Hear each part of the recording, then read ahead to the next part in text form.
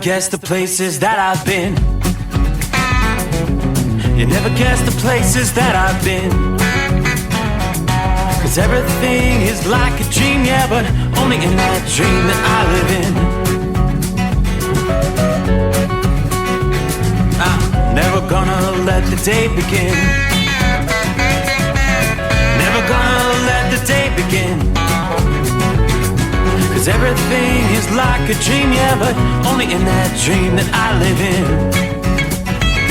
Oh, don't wake me up before you go, and I'll just make this bed my home. Oh, darling, please just let me sleep. Give me my dreams.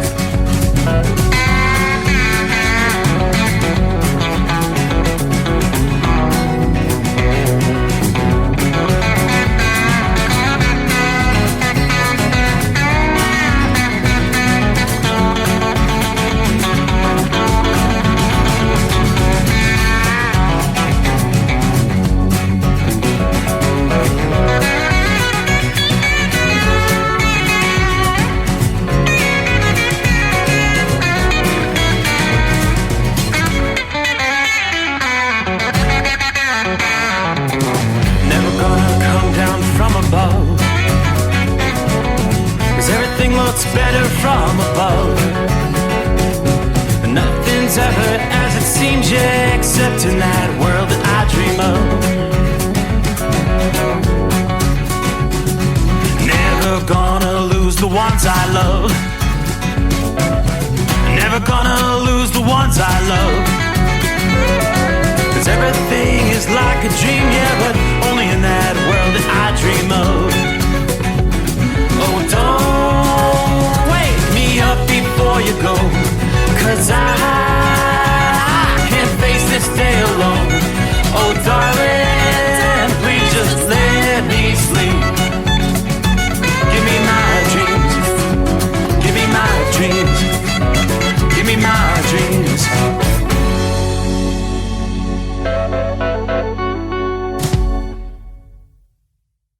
From Feature Story News in Washington, I'm Nick Harper. 5 people have been charged with federal drug offences connected to the death of Friends actor Matthew Perry.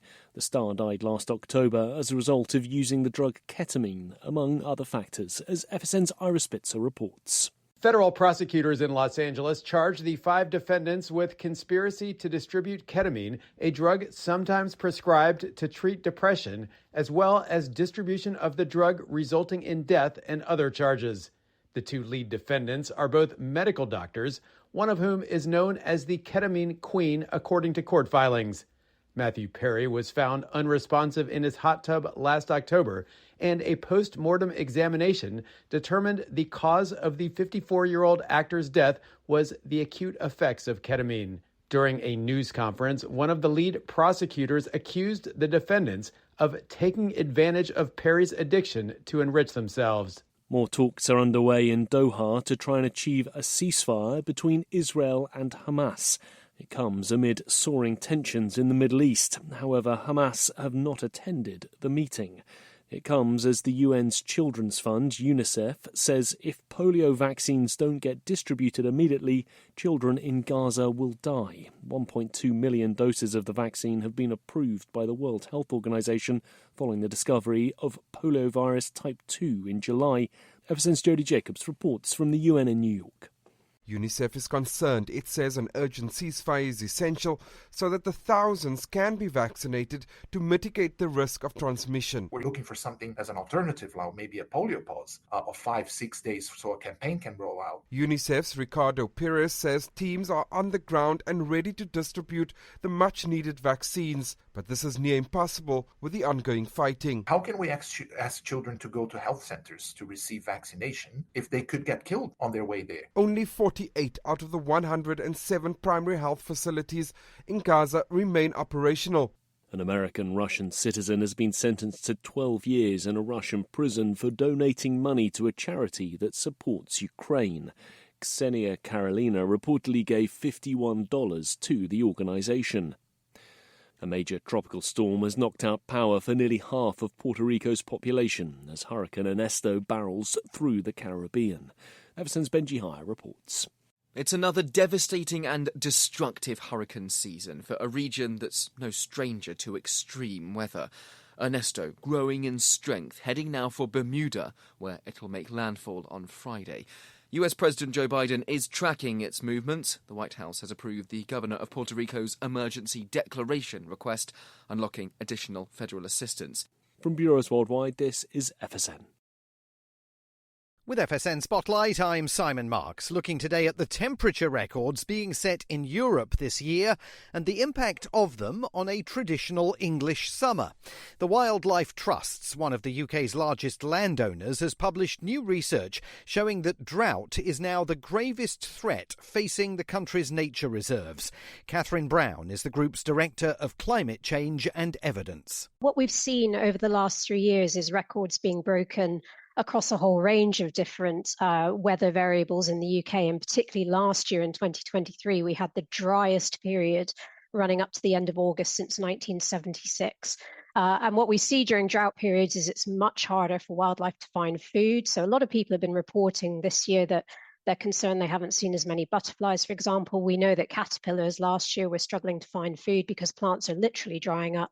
We know that wetlands and peatlands are some of our most precious habitats in the UK that also store vast quantities of carbon, dry up, and we see the effects of pollution being concentrated in our rivers as well, and drought conditions don't make that any better. And the Trust's report says drought will be a leading threat to nature reserves for the next 3 decades, but it also now projects that if temperatures rise by 2 degrees Celsius by the year 2100, almost half of its 2,600 reserves will be in areas of extreme wildfire risk. With FSN Spotlight, I'm Simon Marks. And the main news again, 5 people have been charged with federal drug offences connected to the death of Friends actor Matthew Perry. Another round of talks are underway to try and achieve a ceasefire between Israel and Hamas. However, Hamas has not attended the meeting. And an American-Russian citizen has been sentenced to 12 years in a Russian prison for donating money to a charity that supports Ukraine. That's Feature Story News. Nick Harper reporting. At Hot Shot Secret, we share the science behind common diesel problems and their solutions. For example, diesel particulate filter regeneration. The DPF catches particulates left over from combustion. The DPF regeneration cycle cleans the filter with temperatures exceeding 1,000 degrees Fahrenheit. A computer sensor triggers the DPF regen, which is often accompanied by a loss of power and fuel economy. The frequency of DPF regens are in correlation to the cleanliness of the fuel burn. Under heavy operation with the dirty burn, DPF regens can occur multiple times per day. Hot Shot Secret Diesel Extreme Fuel Additive promotes a more complete combustion, creating fewer emissions and therefore fewer DPF regens. Vehicles using Diesel Extreme experience 83% less DPF regens. Hot Shot Secret Diesel Extreme is available nationwide at truck stops, fine farm and auto stores, and online at hotshotsecret.com. Hot Shot Secret, powered by science. Under the dark night on the interstate, under the 100 miles in the pouring rain, these are worth all the time I've spent away. Under the dark night on the interstate, I'm driving through the year, trying to make it right. My baby's at home, hope she's doing alright. Miss my dogs and I miss my girls. I'm 1,000 miles away from my whole world.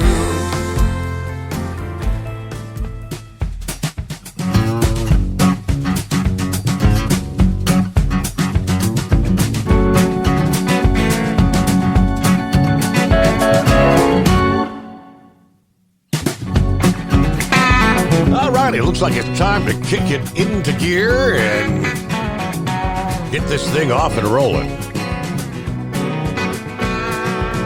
As we close out yet another day, and make our way into the final day of the work week. Well, for most of us. But indeed, here comes the Friday. All right, TGIF, a cloudy night outside the secret bunker, 70 degrees at this hour. So welcome aboard the Steve Summers Overnight Drive, live from the Hot Shot Secrets studios. Alrighty, big show, full 5 hours coming your way to keep you rolling through the late night, early morning hours as we turn the page on the calendar, 16th day of August for 2024.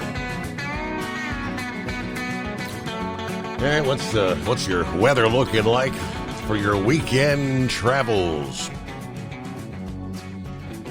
Had a little bit of rain come through our area a couple of hours ago. Boy, it did not mount to much. I don't think that was enough to even give the grass a drink. Just enough to dampen things a little bit. And that's what we see, some lighter rain from Toledo, Ohio, down into the Columbus area, spotty showers on down into south central Ohio. There are a few clusters of stronger storms, thunderstorms, rolling through west central, moving into central portions of Illinois at this hour.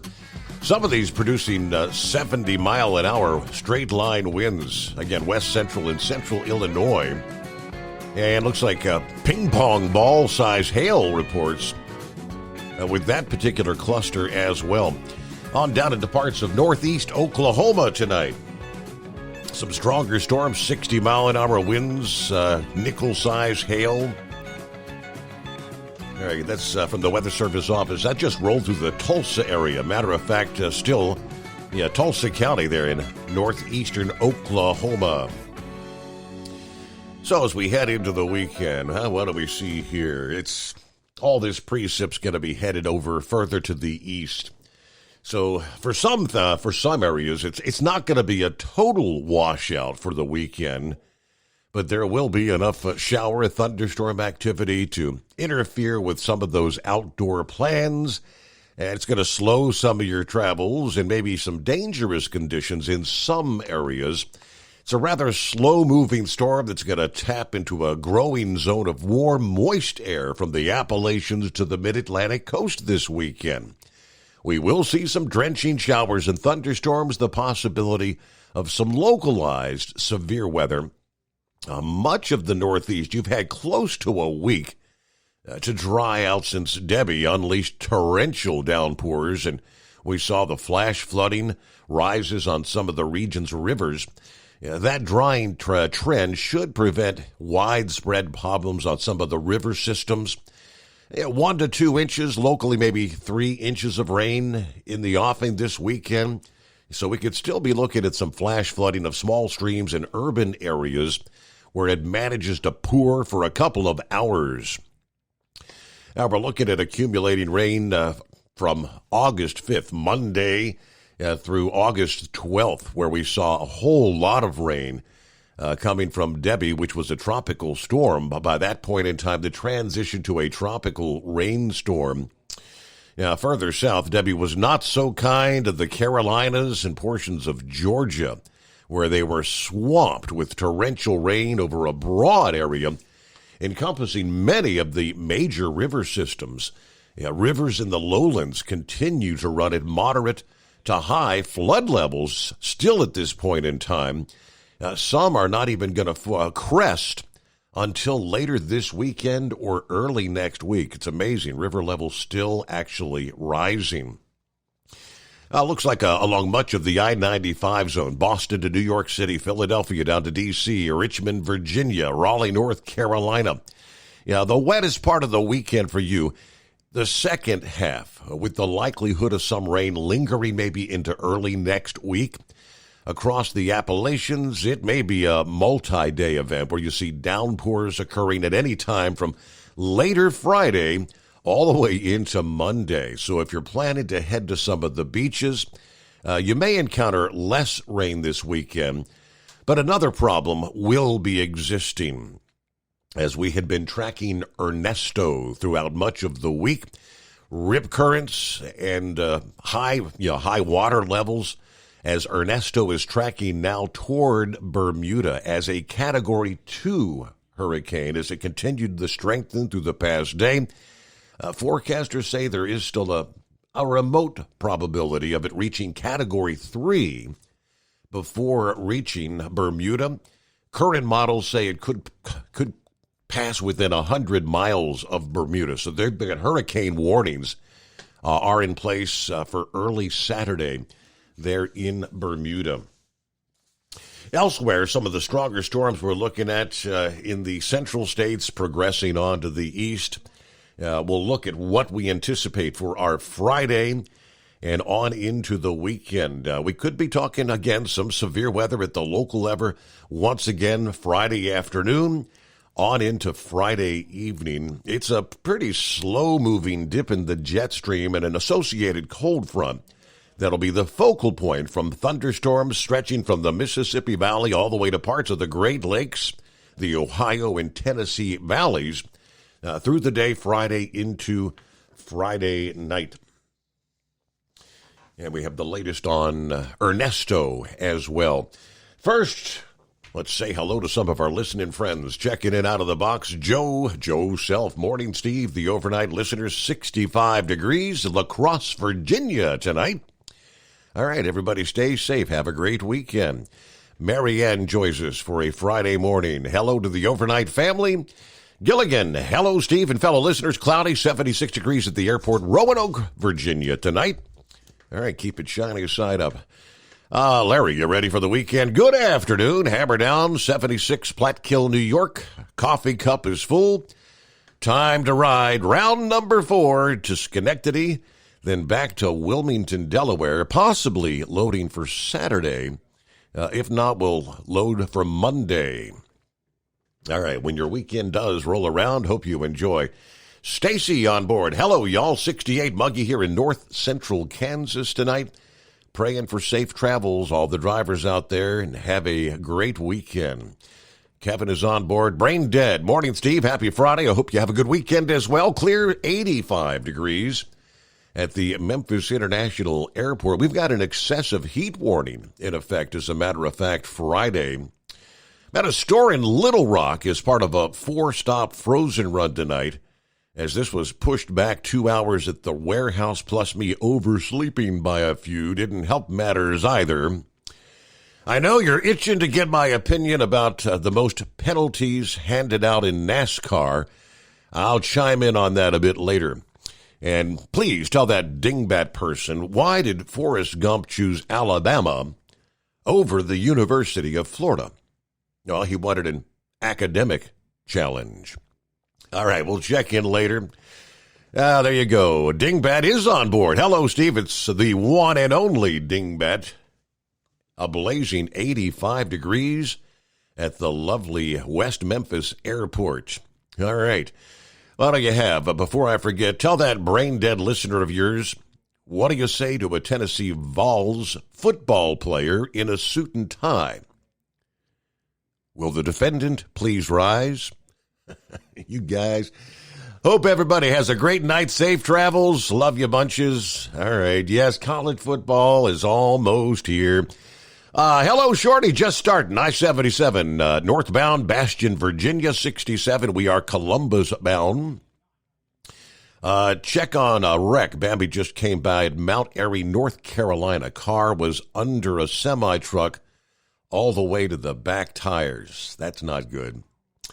Anyway, so 77 northbound, definitely gonna be closed a while.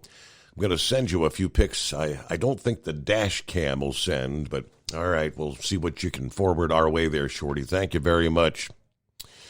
Let's see. Norman checking in from north central Kansas, 71 with clear skies tonight. The Big Tipper is loaded. We are headed to Wichita. Everybody have a good morning out there. And Lauren Weiss, two-time world champion bull hauler, 79 degrees in Ellsworth, Iowa. Just got my overly powerful chrome-plated cow truck loaded at the brand spanking new addition to our already cavernous livestock barn. I'm the first one, as in maiden voyage. It went well, Steve. I'm pointed south for a huge speed trip to the land of Dixie. A special shout out to the trucking icon Hall of Famer, the Carolina Monkey Gouger from Parks Livestock here in Iowa. Michael, hello from Newport, Kentucky. Thanks to all the truck drivers for their service out there.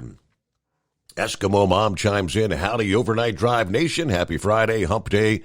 Got the usual run tonight. Heads up, 75 north. Shut down at the Cut in the Hill. Just before you drop into the Cincinnati area. All I could see was a tanker parked in the middle of the road, first responders behind. I did send you the news story via email. All right, I'll pull that up. She recommends you take the loop, 275 around or 471 north to get around. We're partly cloudy, 78, rolling on I-71 in Kentucky. Be safe. Have a good weekend when you get around to it. All right, we'll check in with the CNI dog.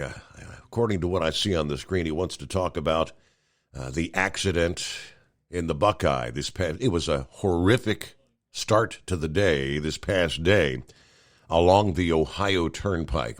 We'll get to that, the anonymous hippopotamus, and of course, as always, room for you at 844-844-3388, the Steve Summers Overnight Drive.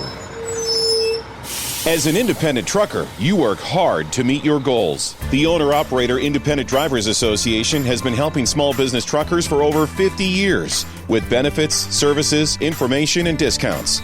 You work hard, but OOIDA works even harder to give you advantages that large fleets enjoy. And all of our programs support our representation on your behalf in Washington, D.C. Become a member at OOIDA.com, making a difference in the lives of truckers.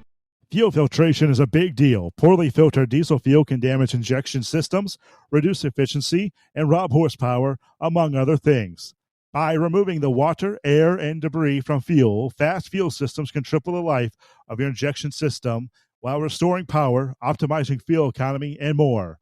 Not sure what your truck needs? Give us a call at 636-433-5410 or learn more at fastride.com. At Hot Shot Secret, we share the science behind common diesel problems and their solutions. For example, Diesel fuel cetane levels. in many states, the cetane rating in diesel fuel is 42 to 45. Most diesel engines operate more efficiently with a cetane rating of 48 to 50. One treatment of Hot Shot Secret Diesel Extreme will raise your cetane 7 points, increase fuel economy, and improve cold starts. Due to a cleaner burn, there are less hydrocarbons and particulate matter in your exhaust. This reduces the blockage of your diesel particulate filter. Using Diesel Extreme generates 83% less DPF regeneration. The 6-in-1 Diesel Extreme formula also includes the most concentrated detergent on the market, lubricity enhancer, water demulsifier, rust and corrosion inhibitors, and a fuel stabilizer. Hot Shot Secret Diesel Extreme is available nationwide at truck stops, fine farm and auto stores, and online at hotshotsecret.com. Hot Shot Secret,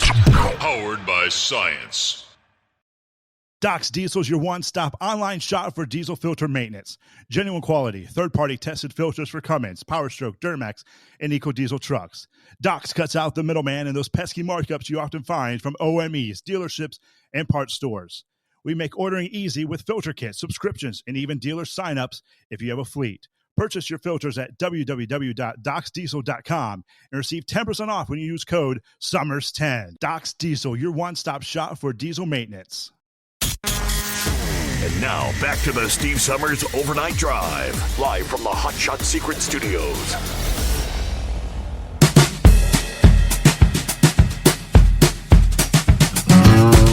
All right, yes, indeed, as we roll into a brand new day, a.k.a. Friday. Hello to the CNI dog. Happy Friday. Yes, indeed. One day closer to the greatest day of the week, by the way.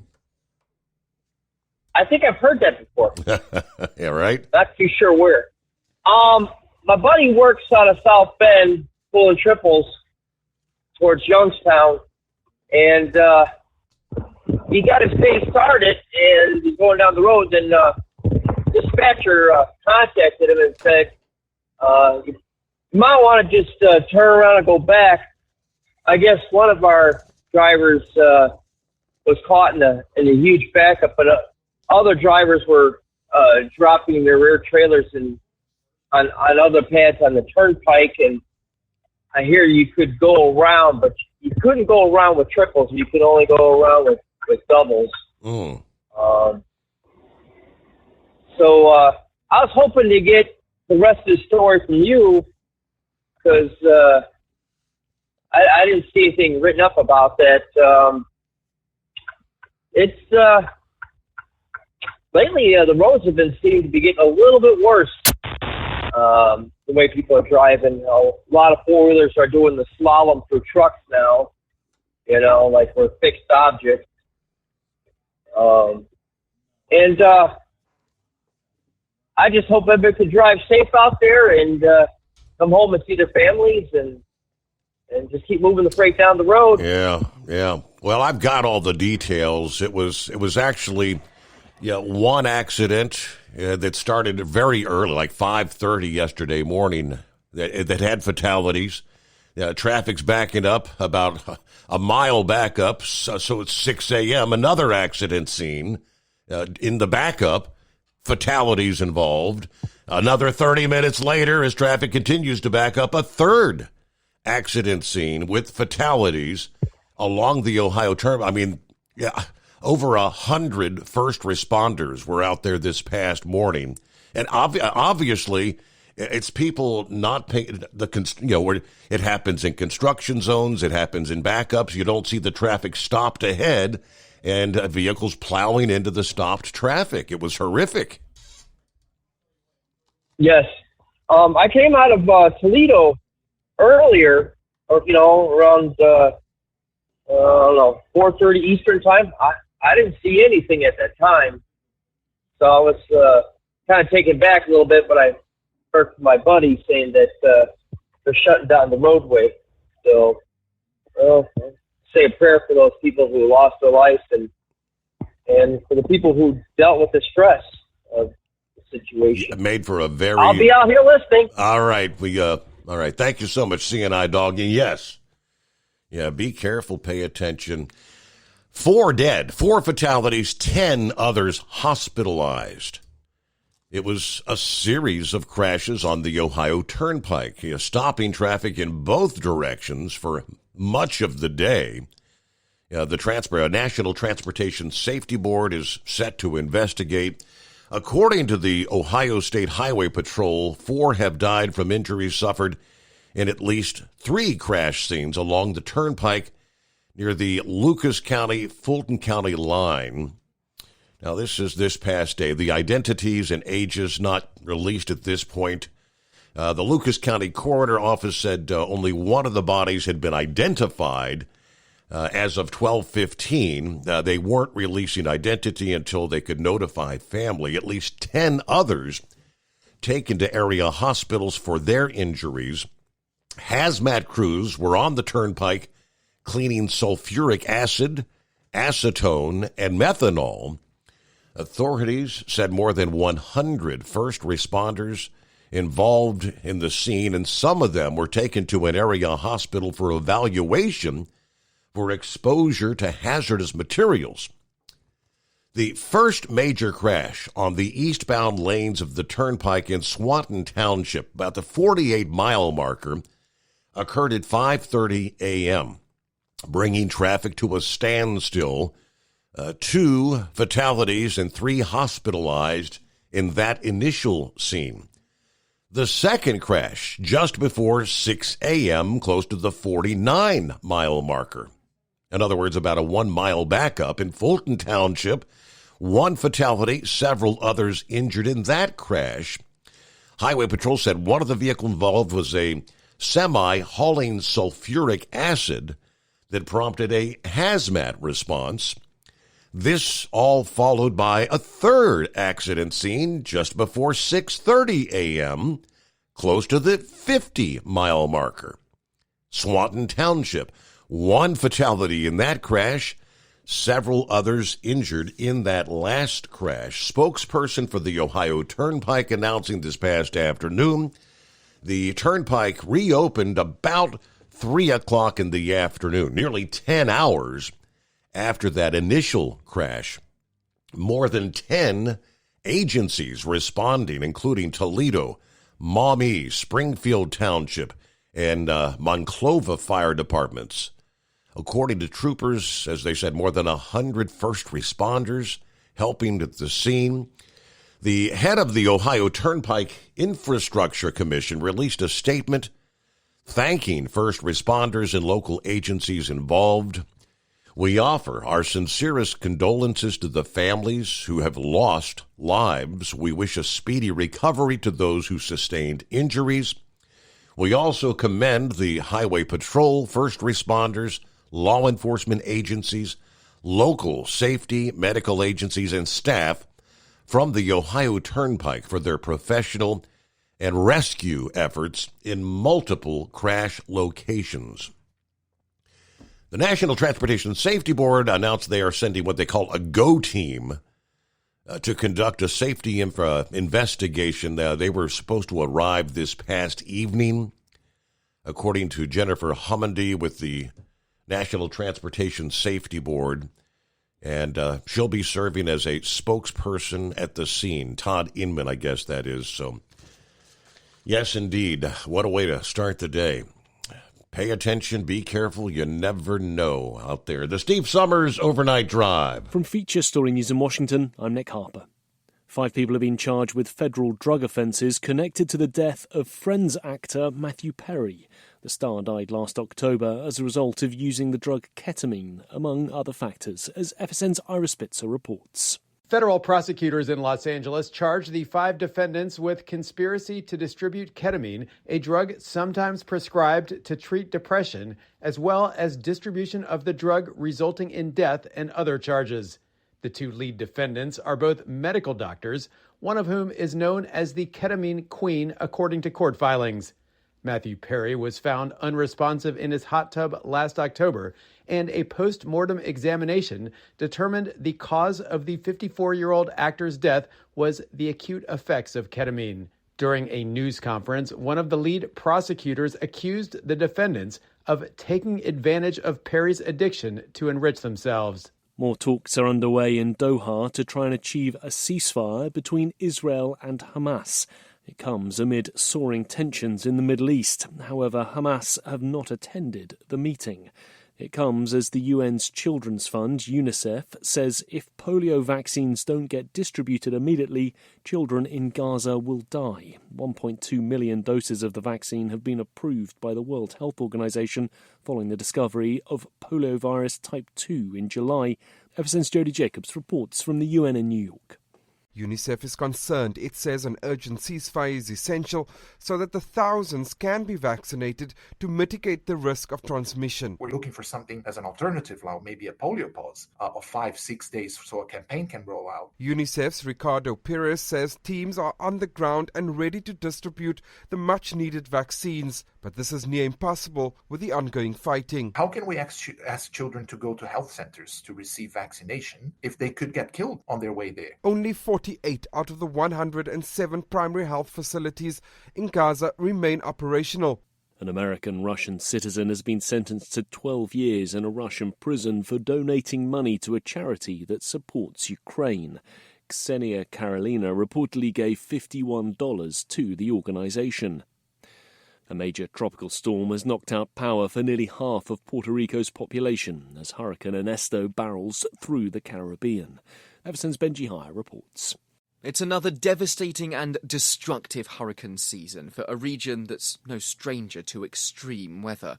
Ernesto growing in strength, heading now for Bermuda, where it'll make landfall on Friday. US President Joe Biden is tracking its movements. The White House has approved the governor of Puerto Rico's emergency declaration request, unlocking additional federal assistance. From Bureaus Worldwide, this is FSN. Increase fuel economy up to 7.9% with Hot Shot Secret Gasoline Extreme. The solution to maximize your engine's performance and fuel economy. Whether you're driving a sports car or a daily commuter, Gasoline Extreme is specially formulated with PEA to deep clean. Don't settle for an average driving experience. Upgrade to Hot Shot Secret Gasoline Extreme and go further on each tank. Order now on Amazon or HotShotSecret.com. Hot Shot Secret, powered by science.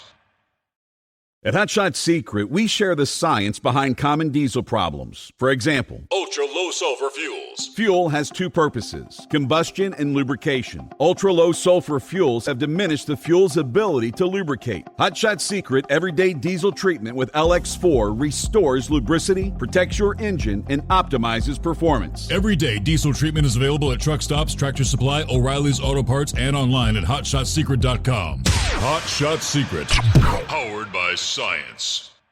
Building relationships with their team drivers and customers still matter at IBI Security Transport.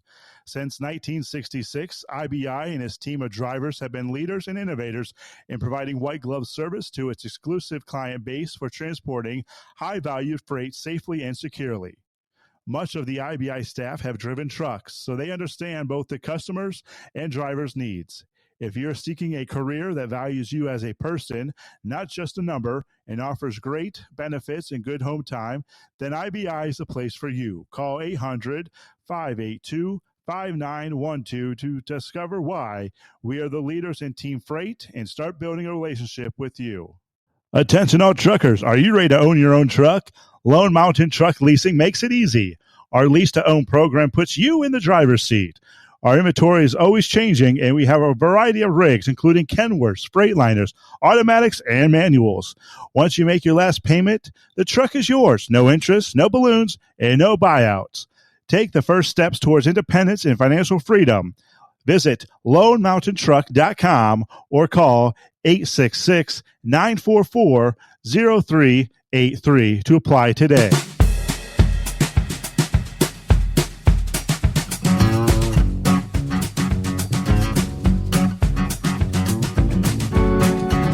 Alrighty, a couple of quick industry headlines, things you may need to know.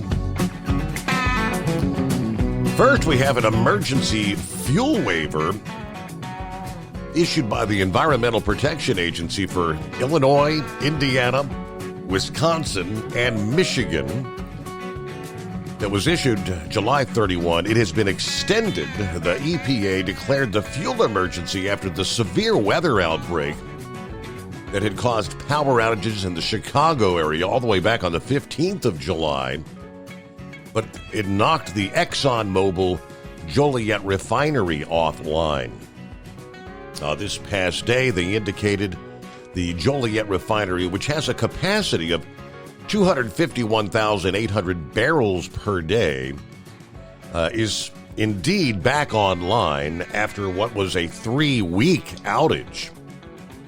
According to the fuel waiver, an extreme and unusual fuel supply circumstance exists that will prevent the distribution of an adequate supply, fuel meeting the conditions of the waiver that is stored in terminal storage tanks for distribution may be distributed and sold in subject areas in the designated states until supply is depleted.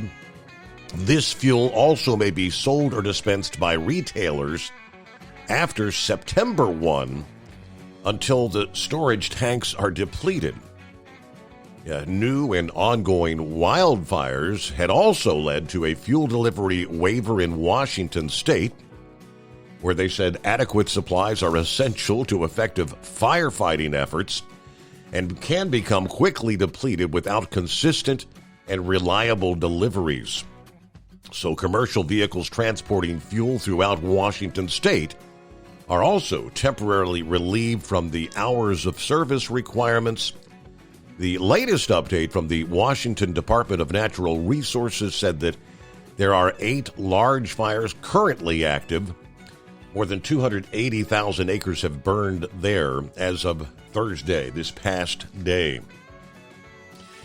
And the FMCSA has removed 2 more electronic logging devices from their list of approved devices. The latest would be Blue Star ELD and the other Reliable ELD. Motor carriers will have 60 days to replace the revoked ELDs with approved devices. During this time, law enforcement officers are encouraged not to cite drivers using these ELDs. After October 14 of this year, safety officials are instructed to cite carriers still using the revoked devices for no record of duty status or failing to use a registered ELD. You will be placed out of service. So the advice for those using the revoked devices: number one, discontinue using the revoked ELDs. Revert to paper logs or logging software to record your required hours. Number two, replace the revoked ELDs with compliant ELDs from the registered devices list. But what seems so comical to me, and I've said this many times before, every time you turn around, they're taking devices off the registered list and removing them. I just can't help but wonder how many individuals may have had the device they were using removed. They purchase a new device from the approved list only to have that one suddenly removed from the approved list, because here just in the past few months, we've had other, in the month of July, removed from the approved list was CTE Log ELD, ELD Volt, Power Trucks ELD, another known as TFM ELD, removed from the approved list. It is 844-844-3388.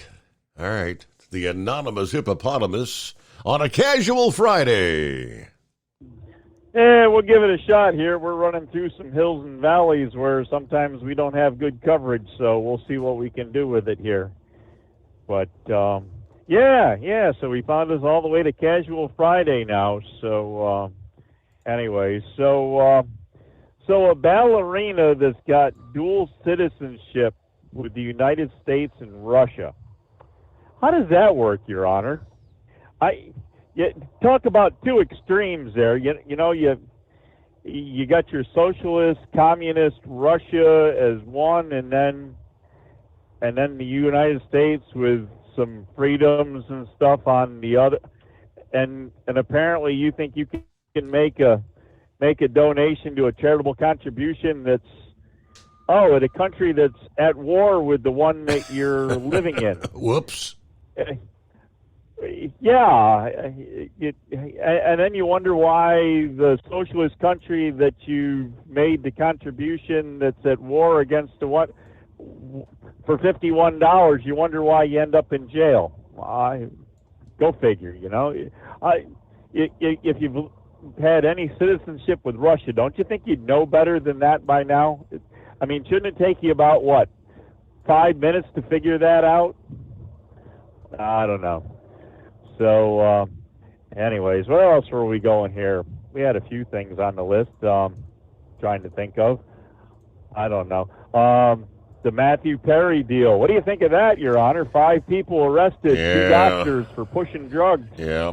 Yeah, it's about time that comes along. That's kind of like that whole Michael Jackson thing there too, right? I thought I saw that Perry had made one purchase of like $55,000 worth of drugs. Yeah, way back in the. But anyways, so I don't know, not a whole lot other than that going on there. So.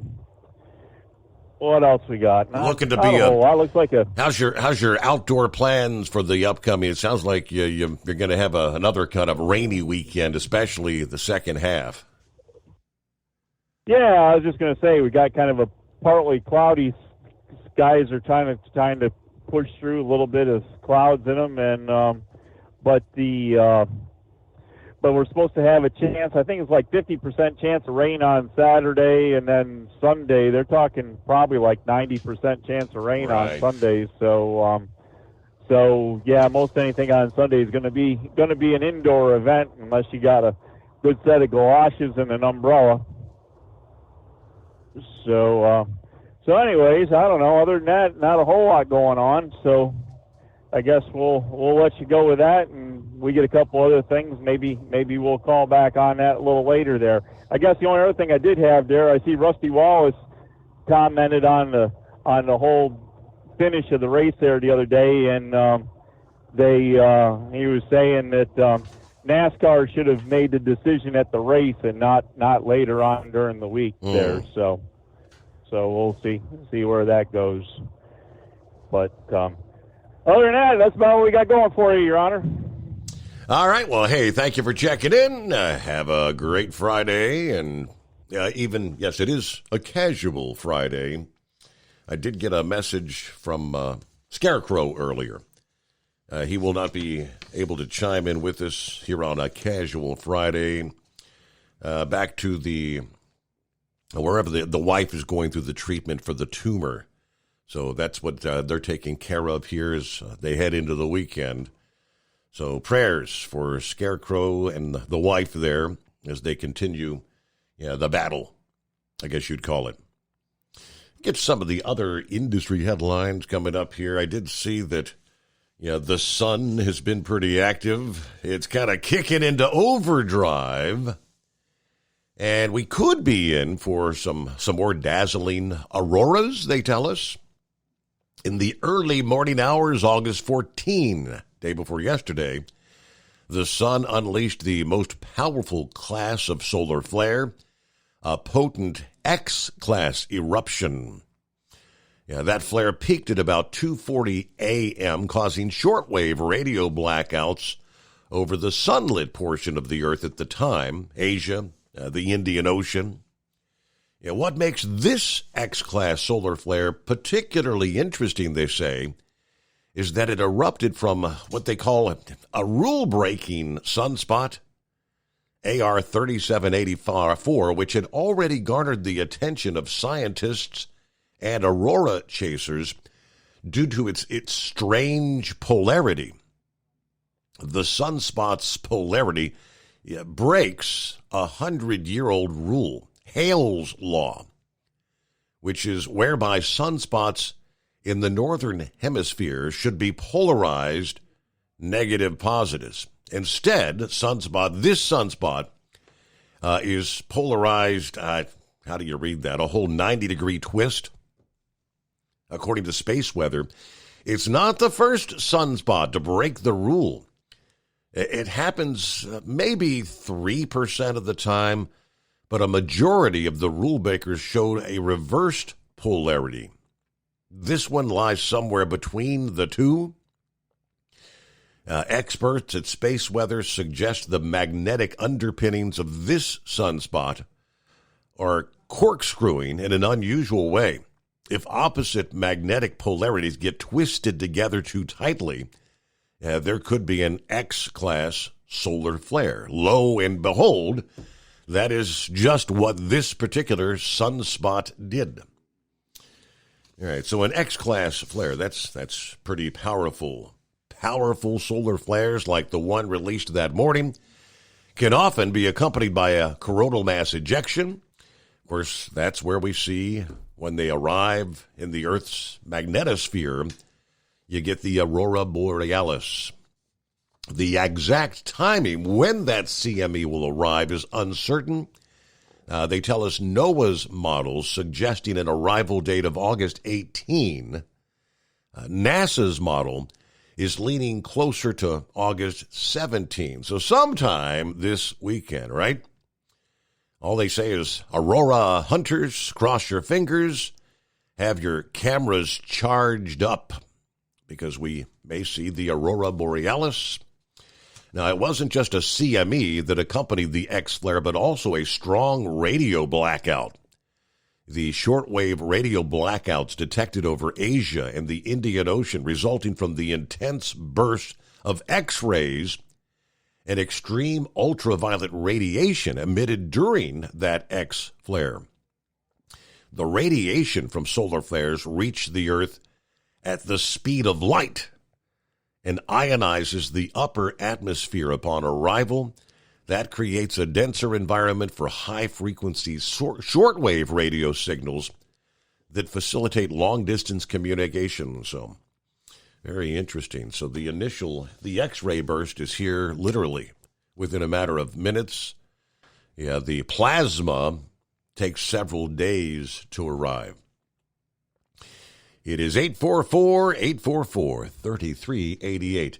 Friday coming on, TGIF, the Steve Summers Overnight Drive. At Hot Shot Secret, we share the science behind common diesel problems. For example, Excessive black smoke. excessive black smoke has two causes: carbon buildup and internal diesel injector deposits, also known as IDIDs. Hot Shot Secret Diesel Extreme has the highest concentration of active ingredients allowed by law and will safely remove all types of injector deposits, including IDIDs and carbon buildup, to eliminate black smoke. Hot Shot Secret Diesel Extreme is available nationwide at truck stops, fine farm and auto stores, and online at hotshotsecret.com. Increase fuel economy up to 7.9% with Hot Shot Secret Gasoline Extreme, the solution to maximize your engine's performance and fuel economy. Whether you're driving a sports car or a daily commuter, Gasoline Extreme is specially formulated with PEA to deep clean. Don't settle for an average driving experience. Upgrade to Hot Shot Secret Gasoline Extreme and go further on each tank. Order now on Amazon or hotshotsecret.com. Hot Shot Secret, powered by science.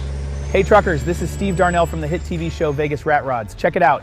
Industrial Injection has been a leader in the diesel heavy-duty industry since 1985. Whether you are looking to keep your truck on the road, you are a hard-working farmer feeding America, an over-the-seas mariner, a miner, or a construction craftsman, Industrial Injection can help keep your heavy-duty rigs and equipment running so you can keep America thriving. Get all your turbochargers, injection pumps, injectors, and engine parts at industrialinjection.com. Industrial Injection, the place to go for all your diesel parts needs.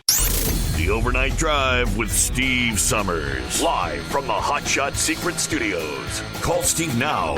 844-844-3388. That's 844-844-3388. Hi, we appear to be getting close to a full moon.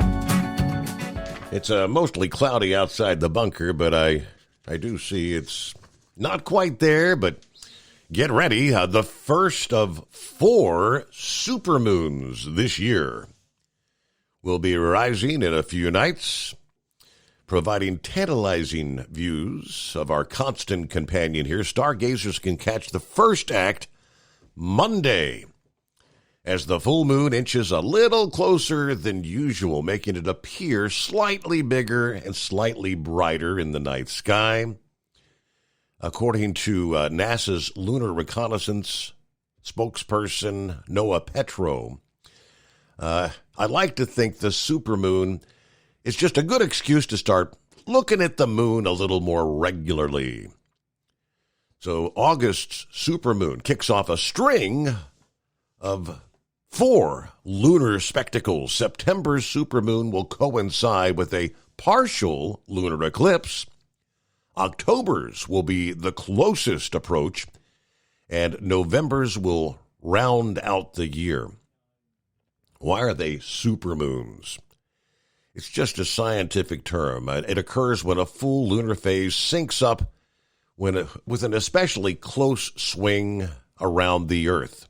That happens 3 or 4 times a year, and consecutively, given the moon's constantly shifting oval-shaped orbit.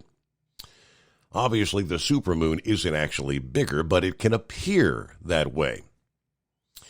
Unless you've looked at a lot of full moons or compare them to images, it's hard to notice the difference. But the full moon will be Monday afternoon, technically, August 19, just before 2:30 Eastern Time.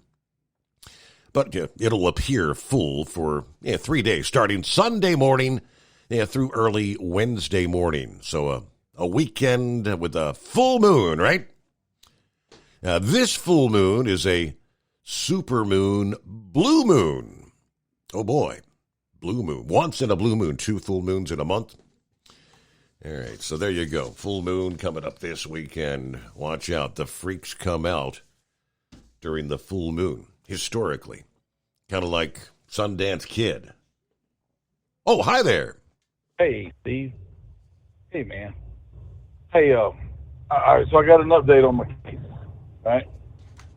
All right, so I was suing this company because they were doing some stuff with the numbers, right? Mm-hmm. The way they were subtracting the fuel surcharge off the load and then multiplying that number by the 70% I was supposed to get, then add the fuel surcharge back. When you do it that way at 70%, and my fuel surcharge that year was $100,000, so that was like $70,000 that I didn't get paid for. That's the way I had it figured. So I asked to see the rate comms, and they never would give me none. So we went to court. They countersued me and said that they overpaid me $34,000. Yeah, you mentioned that here a few weeks ago. So where do you stand now? Okay. Well, here. Okay. Well, the judge, we went to summary judgment, and I need Vic's help on this, and I want to get the input from the audience.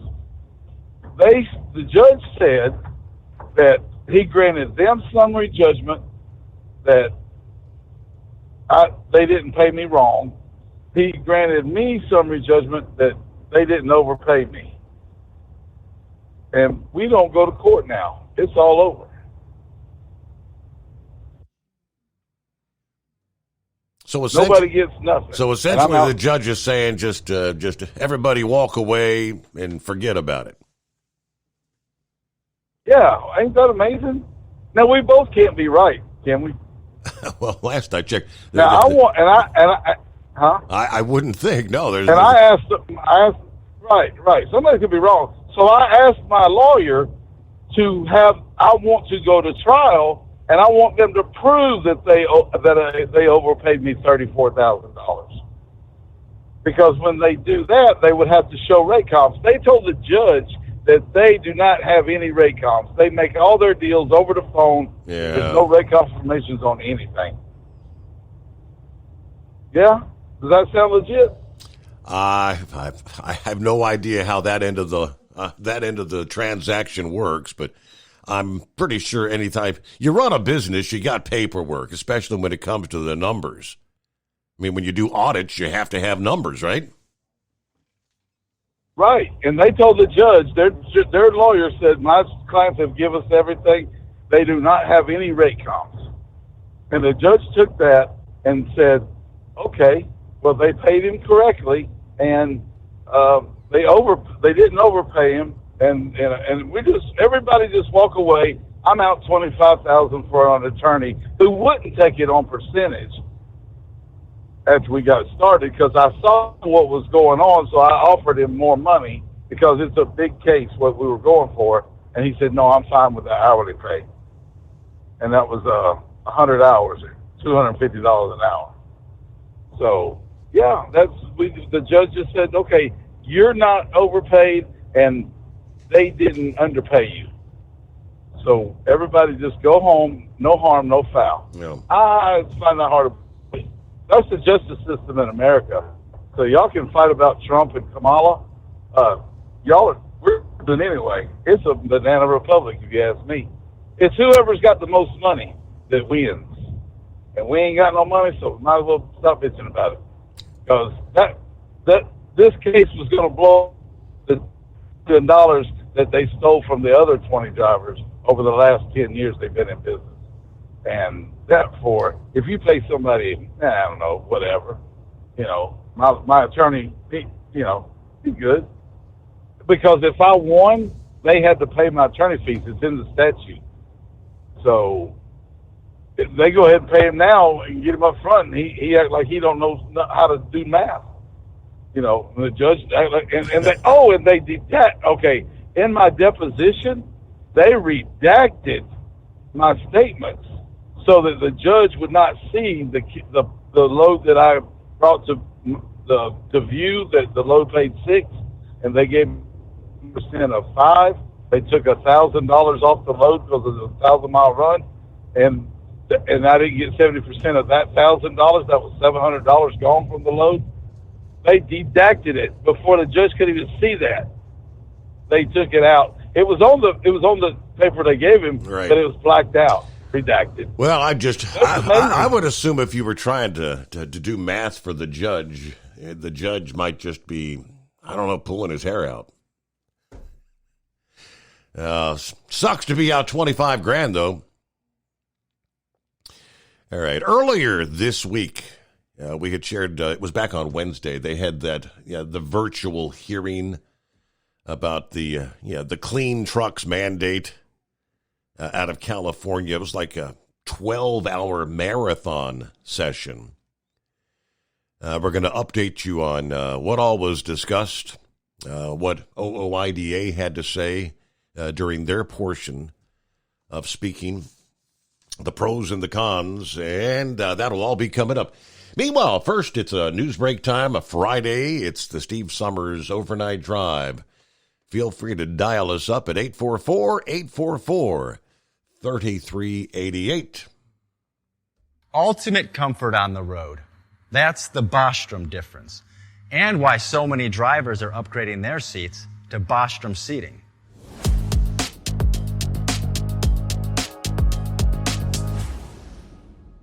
With roots dating back to 1935, we know seating. We've developed a full line of high-quality products with the right seat for your application, all made right here in the USA. From our top-of-the-line Wide Ride Plus Certa for the long-haul driver to our entry-level Baja series for the vocational driver, we provide you with the comfort you deserve at the price point you're looking for. We know you're busy. You don't have time to search every distributor and dealership for the right seat, only to find the one you want won't fit in your truck. That's why we created BostromSeating.com. It's a complete seating solution. You can build the perfect seat with the features and options you desire, and we'll help you be certain it'll fit in your cab. Once you've built the perfect seat and have the part number in hand, you can shop pricing and availability. Our Where to Buy feature allows you to pick up a seat right where you are or anywhere along the road you'll be traveling. When you install a Bostrom seat, you become part of the Bostrom family. A family that includes other drivers who recognize this is more than work. It's a ride, one that requires the next level comfort and support only Bostrom can provide. Go to BostromSeating.com to design your ride with ultimate comfort for the open road. Hands on the wheel, hands off invoicing. At Transcap, we're built for high speed and service, just like you. Our fast freight factoring helps you make more money, not chase it down, because we handle all the invoicing BS and back office work. Apply for fast funding at transcap.com/getcash. It takes just 60 seconds. Or call 888-250-TCAP. That's 888-250-TCAP. And mention Steve Summers Overnight Drive. From Feature Story News in New Delhi, I'm Ashan Karg. Parts of Japan are bracing for heavy rains and strong winds as Typhoon Ampel nears the country's east coast. Hundreds of flights have been cancelled and warnings have been issued for residents in Japan's Kanto region. The typhoon's arrival comes just days after Tropical Storm Maria brought heavy rains to some northern areas of Japan. East Asia correspondent William Denslow reports. The Japanese Meteorological Agency says the typhoon is very strong and on par with a Category 2 hurricane. Wind gusts of over 130 miles per hour are expected, and some areas could see more than 300 millimetres of rain fall in a 24-hour window. Ampel isn't expected to make landfall, but hundreds of flights have been cancelled and some bullet train services have been suspended. Meanwhile, officials have ended a mega quake advisory and told citizens to resume their normal lifestyles. A 7.1 magnitude earthquake earlier this month triggered fears that more significant seismic activity could be on the horizon. William Denslow, Hong Kong. 5 people have been charged with the federal drug offences connected to the death of Matthew Perry. The Friends star died last October as a result of using the drug ketamine, among other factors. Ira Spitzer has more. Federal prosecutors in Los Angeles charged the 5 defendants with conspiracy to distribute ketamine, a drug sometimes prescribed to treat depression, as well as distribution of the drug resulting in death and other charges. The 2 lead defendants are both medical doctors, one of whom is known as the ketamine queen, according to court filings. Matthew Perry was found unresponsive in his hot tub last October, and a post-mortem examination determined the cause of the 54-year-old actor's death was the acute effects of ketamine. During a news conference, one of the lead prosecutors accused the defendants of taking advantage of Perry's addiction to enrich themselves. Ira Spitzer, San Francisco. Protests have escalated in India over the rape and murder of a trainee doctor. The Indian Medical Association has announced a 24-hour nationwide withdrawal of non-emergency services this weekend. Rebecca Bundan reports from Mumbai. Doctors are continuing and have resumed their protests after the 31-year-old female trainee doctor was found dead last week in a government hospital in the Indian city of Kolkata, with police saying that she had been raped and murdered. The doctors are protesting to demand a strict law to protect healthcare workers, as well as calling for justice for the victim. With the Indian Medical Association announcing a 24-hour nationwide withdrawal of non-emergency services on Saturday, this is expected to have a significant impact on the availability of doctors. Rebecca Bundan, Mumbai. With FSN Spotlight, I'm Simon Marks, looking in more detail today at Mpox after the World Health Organization confirmed that a case in Sweden is the first indication of the disease's spread beyond Africa. The news came 24 hours after the WHO declared Mpox a public health emergency after a new variant spread from the Democratic Republic of Congo to neighbouring countries. Krutika Kupaili is a member of the Mpox core technical team in the Health Emergencies Programme at the WHO. If you're in contact with someone who has the disease and you touch the lesion, it can be spread that way.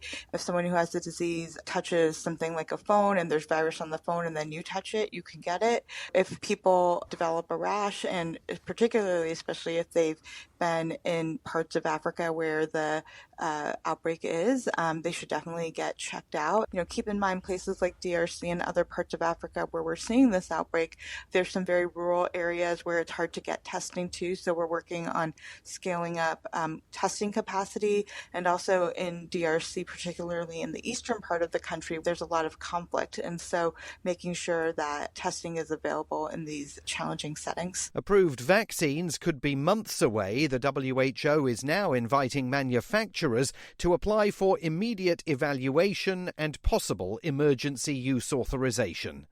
With FSN Spotlight, I'm Simon Marks. FSN is an independent source of news for TV, radio and digital networks worldwide. You can find more of our minute-by-minute updates on Twitter. Follow us there at Feature Story. And we have a wealth of audio and video stories from our global news bureaus on Facebook. You can find us there by following Feature Story News. Stay tuned for further updates right here. But for now, that is the latest Feature Story News. Ishan Garg. At Hot Shot Secret, we share the science behind common diesel problems and their solutions. For example, diesel particulate filter regeneration. The DPF catches particulates left over from combustion. The DPF regeneration cycle cleans the filter with temperatures exceeding 1,000 degrees Fahrenheit. A computer sensor triggers the DPF regen, which is often accompanied by a loss of power and fuel economy. The frequency of DPF regens are in correlation to the cleanliness of the fuel burn. Under heavy operation with the dirty burn, DPF regens can occur multiple times per day. Hot Shot Secret Diesel Extreme Fuel Additive promotes a more complete combustion, creating fewer emissions and therefore fewer DPF regens. Vehicles using Diesel Extreme experience 83% less DPF regens. Hot Shot Secret Diesel Extreme is available nationwide at truck stops, fine farm and auto stores, and online at hotshotsecret.com. Hot Shot Secret, powered by science.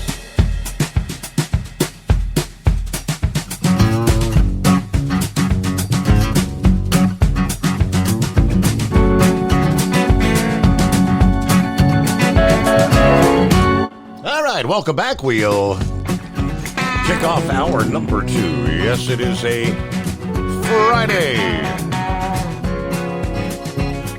Yeah, for those on the app, disregard. Charlene, I know the app may say it's Monday. It says that, but no, here we are, 16th day of August.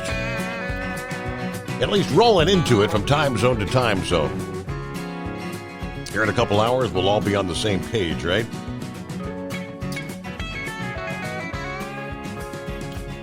All right, so how about our traveler's weather for a Friday? Thunderstorms slowly progressing eastward across the middle of the country through the day ahead, some of which may be severe at the local level, especially during the afternoon and evening hours.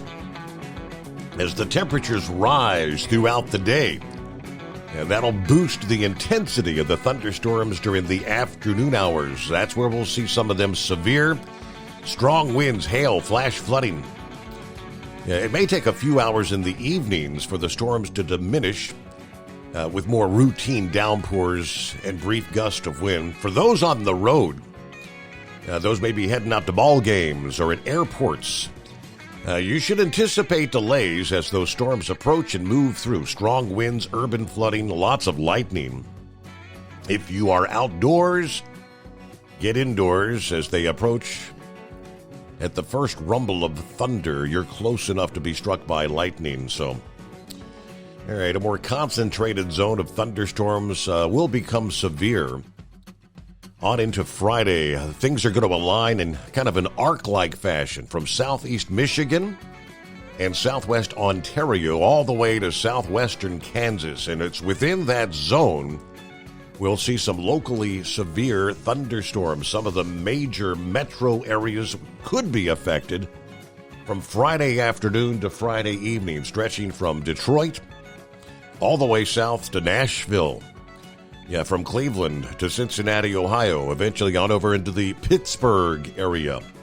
Locally, severe storms may also affect Columbus, Ohio, Charleston, West Virginia, Louisville, Memphis, Tennessee, Little Rock, Arkansas, Tulsa, Oklahoma, once again, which they just had a round of severe storms roll through there in the past hour or so. Dodge City, Kansas, Friday afternoon into the evening. Of course, during the weekend, some of those locally stronger storms begin to focus more on the Appalachians and then later along part of the Atlantic seaboard. There you go. Hello to Pappy, joining us here about a half hour ago. Saddle up, nocturnal listeners. TGIF, tad bit late. I was on the phone with a dude at work. They're keeping the county safe without me. How about that? Somewhere deep beneath the earth crust, hidden in the Hotshot Secret hidden bunker.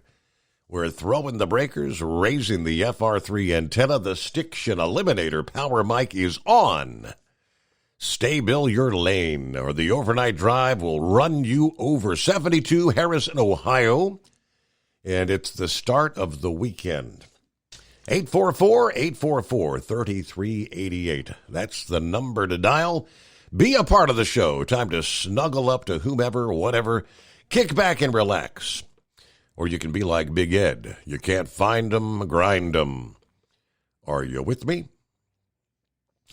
Russell on board. Hello, Steve. Hope all's going well at the secret bunker. We're cloudy, 71 degrees. Yes, it's Friday. All you drivers, be careful out there. Keep it between the ditches. May God bless you safely to your destinations. Get her done, Steve. And you'll out there have a good weekend. We're ready for another great show, though. Prayers for all that are in need tonight on a happy, casual Friday. All right. There's Russell, Jim Russell, checking in from a grocery warehouse in Boone, Iowa tonight. I'm doing my thing, moving trailers. We're at 71 degrees here in Boone, Iowa tonight. All right, before we get to some of the other industry headlines, one of the top issues in this country leading to the November election, always economy.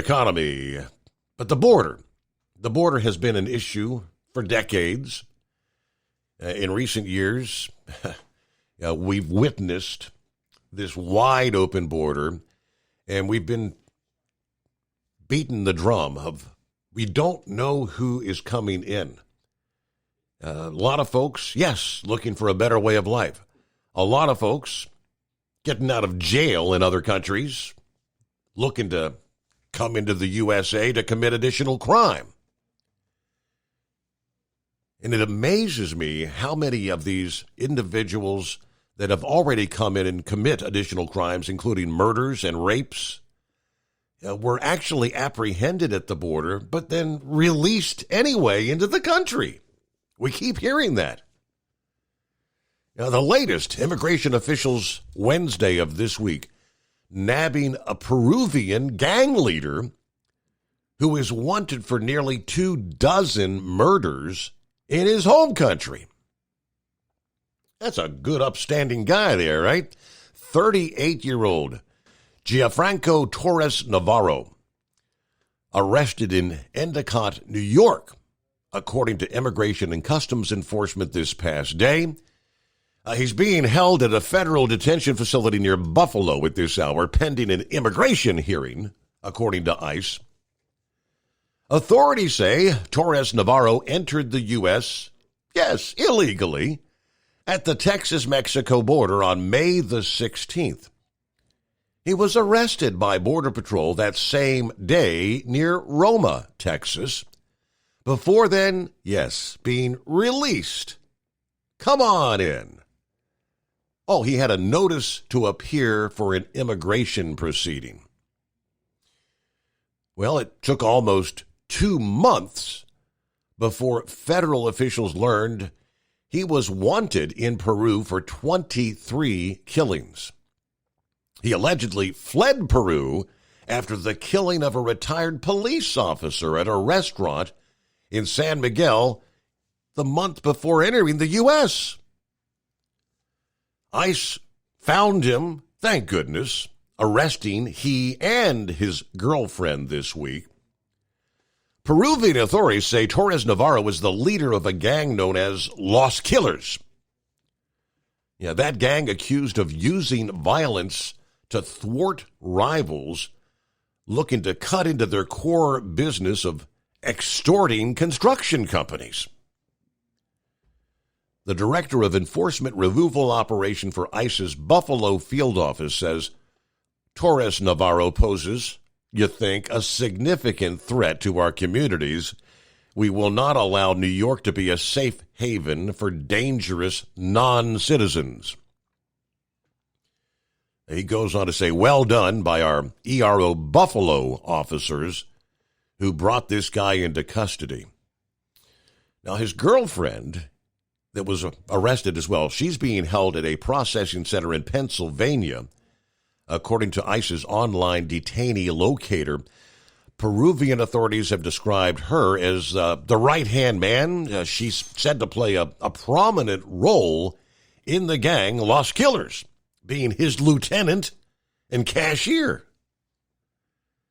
She also apparently has a sizable following on TikTok, where she shows off her lavish lifestyle, including designer clothes, resort vacations, shooting targets at a gun range. Why do we continue to allow these kind of individuals to just roll into the country? Which leads me to the poll, the latest poll from here just a couple of days ago. Actually, a number of recent polls showing widespread dissatisfaction with the Biden-Harris administration's border and immigration policies, and that Americans overwhelmingly support deploying troops to secure the southern border. A Napolitan News Service poll showed 84% of registered voters believe illegal immigration is bad for the country. 84%. Yeah, but believe it or not, there's 12% who say it's good.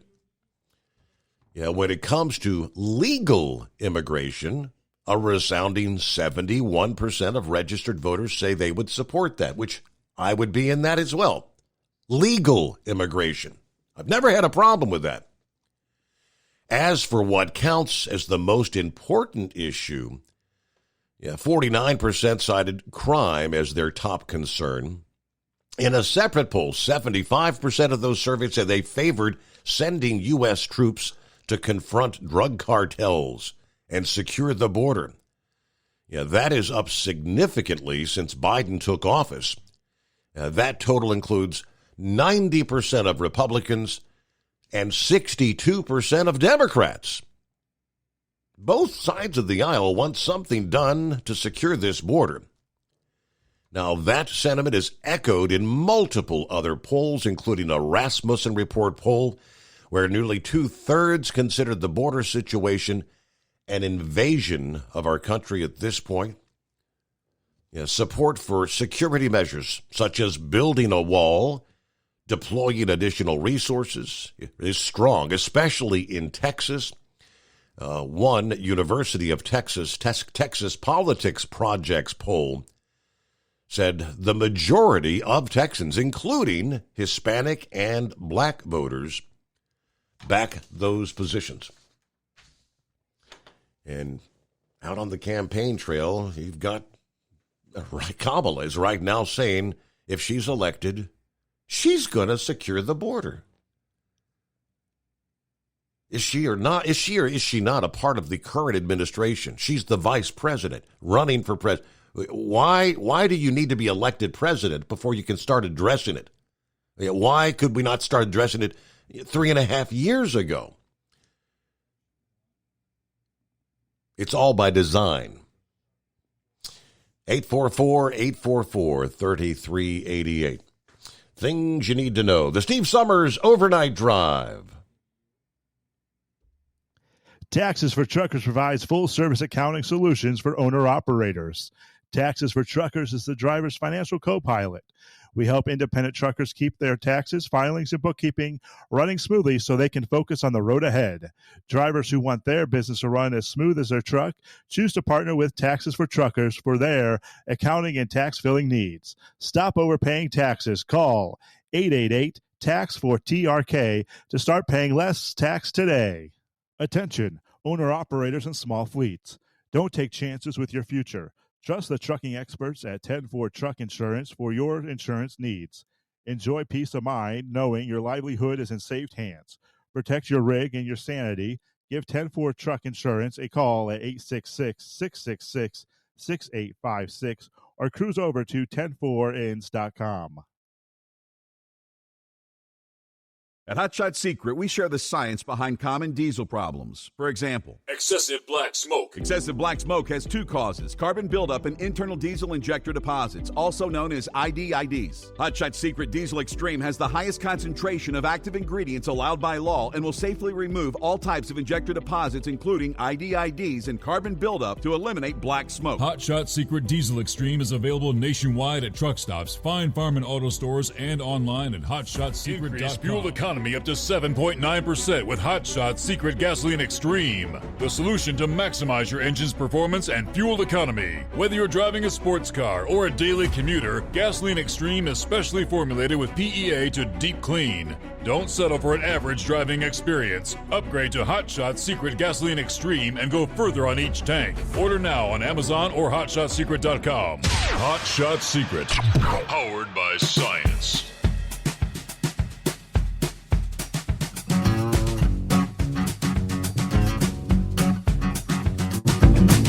All righty, back to the trucking sector.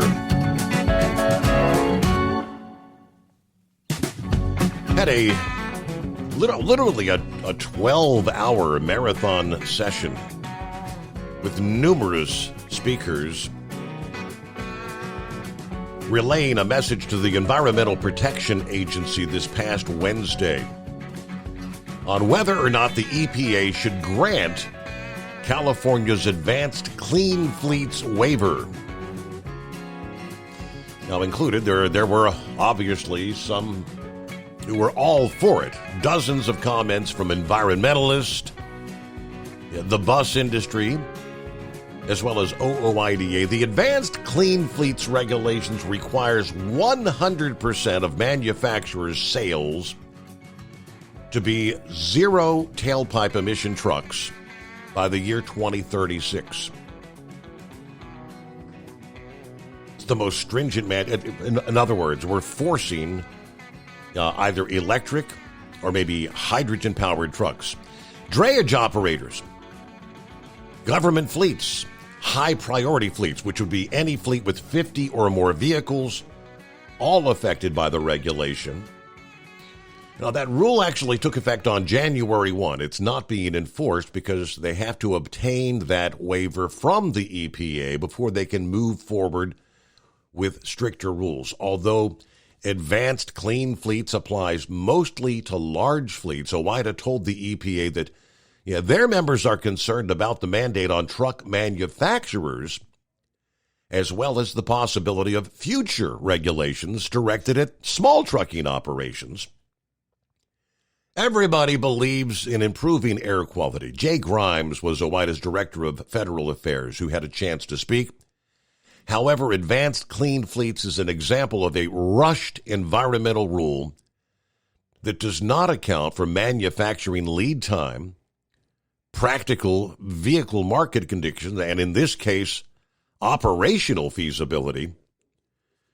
Many truckers cite the lack of electric infrastructure and, of course, the mileage range as barriers to the mandate. There are concerns this could also backfire environmentally, as some truckers would be forced to hold on to older trucks longer because they can't afford the newer, more expensive models.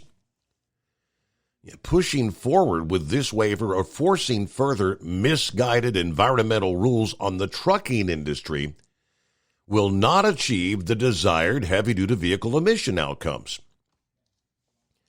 Now, representing the American truck dealers, Kim Mesfin told the EPA that this rule ignores the practical needs of the trucking industry. Reducing emissions requires consideration of more than just imposing new engine and technology standards. To be successful, emission standards must not undermine the critical concerns of heavy and medium-duty truck buyers. Affordability, reliability, fuel economy, serviceability are all crucial considerations for the commercial truck industry in the country. We depend on trucks to deliver everything. When emission standards are too stringent and rushed, they result in business closures, job losses, delayed environmental benefits. This is precisely the situation California truck dealers are facing today. We encourage the EPA to deny the waiver and to require CARB to comply with the Clean Air Act's lead time requirements. Doing so, she said, will give the industry, the market, the infrastructure time to catch up. In addition to trucking representatives, the hearing was flooded with representatives, the bus industry, and, of course, the environmentalists. Like the trucking industry, bus and motor coach stakeholders also oppose the mandate. Bus representatives said the infrastructure is not ready, that a bus is already an environmentally friendly mode of travel as it takes cars off the road. Now, on the environmentalist side, including many members of the Sierra Club, urging the EPA to grant the waiver. Advocates of the rule cited health concerns, noting that air pollution disproportionately affects minorities and low-income families. The representative of the Sierra Club promoted the rule while also acknowledging that it would place a burden on truckers. We need to make it easier for truckers to adapt to this by providing incentive and investment. So, in addition to the hearing, for those who maybe didn't get to participate or tune in, they are accepting comments on this through September the 16th. Go to the regulations.gov website. All right, you need the docket number, EPA-HQ-OAR 2023-0589. And it's probably too much to remember, but you can find the link there via Landline Magazine or OOIDA.com. All right, news break just ahead. Uber Ed, I believe, checks in, and plenty of room as we roll into a Friday at 844-844-3388. Dingbat forwards a couple of heroes of the week our way. Yeah, for many, many years we did our DA of the week, dumbass of the week. There's no shortage of those. We've got a couple of those as well. But let's start with our first hero of the week. Inspirational stories. A New Hampshire woman has raised more than $200,000 for a 90-year-old veteran who was trying to pawn jewelry in order to care for his dementia-stricken wife. Janelle Maria filmed the disabled Air Force veteran Donald attempting to pawn jewelry off at the U.S. Gold and Pawn in Manchester to pay off debt that he had accrued while trying to care for his sick wife, who was recently diagnosed with dementia. She started a GoFundMe after learning about Donald's landlord having raised his rent, causing him to fall behind terribly on all of his bills, fearing he would lose his home. He's deadly afraid he's going to be displaced, and they're going to make his wife go to a home. Well, earlier in the week, she surprised him with an envelope containing $1,300 that she had collected before that online fundraiser went viral. Donald opens the envelope in a video posted on TikTok as tears spring to his eyes as he realized what was in the package, and he begins counting the money. When he's told the amount, $1,300, his face softens and he says, "You can't do that. I can't let you do this for me." He's at a loss for words. She says, "I know you're struggling. I know you're trying to take care of your wife. I appreciate your military service." This was her and about 25 other people who had at that point chipped in, which left him only $80 of debt left to pay off. He was able to keep his jewelry. Well, of course, then the GoFundMe goes viral, which is now up to $285,000. 11,600 people have made a donation. So there you go. That's enough to help him take care of his wife. Hero of the Week. From Feature Story News in Washington, I'm Nick Harper. 5 people have been charged with federal drug offences connected to the death of Friends actor Matthew Perry. The star died last October as a result of using the drug ketamine, among other factors, as FSN's Ira Spitzer reports. Federal prosecutors in Los Angeles charged the 5 defendants with conspiracy to distribute ketamine, a drug sometimes prescribed to treat depression, as well as distribution of the drug resulting in death and other charges. The 2 lead defendants are both medical doctors, one of whom is known as the ketamine queen, according to court filings. Matthew Perry was found unresponsive in his hot tub last October, and a post-mortem examination determined the cause of the 54-year-old actor's death was the acute effects of ketamine. During a news conference, one of the lead prosecutors accused the defendants of taking advantage of Perry's addiction to enrich themselves. More talks are underway in Doha to try and achieve a ceasefire between Israel and Hamas. It comes amid soaring tensions in the Middle East. However, Hamas have not attended the meeting.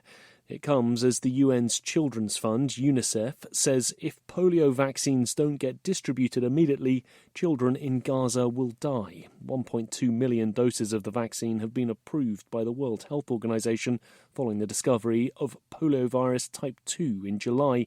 FSN's Jody Jacobs reports from the UN in New York. UNICEF is concerned. It says an urgent ceasefire is essential so that the thousands can be vaccinated to mitigate the risk of transmission. We're looking for something as an alternative, like maybe a polio pause of 5-6 days so a campaign can roll out. UNICEF's Ricardo Pires says teams are on the ground and ready to distribute the much-needed vaccines, but this is near impossible with the ongoing fighting. How can we ask children to go to health centers to receive vaccination if they could get killed on their way there? Only 48 out of the 107 primary health facilities in Gaza remain operational. An American-Russian citizen has been sentenced to 12 years in a Russian prison for donating money to a charity that supports Ukraine. Ksenia Karolina reportedly gave $51 to the organization. A major tropical storm has knocked out power for nearly half of Puerto Rico's population as Hurricane Ernesto barrels through the Caribbean. FSN's Benji Hire reports. It's another devastating and destructive hurricane season for a region that's no stranger to extreme weather. Ernesto growing in strength, heading now for Bermuda, where it'll make landfall on Friday. US President Joe Biden is tracking its movement. The White House has approved the governor of Puerto Rico's emergency declaration request, unlocking additional federal assistance. From Bureaus Worldwide, this is FSN. Increase fuel economy up to 7.9% with Hot Shot Secret Gasoline Extreme, the solution to maximize your engine's performance and fuel economy. Whether you're driving a sports car or a daily commuter, Gasoline Extreme is specially formulated with PEA to deep clean. Don't settle for an average driving experience. Upgrade to Hot Shot Secret Gasoline Extreme and go further on each tank. Order now on Amazon or HotShotSecret.com. Hot Shot Secret, powered by science. At Hot Shot Secret, we share the science behind common diesel problems. For example, ultra-low sulfur fuels. Fuel has two purposes, combustion and lubrication. Ultra-low sulfur fuels have diminished the fuel's ability to lubricate. Hot Shot Secret Everyday Diesel Treatment with LX4 restores lubricity, protects your engine, and optimizes performance. Everyday diesel treatment is available at truck stops, Tractor Supply, O'Reilly's Auto Parts, and online at HotShotSecret.com. Hot Shot Secret, powered by science. Building relationships with their team drivers and customers still matter at IBI Security Transport. Since 1966, IBI and its team of drivers have been leaders and innovators in providing white glove service to its exclusive client base for transporting high-value freight safely and securely. Much of the IBI staff have driven trucks, so they understand both the customers' and drivers' needs. If you're seeking a career that values you as a person, not just a number, and offers great benefits and good home time, then IBI is the place for you. Call 800-582-5912 to discover why we are the leaders in team freight and start building a relationship with you. Attention all truckers, are you ready to own your own truck? Lone Mountain Truck Leasing makes it easy. Our lease-to-own program puts you in the driver's seat. Our inventory is always changing, and we have a variety of rigs, including Kenworths, Freightliners, automatics, and manuals. Once you make your last payment, the truck is yours. No interest, no balloons, and no buyouts. Take the first steps towards independence and financial freedom. Visit LoneMountainTruck.com or call 866-944-0383 to apply today.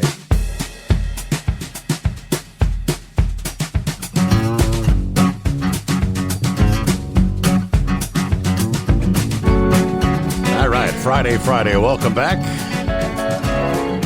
Good to have you on board. Hello to the Carolina Monkey Gouger. I guess he's on board here. I'll be calling in later. Big shout out to the two-time champion mutton hauler. Malibu Lauren Weiss. Speaking of the zero emissions, Mark says zero emissions. I guess they're all going to starve, right? All right, get back to the calls at 844-844-3388. Is that Uber Ed? Hey, yeah, how you doing, Steve? What's happening, Ed? Hey, I was going to talk about the Chicago-based trucking companies, but I think Sundance, I think he was working for a Chicago-based trucking company because, for one thing, the fuel surcharge is for contract carriers, for the big mega carriers and stuff. That they put that fuel surcharge in there when they make your contracts with these big companies. And when you get a percentage, you're probably working off the load board and that. And the brokers, they don't break it down into this much is a fuel surcharge and this much is line haul and that. It's all just one line haul. It's all included. And the FMCSA don't have nothing that says that these companies have to pay a fuel surcharge. So I really think he's telling one, and then him being out $25,000, I don't know what kind of damn lawyer would take that money from him, or take that case, I should say, from him, because first off, every company gets a rate confirmation sheet, because that's how they get paid. You know, if they ain't got a great confirmation sheet, the company can say, well, I come in here, I told you I was going to pay $500, when the rate confirmation sheet says $1,000. So if you ain't got that rate confirmation sheet, you ain't gonna get the $1,000. You're gonna get whatever they said you owe. Mm-hmm. So I think I think he's crazy there. But I work for a Chicago-based company. It's owned by the Serbians, and you have to basically know how to beat them at their own game. And the way they get you is usually they make you buy their, or a lot of times they won't let you buy your own fuel. And I know you've been around. Nobody pays the price at the pump. Nobody pays the price at the pump. But when you use their fuel card, you go in there and say it's $4 a gallon. You buy 1,000 gallons that month, and you pay $4,000 for that fuel. Now, when they send that fuel, when Pilot sends that money into or the invoice into the company might pay $500 or $3,500 for that fuel, Mm-hmm. which will leave a $500 between the two. So if that $500, if you multiply it, they have 100, 200 drivers. You multiply that by 100, 200 drivers. That's a lot of money right there. The one I work for will let you buy your own fuel, and I have my own fuel card, and I buy my own fuel, and I get the fuel surcharge myself, and I usually save maybe $5,000 a quarter on the fuel surcharge. And I ain't never had a negative check. Mm-hmm. So for the big carriers for the big companies that have those big discounts, because it's just like anything, when you buy in bulk, you're buying thousands and thousands of gallons. The more trucks, that kind of gives them an advantage that's why they can be cutthroat on the rates. Well, that's exactly right, and that's how they get people coming into their truck stop. And this fuel card I have is out of Mississippi, South Haven, and they just put a whole bunch of owner operators into one big thing. That's how they get such a good discount. Like last week, I was running the Southeast and that, and Texas and that. I bet you I paid less than $3 a gallon every time I fueled for fuel last week. I fueled 3 or 4 times versus what they'd be paying at the Pilot. All right. They're paying up $3.50, $3.60 a gallon at the Pilot. Well, wouldn't you feel a lot more comfortable with an electric truck there, Ed? Because then you wouldn't have to purchase fuel. Oh, you know it. you know it. I'm gonna put my name on the list for one. So. All right. Well, hey, hope I'm glad Sundance called in because I was gonna chime on that. All right. Well, good to hear from you, Uber Ed. Good talking. Hope all's going well out there. Yeah, about 20 before the hour. Clear lines at 844-844-3388. Other industry headlines out of the state of Georgia. A man who created 8 trucking companies, most of which were what they call chameleon carriers, has been sentenced for fraudulently obtaining hundreds of thousands of dollars in COVID relief funds. Earlier this week, federal district judge in Georgia sentencing Roderick Billingsley of Ackworth, Georgia, 30 months in prison in order to pay nearly $600,000 in restitution. Billingsley pleaded guilty to 2 counts related to the fraud scheme involving multiple trucking companies and COVID aid, the relief under the CARES Act. Now, way back in 2018 and 2019, Billingsley registered 3 trucking companies with the FMCSA in Florida and Georgia. Billingsley, Inc., Freight Angels, LLC, and Wild Bill's Heavy Haul. Just a few months after the last company was registered, all 3 were forced to shut down. January of 2020, the FMCSA ordered Billingsley Incorporated to shut down after an agency review found serious violations of hazmat regulations. Now, to prevent owners of shuttered companies from moving to another company, the FMCSA shutdown order affects all trucking companies owned by that person. Consequently, Freight Angels and Bill's Heavy Haul also had to cease. Despite the company's demise, Billingsley filed a Paycheck Protection Program loan application for Billingsley Inc. in June of 2020. Based on fraudulent information provided in the application, the company was actually granted a nearly $600,000 loan, all of which was forgiven. How sweet it is. In addition to the fraudulently obtained CARES Act funds, Billingsley illegally created several trucking companies after his first three were ordered to shut down from June of 2020 through October of 2022. Either Billingsley or someone acting on his behalf registered 5 companies with a principal place of business scattered around the country. E-Cargo out of Blacklick, Ohio, Hidden Valley Transport, Edgewood, New Mexico, U.S. Transport, Harrington, Delaware, Midwest Express in Moorcroft, Wyoming, Dispatch USA, Birmingham, Alabama. They're all over the place.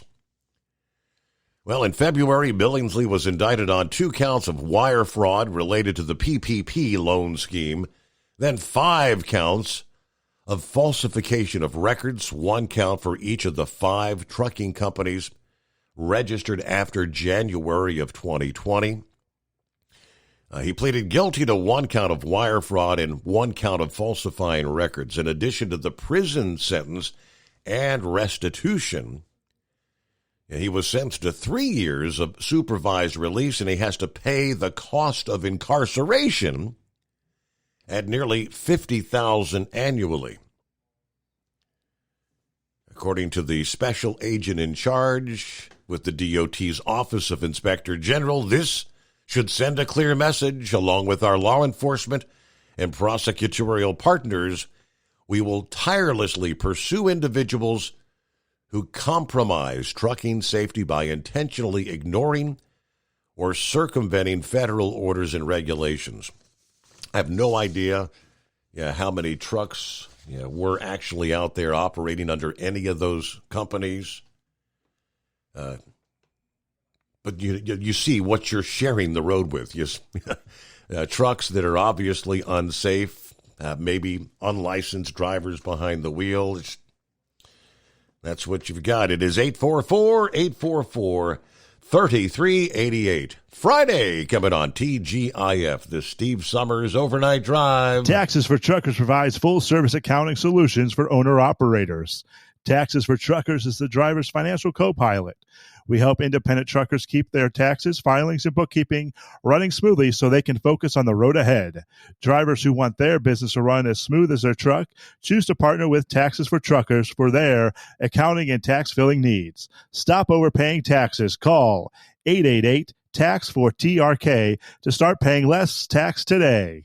At Hot Shot Secret, we share the science behind common diesel problems. For example, ultra-low sulfur fuels. Fuel has 2 purposes, combustion and lubrication. Ultra-low sulfur fuels have diminished the fuel's ability to lubricate. Hot Shot Secret Everyday Diesel Treatment with LX4 restores lubricity, protects your engine, and optimizes performance. Everyday Diesel Treatment is available at truck stops, Tractor Supply, O'Reilly's Auto Parts, and online at HotShotSecret.com. Hot Shot Secret, powered by science. Building relationships with their team drivers and customers still matter at IBI Security Transport. Since 1966, IBI and its team of drivers have been leaders and innovators in providing white glove service to its exclusive client base for transporting high-value freight safely and securely. Much of the IBI staff have driven trucks, so they understand both the customers' and drivers' needs. If you're seeking a career that values you as a person, not just a number, and offers great benefits and good home time, then IBI is the place for you. Call 800-582-5600 5912 to discover why we are the leaders in team freight and start building a relationship with you. At Hot Shot Secret, we share the science behind common diesel problems. For example, Fuel additives. the purpose behind most fuel additives is to impact performance of your diesel or provide protection to your fuel system. Hot Shot Secret Everyday Diesel Treatment provides both performance enhancement and protection with 6 key components. This fully formulated premium fuel treatment includes the performance-enhancing cetane boost, injector cleaner, and LX4 lubrication, as well as protection against water with a demulsifier and rust inhibitor, plus a stabilizer that minimizes fuel filter clogs. Everyday Diesel Treatment delivers a 6-in-1 premium fuel treatment for every fill-up, every time. Everyday Diesel Treatment is available at truck stops, Tractor Supply, O'Reilly's Auto Parts, and online at HotShotSecret.com. Hot Shot Secret, powered by science. Fuel filtration is a big deal. Poorly filtered diesel fuel can damage injector systems, reduce efficiency, and rob horsepower, among other things. By removing the water, air, and debris from fuel, Fast Fuel Systems can triple the life of your injector systems while restoring power, optimizing fuel economy, and more. Not sure what your truck needs? Give us a call at 636-433-5410 or learn more at fastride.com.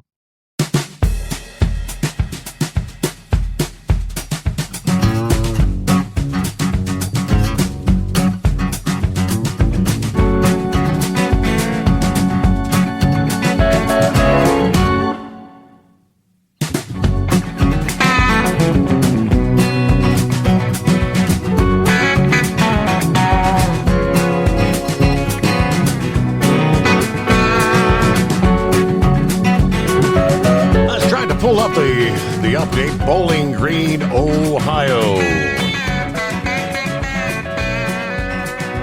Now, typically, more like small town USA. Not necessarily the case this weekend. All right, from WTOL, Toledo, Ohio. This weekend, one of the busiest times of the year for the city of Bowling Green, as people crowd in for big events, including the National Tractor Pulling Championship at the Wood County Fairgrounds. Director of the event said we're expecting more than 60,000 people to show up. Now, we've got 7 countries represented here this weekend.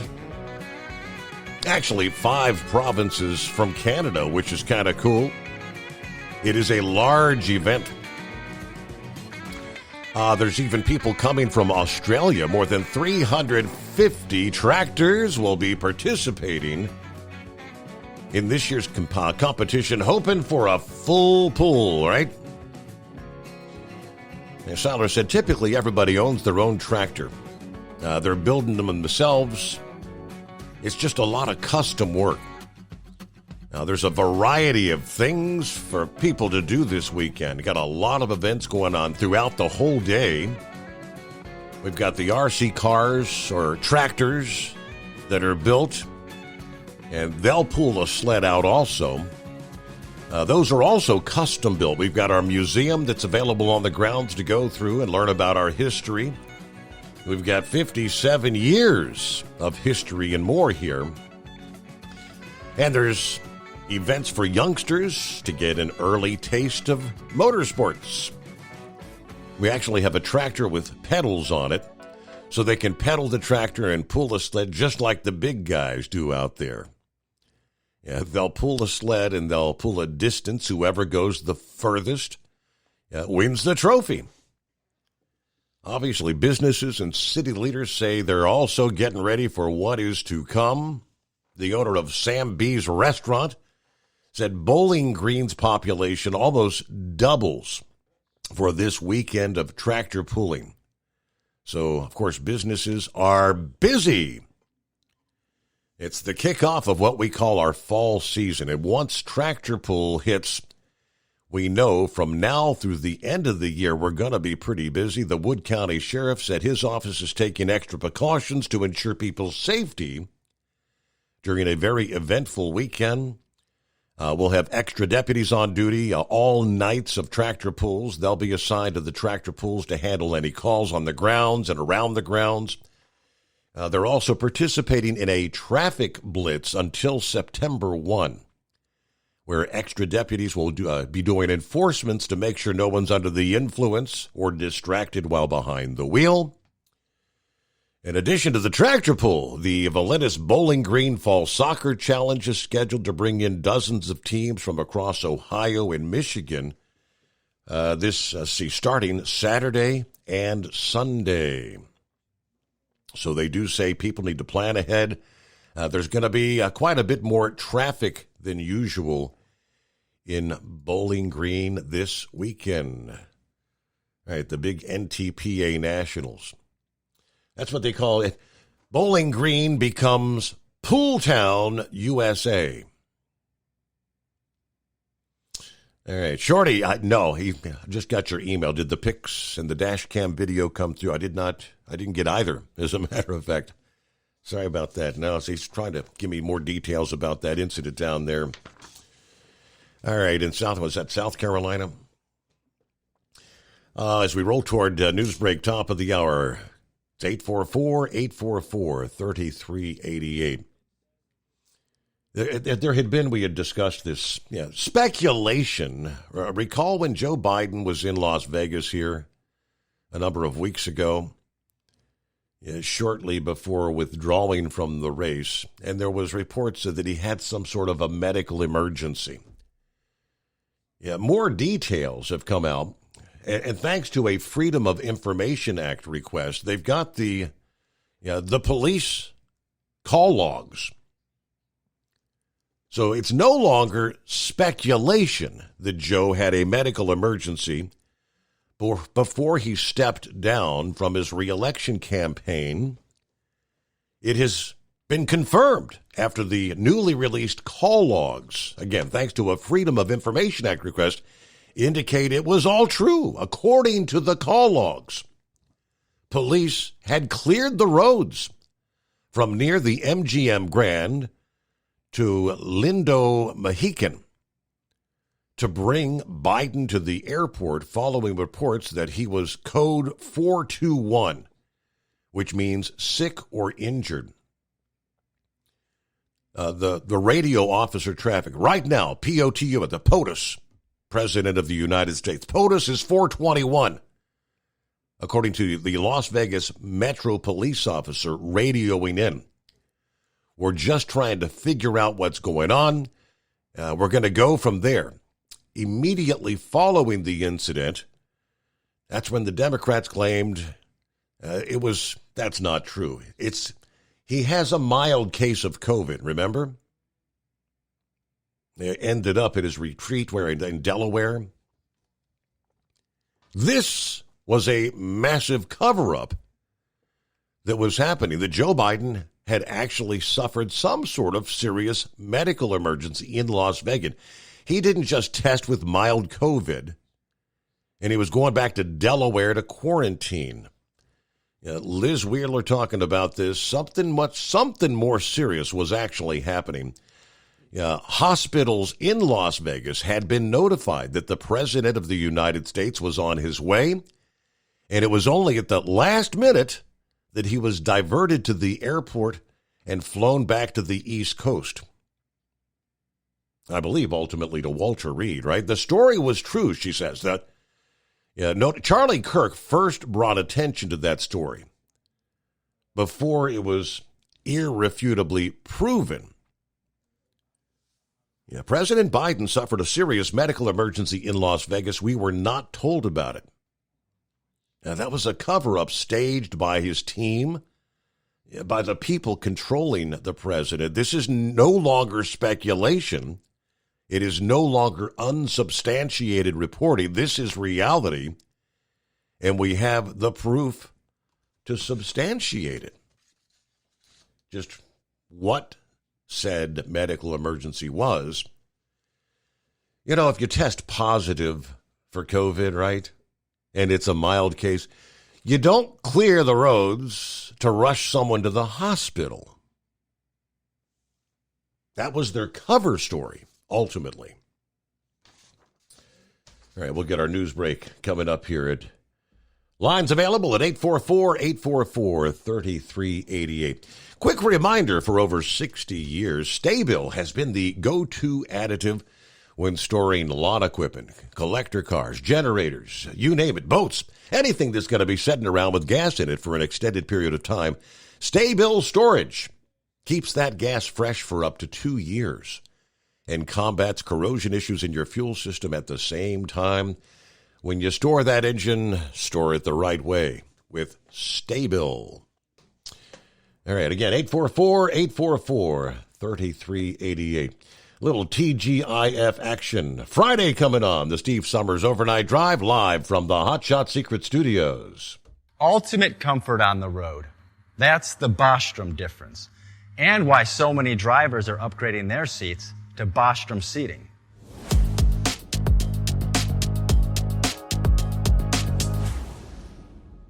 With roots dating back to 1935, we know seating. We've developed a full line of high-quality products with the right seat for your application, all made right here in the USA. From our top-of-the-line Wide Ride Plus Certa for the long-haul driver to our entry-level Baja series for the vocational driver, we provide you with the comfort you deserve at the price point you're looking for. We know you're busy. You don't have time to search every distributor and dealership for the right seat, only to find the one you want won't fit in your truck. That's why we created BostromSeating.com. It's a complete seating solution. You can build the perfect seat with the features and options you desire, and we'll help you be certain it'll fit in your cab. Once you've built the perfect seat and have the part number in hand, you can shop pricing and availability. Our Where to Buy feature allows you to pick up a seat right where you are or anywhere along the road you'll be traveling. When you install a Bostrom seat, you become part of the Bostrom family. A family that includes other drivers who recognize this is more than work. It's a ride, one that requires the next level comfort and support only Bostrom can provide. Go to BostromSeating.com to design your ride with ultimate comfort for the open road. Hands on the wheel, hands off invoicing. At Transcap, we're built for high speed and service, just like you. Our fast freight factoring helps you make more money, not chase it down, because we handle all the invoicing BS and back office work. Apply for fast funding at transcap.com/getcash. It takes just 60 seconds. Or call 888-250-TCAP. That's 888-250-TCAP. And mention Steve Summers Overnight Drive. From Feature Story News in London, I'm Nina Maria Potts with the latest world news. Sweden has confirmed its first case of the highly contagious variant of Mpox, a viral infection that spreads through close contact. It's the first time it's been found outside Africa. The infected individual had been in a part of Africa where there was a large outbreak of the disease. On Thursday, the WHO declared Mpox a global health emergency for the second time in 2 years, after an outbreak in the DRC. China has announced it will begin screening people and goods entering the country over the next 6 months.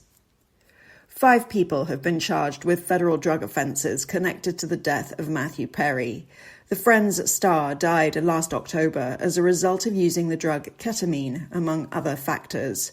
Iris Spitzer has more. Federal prosecutors in Los Angeles charged the 5 defendants with conspiracy to distribute ketamine, a drug sometimes prescribed to treat depression, as well as distribution of the drug resulting in death and other charges.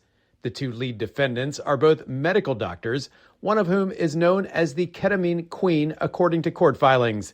Matthew Perry was found unresponsive in his hot tub last October, and a post-mortem examination determined the cause of the 54-year-old actor's death was the acute effects of ketamine.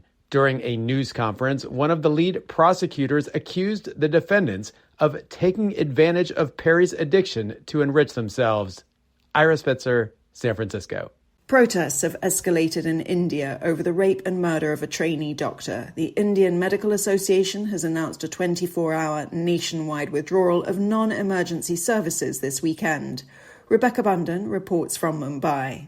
Doctors are continuing and have resumed their protests after the 31-year-old female trainee doctor was found dead last week in a government hospital in the Indian city of Kolkata, with police saying that she had been raped and murdered. The doctors are protesting to demand a strict law to protect healthcare workers, as well as calling for justice for the victim. With the Indian Medical Association announcing a 24-hour nationwide withdrawal of non-emergency services on Saturday, this is expected to have a significant impact on the availability of doctors. Rebecca Bundan, Mumbai. Parts of Japan are bracing for heavy rains and strong winds as Typhoon Ampil nears the country's east coast. East Asia correspondent William Denzelo reports. The Japanese Meteorological Agency says the typhoon is very strong and on par with a Category 2 hurricane. Wind gusts of over 130 miles per hour are expected, and some areas could see more than 300 millimetres of rain fall in a 24-hour window. Ampel isn't expected to make landfall, but hundreds of flights have been cancelled and some bullet train services have been suspended. From bureaus worldwide, this is FSN. With FSN Spotlight, I'm Simon Marks, looking in more detail today at Mpox after the World Health Organization confirmed that a case in Sweden is the first indication of the disease's spread beyond Africa. The news came 24 hours after the WHO declared Mpox a public health emergency after a new variant spread from the Democratic Republic of Congo to neighbouring countries. Krutika Kupaili is a member of the Mpox core technical team in the Health Emergencies Programme at the WHO. If you're in contact with someone who has the disease and you touch the lesion, it can be spread that way. If someone who has the disease touches something like a phone and there's virus on the phone and then you touch it, you can get it. If people develop a rash, and particularly, especially if they've been in parts of Africa where the outbreak is, they should definitely get checked out. Keep in mind places like DRC and other parts of Africa where we're seeing this outbreak, there's some very rural areas where it's hard to get testing to. So we're working on scaling up testing capacity, and also in DRC, particularly in the eastern part of the country, there's a lot of conflict. And so making sure that testing is available in these challenging settings. Approved vaccines could be months away. The WHO is now inviting manufacturers to apply for immediate evaluation and possible emergency use authorization. With FSN Spotlight, I'm Simon Marks. And a reminder now of the hour's top story. 5 people have been charged with federal drug offences connected to the death of Matthew Perry. The Friends star died last October as a result of using the drug ketamine, among other factors. And protests have escalated in India over the rape and murder of a trainee doctor. And that's the latest world news. From Feature Story News, I'm Nina Maria Potts reporting. At Hot Shot Secret, we share the science behind common diesel problems and their solutions. For example, diesel particulate filter regeneration. The DPF catches particulates left over from combustion. The DPF regeneration cycle cleans the filter with temperatures exceeding 1,000 degrees Fahrenheit. A computer sensor triggers the DPF regen, which is often accompanied by a loss of power and fuel economy. The frequency of DPF regens are in correlation to the cleanliness of the fuel burn. Under heavy operation with the dirty burn, DPF regens can occur multiple times per day. Hot Shot Secret Diesel Extreme Fuel Additive promotes a more complete combustion, creating fewer emissions and therefore fewer DPF regens. Vehicles using Diesel Extreme experience 83% less DPF regens. Hot Shot Secret Diesel Extreme is available nationwide at truck stops, fine farm and auto stores, and online at hotshotsecret.com. Hot Shot Secret, powered by science. The tater chip proves you can't have just one in Morley. In Napoleon, a good night for a desperado and an outlaw. And get ready for Grand National pulling across every division, because we'll see all 13 in Bowling Green. From National Tractor Pullers Association headquarters in Columbus, Ohio, this is the NTPA Overnight Raider Report. We've got to catch you up on class winners from 6 different divisions across Rockwell, Iowa, Morley, Michigan, and Napoleon, Ohio. And this week is the big one, the National Tractor Pulling Championships in Bowling Green, Ohio, Thursday through Saturday, August 15th through the 17th. Visit pulltown.com for everything you want to know about the world's largest outdoor pulling event. FullPull.live is there for all 5 sessions of the live stream or on-demand broadcast. And check NTPAPULL.com for a record of all the action as it unfolds and the aftermath.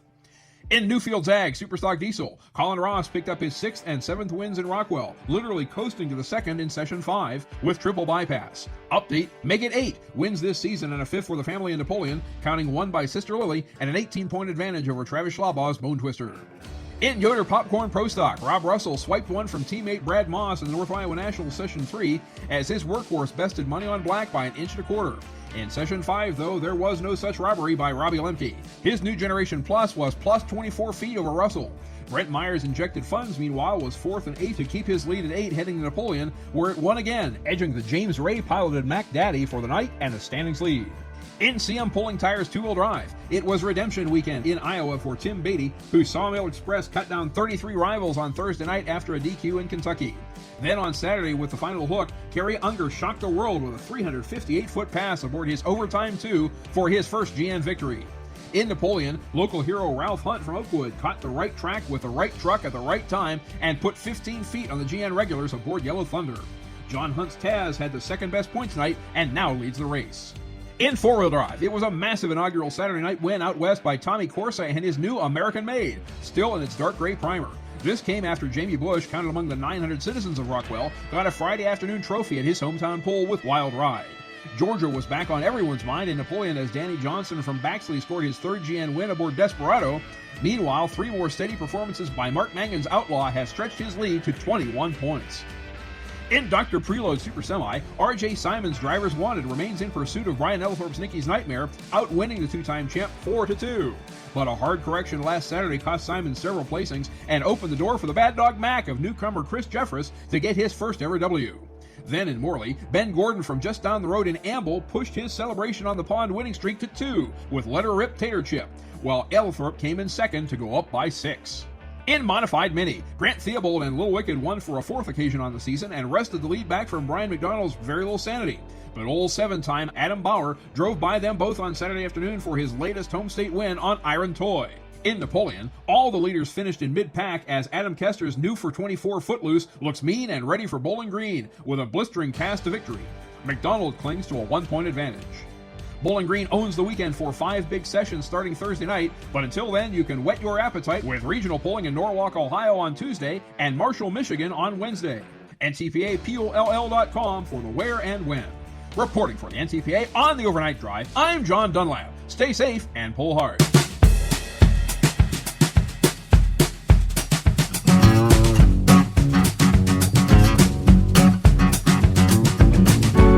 All right, as we roll into a Friday. Yeah, what's on tap for your weekend? Any big plans? A lot of folks going to be making those late summer, last-minute visits to the beaches up and down the East Coast. Be aware you will encounter rough surf, strong rip currents. Thanks to Ernesto, which continues to intensify hundreds of miles off the East Coast. Now, Ernesto, the very latest, Ernesto slowly gained strength from Wednesday into Thursday. Further strengthening anticipated on into today, Friday, over the open waters of the Atlantic. The next encounter for the powerful hurricane will be Bermuda this weekend, and maybe Atlantic Canada early next week. The 11 p.m. advisory Eastern Time. Here just a few hours ago, Ernesto had strengthened to Category 2 with 100-mile-per-hour sustained winds, tracking to the north-northeast at 14 miles per hour. Just 410 miles to the south-southwest of Bermuda. Yes, hurricane warning in effect for Bermuda. Further strengthening is anticipated into Friday as the system encounters the warm waters and low wind shear. Ernesto had ingested some dry air on Thursday, which was kind of holding back the strengthening process. That began to diminish. The strengthening process resumed Thursday evening. There is still the chance the system reaches Category 3 or major hurricane.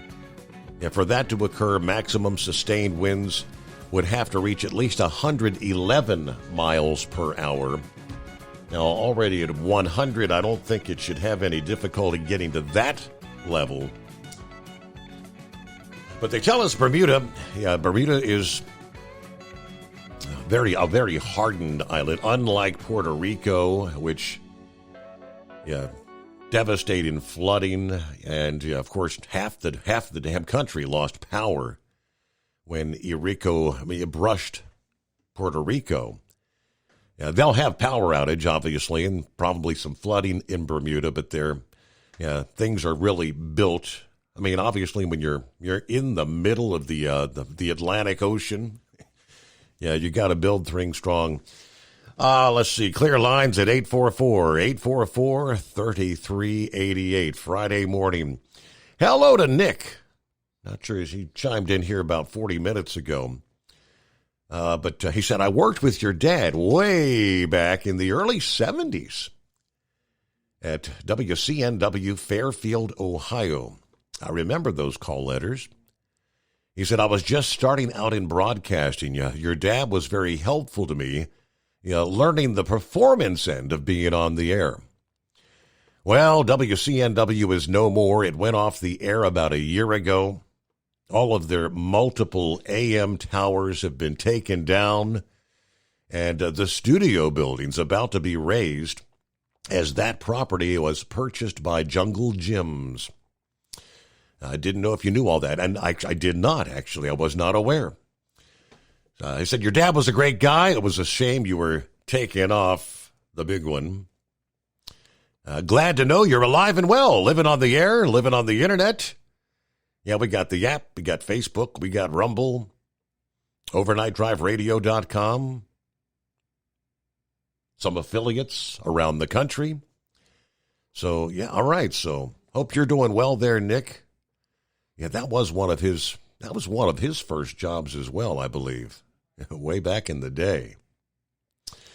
All right, Mark talking about the tractor pools. Pool Town, USA this weekend, right? Bowling Green. He said, check out the YouTube channel called Smarter Every Day. He did an episode about the sleds in tractor pulling. There's a lot of science involved in tractor pulls. It's a good watch. All right, I'll have to pull that up, see if I can check that out. Gary on board. Good morning to all the overnight crew, TGIF. Hello to Bidu. Check it in. Good morning, Steve. Have a good weekend, everybody. Happy birthday, Steve. Hope you have a good one. Let me see. So you may be seeing there's a birthday, Stephen Summers' birthday. That would be my son. Yeah, Stephen's birthday actually tomorrow. Yeah, he's got a birthday Saturday. How old's my boy going to be? I think he's going to be 34. Said, what's he going to do this weekend? Well, he's pretty much laid up on the couch after the ACL repair, the knee surgery. So he ain't doing much. He ain't doing jumping jacks, that's for sure. But happy birthday to young Stephen this weekend. And there's Roki joining us. I had touched on that story last hour, Roki. How about that? Los Killers, the Peruvian gang leader, wanted for 23 murders in his home country, including a retired police officer arrested in Endicott, New York several hours ago. Yes, crossed illegally, caught, then released into the country. Weeks later, they realize, hey, this guy's wanted for 23 murders. Yes, sir. Give us your prisoners, your poor, your violent gang leaders, so your masses can breathe free and walk without fear on your streets. the statute of liberals. All right, I'm not sure if Monty is on board. Haven't heard from Monty in a while, but Monty, if you're with us, I'd like to get your input on a little bit of a spat going on. It wouldn't be the first time. More often than not, the Owner-Operator Independent Drivers Association and the likes of the American Trucking Association, they don't see eye to eye on a majority of issues. Every once in a while, everybody gets on the same page. But, of course, Louis Pugh, of the Owner-Operator Independent Drivers Association, he only made a few comments at his House of Representatives committee appearance back on the 24th of July in regard to the Biden administration's independent contractor rule. But they were enough to draw a strong rebuke from Chris Spear, the president of the American Trucking Association. Spear took to the ATA's Transport Topics website to express his displeasure with OOIDA and the comments made by Pugh. Of course, Louis is the executive vice president of OOIDA, increasingly the public face of OOIDA.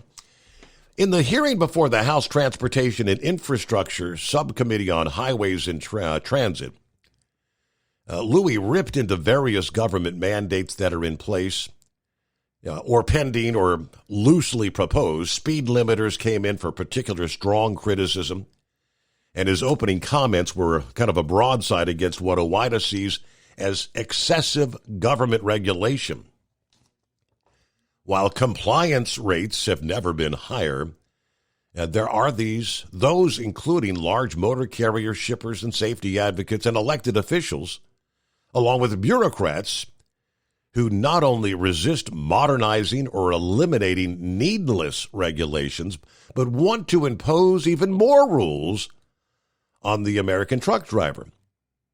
Now, his comments on the Biden administration's independent contractor rule, or IC rule as they call it, which is administered by the Department of Labor, were far more tempered.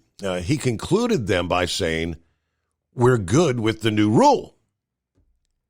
He made a point that many other observers have made, that the Biden IC rule is not significantly different from the Trump administration rule and less stringent than what was first proposed. There's a key provision in the Biden IC rule that's somewhat different from the original proposal: the question of whether an independent contractor in any field who is mandated by an employer to acquire or use safety and other equipment has fallen under more control of the employer. And IC control is established. If IC control is established, then the worker who is required to buy the safety equipment cannot be seen as an independent contractor. Now, he was focusing on the issue of speed limiters repeatedly during his presentation. The possibility they will someday be mandated kind of lined up with his views on the independent contractor rule. If you're truly an independent contractor, subleased or whatever to another carrier, you should not be controlled as an employee, meaning speed limiters, driver fleet management tools like you have to put into your truck. He noted that under the Trump rule, requiring equipment could be allowed and you could still be considered independent.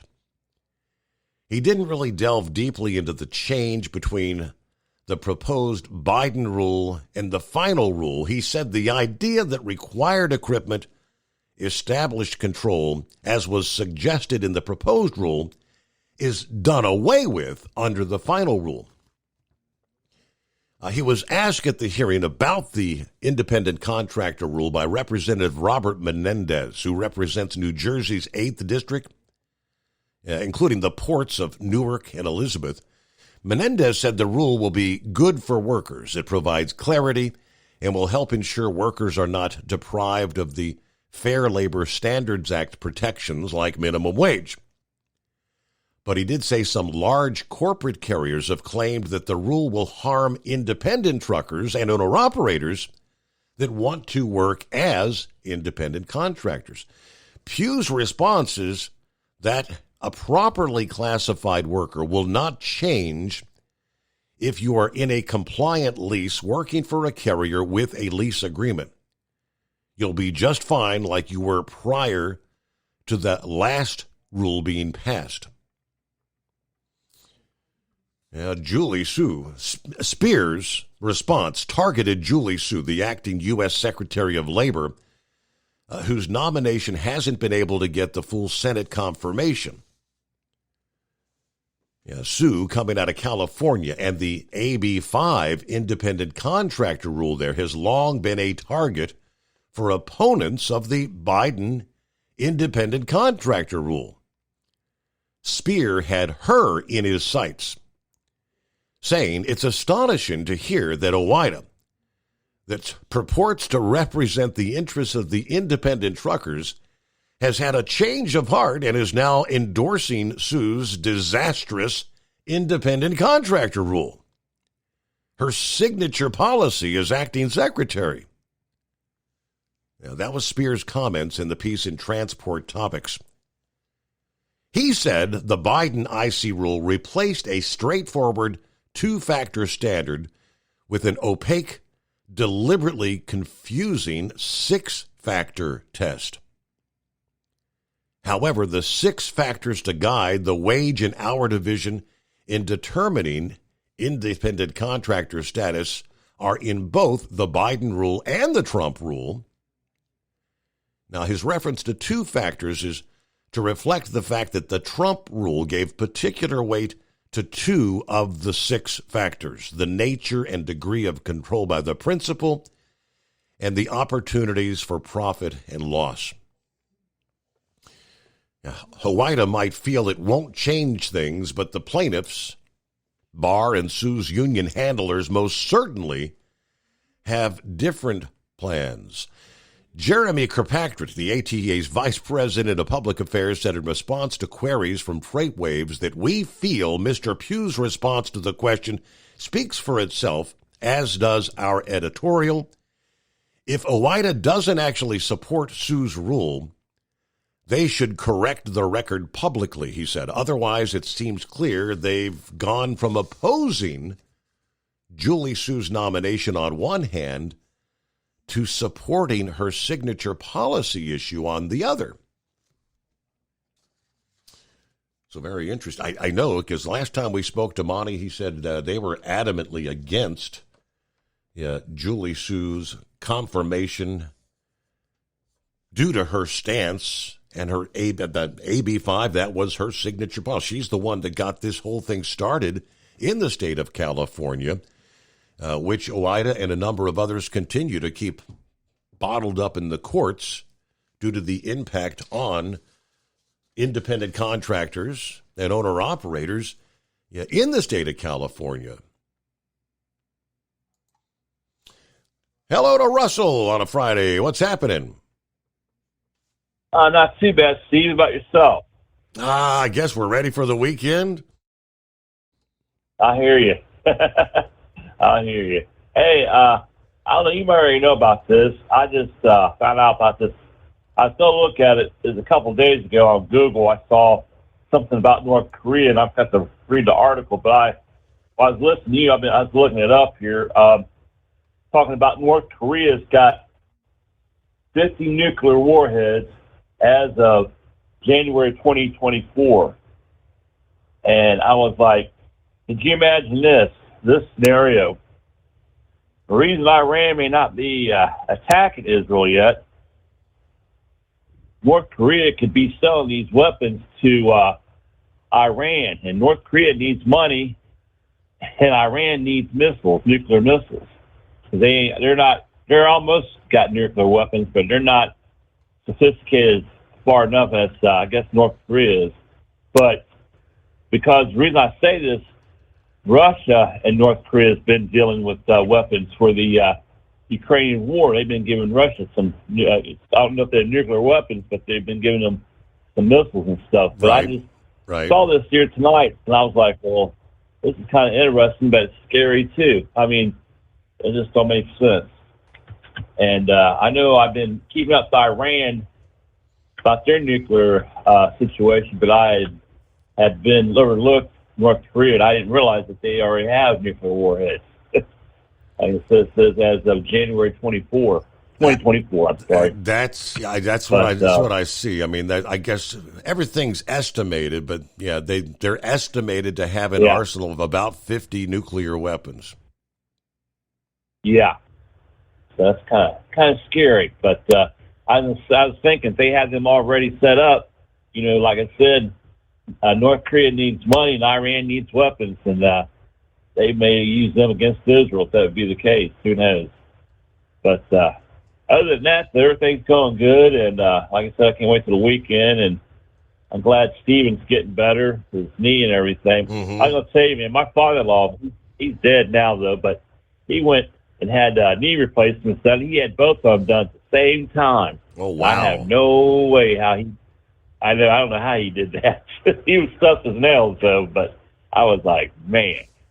I hope everything goes good for us, Stephen, and I seen on the internet, I wish you and your wife a happy anniversary there on your timeline.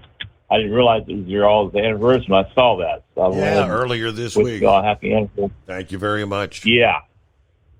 Yes, sir. All right, Steve. Thanks for taking my call, and everyone have a good weekend out there. You too, Steve. Hey, thanks for checking in. You got it. Yes, news break just ahead, and plenty of room for you at 844-844-3388. We were talking about, the wind energy, how we're building more windmills but producing less energy because when the wind doesn't blow, windmills don't generate energy. It was called the Great Nantucket Experiment. Get wind energy off Nantucket. And it gets an F-.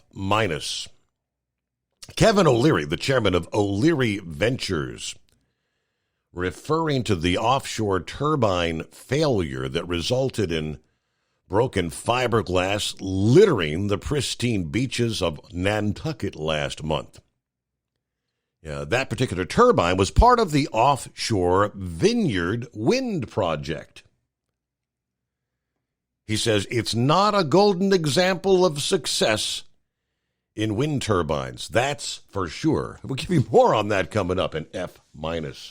From Feature Story News in Washington, I'm Nick Harper.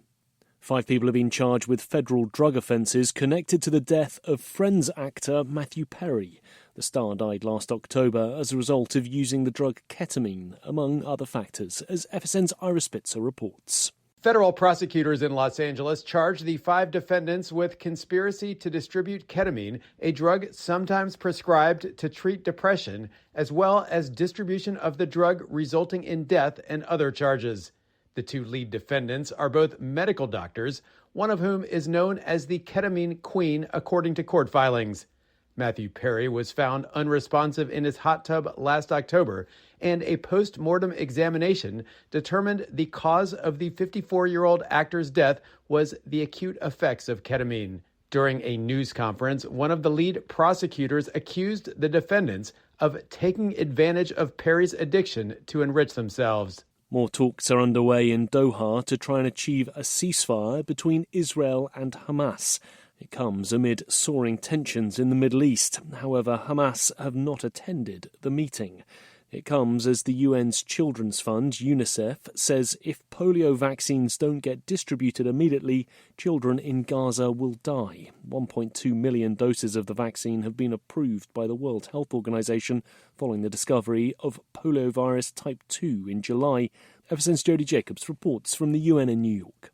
UNICEF is concerned. It says an urgent ceasefire is essential so that the thousands can be vaccinated to mitigate the risk of transmission. We're looking for something as an alternative, like maybe a polio pause of 5-6 days so a campaign can roll out. UNICEF's Ricardo Perez says teams are on the ground and ready to distribute the much-needed vaccines, but this is near impossible with the ongoing fighting. How can we ask children to go to health centers to receive vaccination if they could get killed on their way there? Only 48 out of the 107 primary health facilities in Gaza remain operational. An American-Russian citizen has been sentenced to 12 years in a Russian prison for donating money to a charity that supports Ukraine. Xenia Carolina reportedly gave $51 to the organisation. A major tropical storm has knocked out power for nearly half of Puerto Rico's population as Hurricane Ernesto barrels through the Caribbean. Everson's Benji Hire reports. It's another devastating and destructive hurricane season for a region that's no stranger to extreme weather. Ernesto growing in strength, heading now for Bermuda, where it'll make landfall on Friday. US President Joe Biden is tracking its movement. The White House has approved the governor of Puerto Rico's emergency declaration request, unlocking additional federal assistance. From Bureaus Worldwide, this is FSN. Ultimate comfort on the road. That's the Bostrom difference. And why so many drivers are upgrading their seats to Bostrom seating.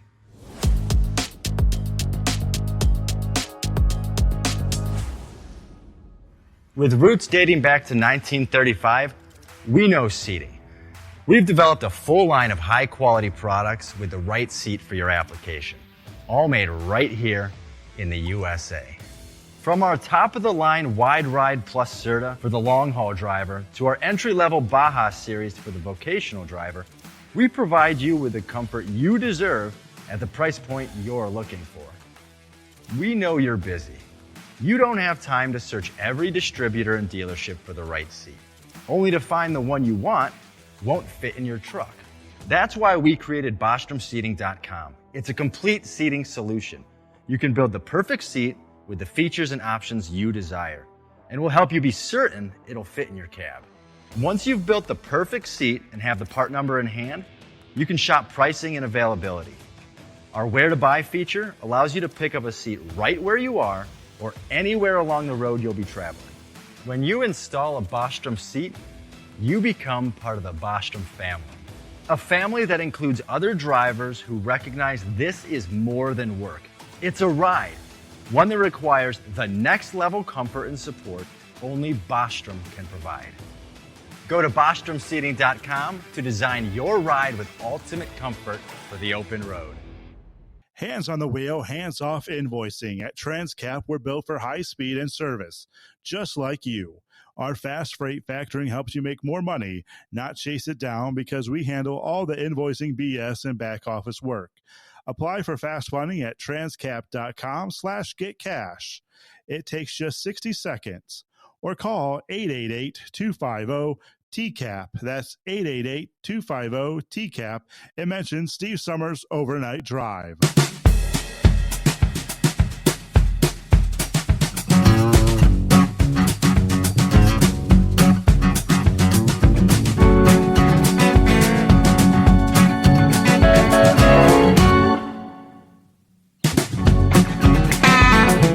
Back at it here. Trust you've had a good week. About to wind things down as we kick off a Friday. All right, the midway point of our Friday edition, the Steve Summers Overnight Drive, live from the Hot Shot Secret Studios. The Great Nantucket Experiment. The federal government ordered Vineyard Winds Project south of Nantucket last month to halt construction and electricity generation following the malfunction. It was a blade malfunction. The company managing the project determined the turbine blade failure was due to a manufacturing deviation, adding that before energy can be produced, all blades across the project will be inspected with ultrasound technology and drones, according to the local media Cape Cod. Vineyard Winds CEO Klaus Muller said, "We believe we've got the right plan in place to recover the rest of the blade, secure any debris offshore and onshore, and safely, responsibly resume the installation program so we can put this project back on track and deliver clean power to New England."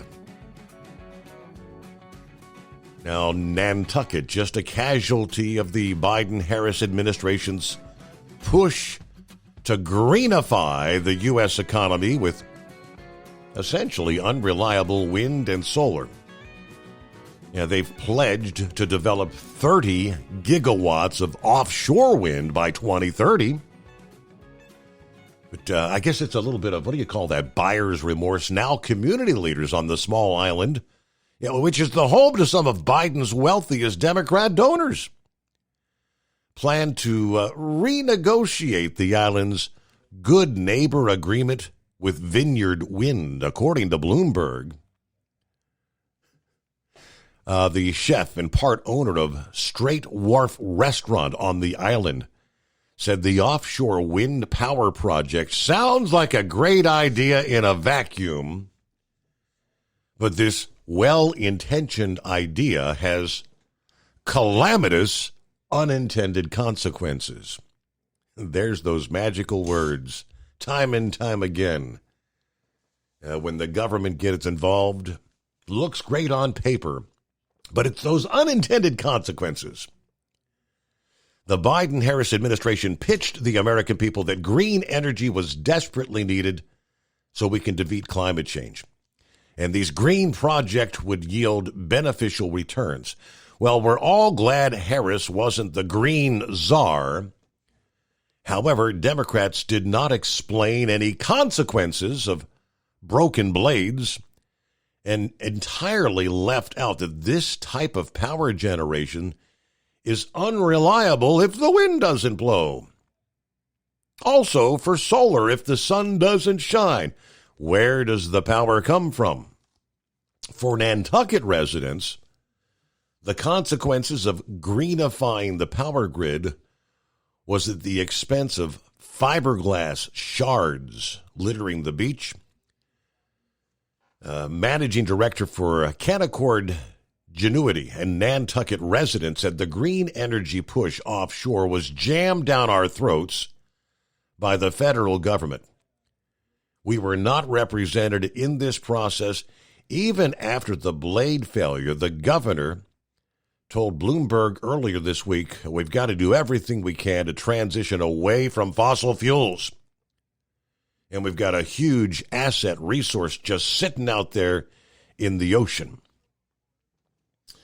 So, again, the view Democrats have in building out green projects is irrational because they're blinded by their climate alarm beliefs. Closing down coal and natural gas generation for unreliable renewable energy is disastrous for the power grid, especially with all these artificial intelligence data centers, electric vehicles, reshoring trends that are increasing the load demand on the grid. Apparently, Nantucket residents are downright furious. Pretty PO'd, they say.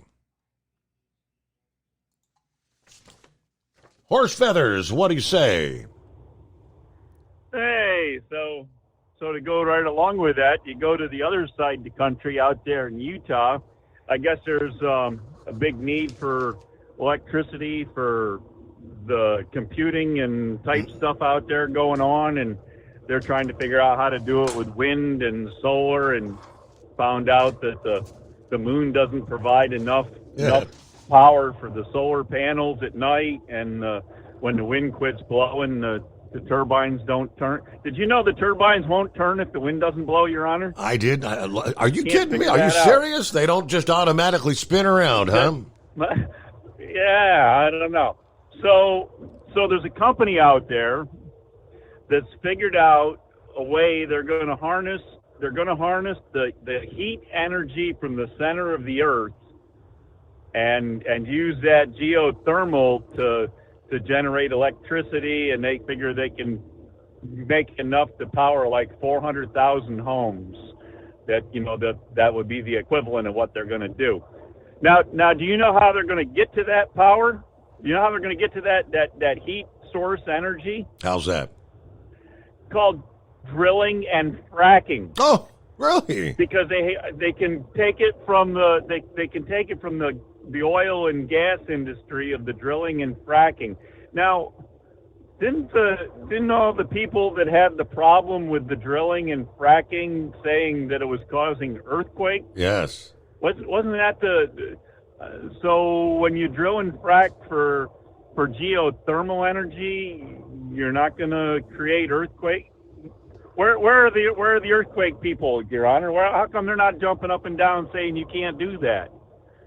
I guess because they don't want the fossil fuels being burned. So which poison do you take? You know, which spoon of poison do you want to have? I guess we'll see where that all ends up. Talking about property and things. Now, they got this deal. They had the protesters for the doctors there. I'm still trying to figure out exactly which country it happened in there, but they had the medical doctor that was raped and killed, and they were protesting against that and had a peaceful protest going on. And on one of the news things there, I heard that somebody said that they actually brought in the protesters that caused the havoc and rioting. They were having a peaceful protest all along by themselves, and then all of a sudden these other ones showed up to cause all the havoc and unrest and everything in the protest. Does that sound familiar, Your Honor? Very, very. Seems like we've heard that before. Yes. Do you think back on January 6th that most of the protesters that were there were pretty much peaceful people, and all of a sudden the people that scaled the walls and breached the doors and do you think they might not have been the regular protesters that were on? Yeah, just wondering. It sounds kind of familiar there. So I don't know. Maybe we should look into these things.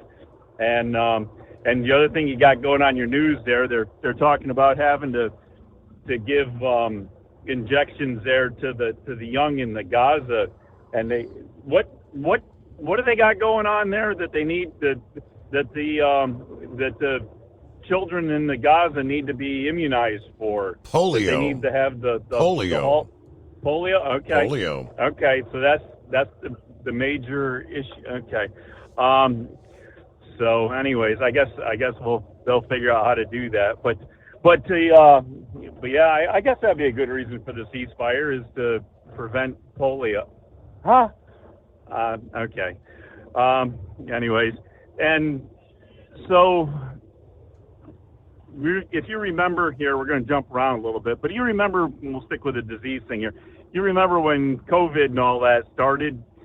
Didn't countries start locking down things, travel, and they didn't let people out of the countries and stuff? If this is so bad over in Africa right now with your Mpox or monkeypox or whatever we're calling it, shouldn't the U.S. have banned travel either to that country sure as hell or wouldn't from be, that country? Shouldn't be letting them come in out of the Congo or Africa, right? I mean, I heard in the break here a few minutes ago, they've got their first case in Sweden now. Someone who had traveled to Africa brought it into Sweden. It's only a matter of time. Be making all the people stay there? Well, here we go again. Deja vu. The World Health Organization. I thought the World Health Organization was going to be right on top of these things and prevent travel and spread and everything. So I don't know. Maybe we should take the money that we're sending to the Ukraine there and maybe we should divert that to Africa to help fight that situation. Now that'd be a pretty good chunk of change for them, wouldn't it, if we did that? Diverted the Ukraine money over to Africa? Just thinking. But anyway, so I don't know. What else we have? A couple other things here on a casual Friday we'll give people to think about. Saw on the news last night that the Baltimore City Police Department is down 500 officers from what they should be on their roster. So I think they're running like 1,900 officers, and they should have somewhere in the range of like 2,400 or 2,500 officers. So pretty much every officer is required to do overtime on every shift. So you can kind of imagine what that is and what happens with morale that way. But I don't know. What else can you read what else? I left you a couple other things there. I was going to give people something to think about on the Casual Friday. I think you covered everything up there. Yeah. Baltimore, geothermal, medical campus. Yep. Oh, we just lost you there. Anyway. All right. Well, I guess we'll call it good enough for this one for the Casual Friday now, and we come up with something else there. We'll get back, but that gives people something to think about there a little bit. How concerned should we be about the monkeypox? I mean, I'm already seeing people sharing and posting. Do not comply. Do not comply. Are we going to be looking to go back? The current outbreak, the worst ever. 27,000 cases, more than 1,100 deaths since January of 23, mostly children. Flu-like symptoms, pus-filled lesions. It's usually mild, but it can kill. Much like other diseases, children, pregnant women, those with weakened immune systems, those with HIV are all at higher risk of complications. 2 strains are now spreading. The endemic form as well as the new offshoot. The new form has triggered global concern. It seems to be spreading quickly, and little is known about it. It is transmitted through sexual contact as well as other close contact, such as among children in displacement camps, and has now moved from eastern Congo to Rwanda, Uganda, Burundi, Kenya. Scientists hope that the emergency declaration will speed up efforts to get more medical tools and more funding into Congo. Let's see, back in 2022, the World Health Organization appealed for $34 million to fight monkeypox. Got no takes from donors. Nobody seemed to care. African countries had no access to the shots used in the global outbreak. 2 years later, that's still the case. Although there are efforts to change that, the World Health Organization Wednesday said as they appeal for dose donations from countries with stockpiles, Africa CDC also said they have a plan to secure doses.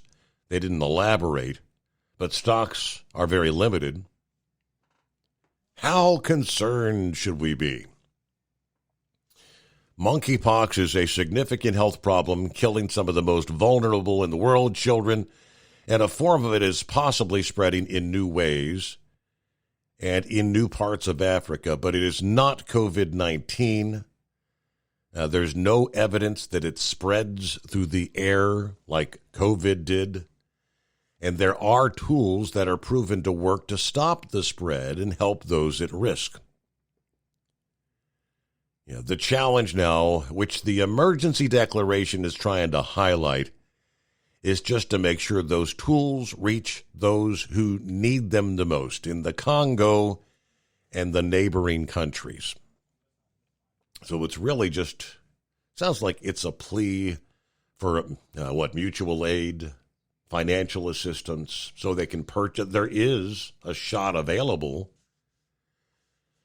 So there you go. It is 844-844-3388.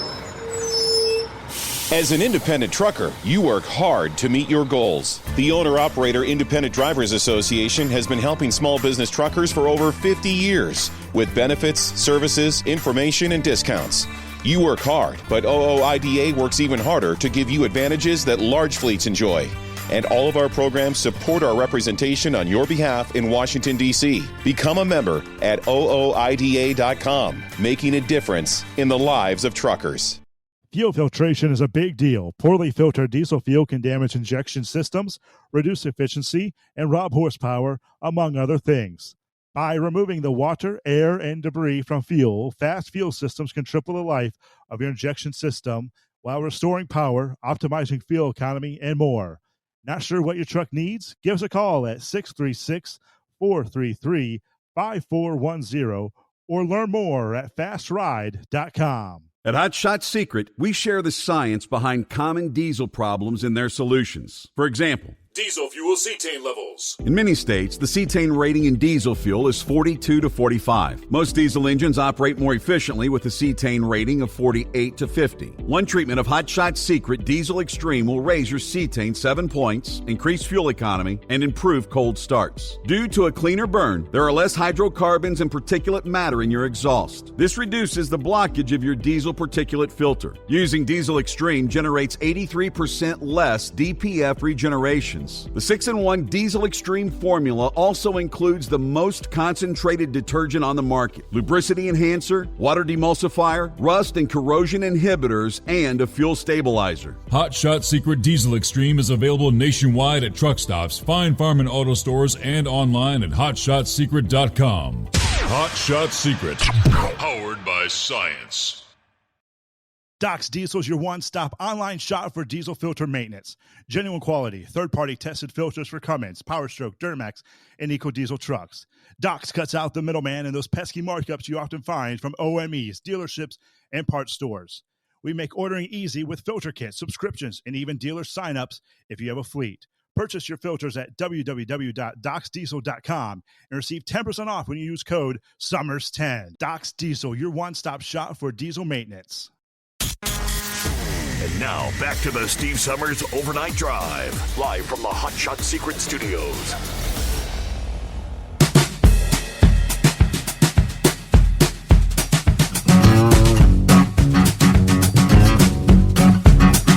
All right, rolling toward the midnight hour on the West Coast. Rolling into a Friday. What's going on, Pappy? Monkeypox coming to a country near you soon. How many variants are we going to see of this, Steve? Yeah.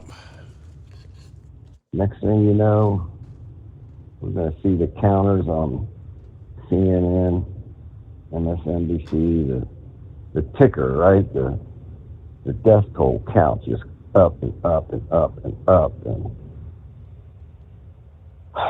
you said it wasn't airborne, but I bet you come into October it'll be airborne. Oh, okay. So things are going to change. Steve, I got two things. First, not one of the two things, but man, what is going on in the Middle East, man? Is Iran getting, are they standing down or what? I mean, for the last 2 weeks, we heard, a counterattack is imminent. The next 24 or 48 hours, 2 days later, 24 or 48 hours. I don't know what's going on, man. And they're pretty much still saying the same thing. I mean, just yesterday, what's his name? Kirby still said it could happen at any time without notice. Yeah, I don't know if they know something they're not telling us. I mean, are they planning something really, really big, and that's what's maybe taking a little while? Looks like all hell going to break loose over there. Or is maybe Iran thinking, do we really want to do this?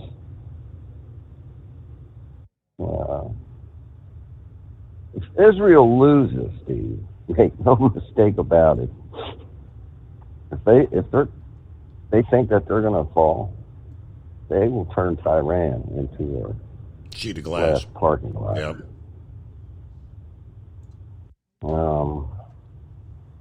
I guess the second question is too that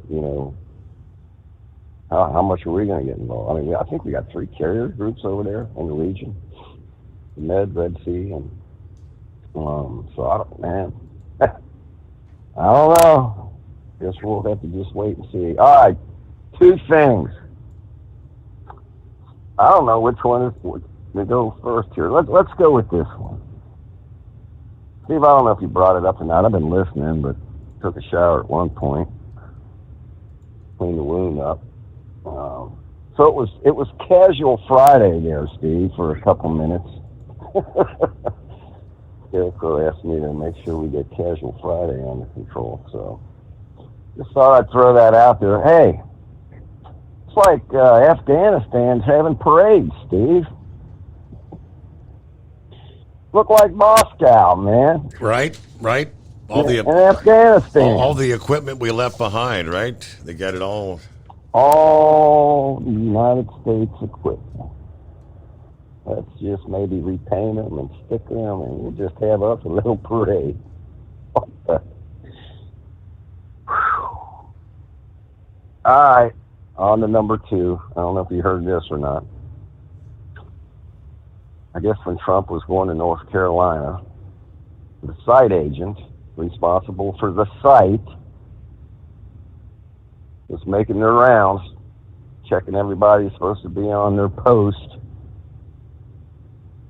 Come to this one post where this lady's supposed to be, and she's not there. Oh, where the hell is she? She's feeding the baby. Who in the Secret Service breastfeeding? How does a Secret Service agent take their child to work? That blows my mind. Apparently, the family members brought the child to her, which was unauthorized, that they were in a room that was supposed to be secure if there was a change of plans, and they had to stick Trump in there. Wow. You can't make that is a true story. Ultimate comfort on the road. That's the Bostrom difference. And why so many drivers are upgrading their seats to Bostrom seating.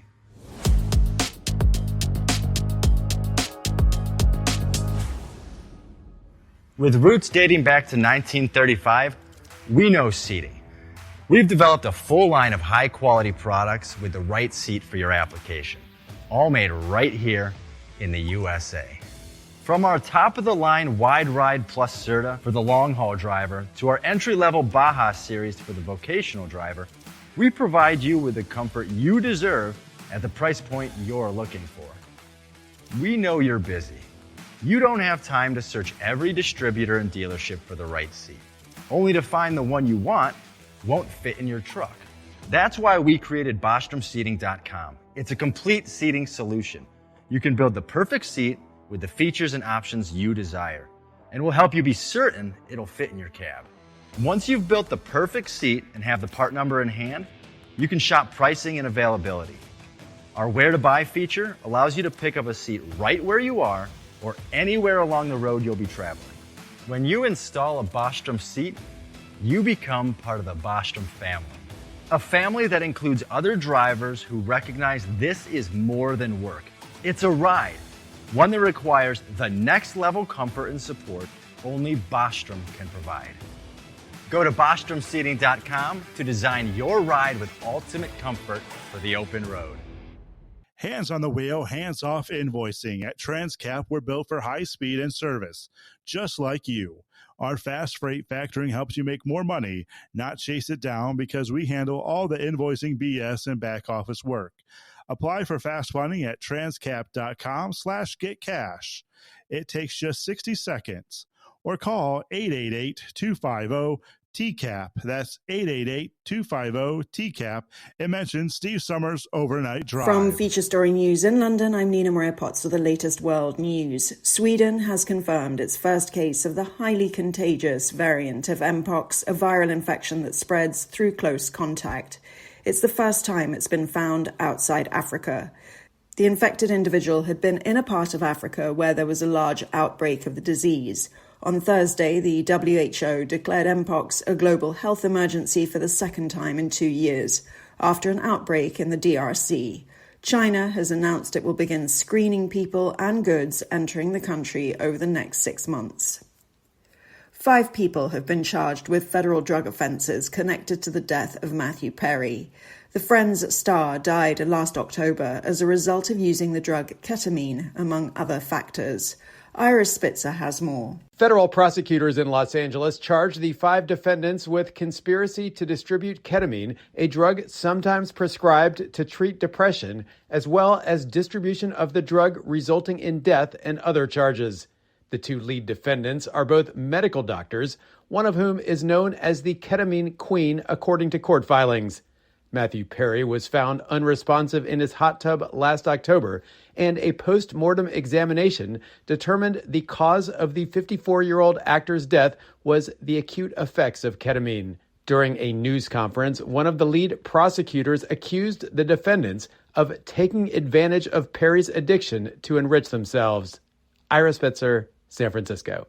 Protests have escalated in India over the rape and murder of a trainee doctor. The Indian Medical Association has announced a 24-hour nationwide withdrawal of non-emergency services this weekend. Rebecca Bundan reports from Mumbai. Doctors are continuing and have resumed their protests after the 31-year-old female trainee doctor was found dead last week in a government hospital in the Indian city of Kolkata, with police saying that she had been raped and murdered. The doctors are protesting to demand a strict law to protect healthcare workers, as well as calling for justice for the victim. With the Indian Medical Association announcing a 24-hour nationwide withdrawal of non-emergency services on Saturday, this is expected to have a significant impact on the availability of doctors. Rebecca Bundan, Mumbai. Parts of Japan are bracing for heavy rains and strong winds as Typhoon Ampil nears the country's east coast. East Asia correspondent William Denzelo reports. The Japanese Meteorological Agency says the typhoon is very strong and on par with a Category 2 hurricane. Wind gusts of over 130 miles per hour are expected, and some areas could see more than 300 millimetres of rain fall in a 24-hour window. Ampel isn't expected to make landfall, but hundreds of flights have been cancelled and some bullet train services have been suspended. From bureaus worldwide, this is FSN. With FSN Spotlight, I'm Simon Marks, looking in more detail today at Mpox after the World Health Organization confirmed that a case in Sweden is the first indication of the disease's spread beyond Africa. The news came 24 hours after the WHO declared Mpox a public health emergency after a new variant spread from the Democratic Republic of Congo to neighbouring countries. Krutika Kupaili is a member of the Mpox core technical team in the Health Emergencies Programme at the WHO. If you're in contact with someone who has the disease and you touch the lesion, that can be spread that way. If someone who has the disease touches something like a phone and there's virus on the phone and then you touch it, you can get it. If people develop a rash, and particularly, especially if they've been in parts of Africa where the outbreak is, they should definitely get checked out. Keep in mind places like DRC and other parts of Africa where we're seeing this outbreak, there's some very rural areas where it's hard to get testing to. So we're working on scaling up testing capacity, and also in DRC, particularly in the eastern part of the country, there's a lot of conflict. And so making sure that testing is available in these challenging settings. Approved vaccines could be months away. The WHO is now inviting manufacturers to apply for immediate evaluation and possible emergency use authorization. With FSN Spotlight, I'm Simon Marks. And a reminder now of the hour's top story. 5 people have been charged with federal drug offences connected to the death of Matthew Perry. The Friends star died last October as a result of using the drug ketamine, among other factors. And protests have escalated in India over the rape and murder of a trainee doctor. And that's the latest world news. From Feature Story News, I'm Nina Maria Potts reporting. At Hot Shot Secret, we share the science behind common diesel problems and their solutions. For example, diesel particulate filter regeneration. The DPF catches particulates left over from combustion. The DPF regeneration cycle cleans the filter with temperatures exceeding 1,000 degrees Fahrenheit. A computer sensor triggers the DPF regen, which is often accompanied by a loss of power and fuel economy. The frequency of DPF regens are in correlation to the cleanliness of the fuel burn. Under heavy operation with the dirty burn, DPF regens can occur multiple times per day. Hot Shot Secret Diesel Extreme Fuel Additive promotes a more complete combustion, creating fewer emissions and therefore fewer DPF DPF regions. Vehicles using Diesel Extreme experience 83% less DPF regions. Hot Shot Secret Diesel Extreme is available nationwide at truck stops, fine farm and auto stores, and online at hotshotsecret.com. Hot Shot Secret, powered by science.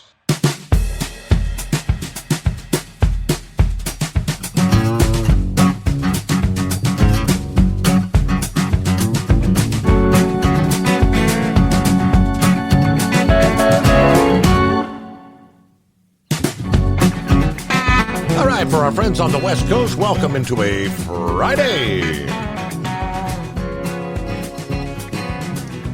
As we cross over the midnight hour.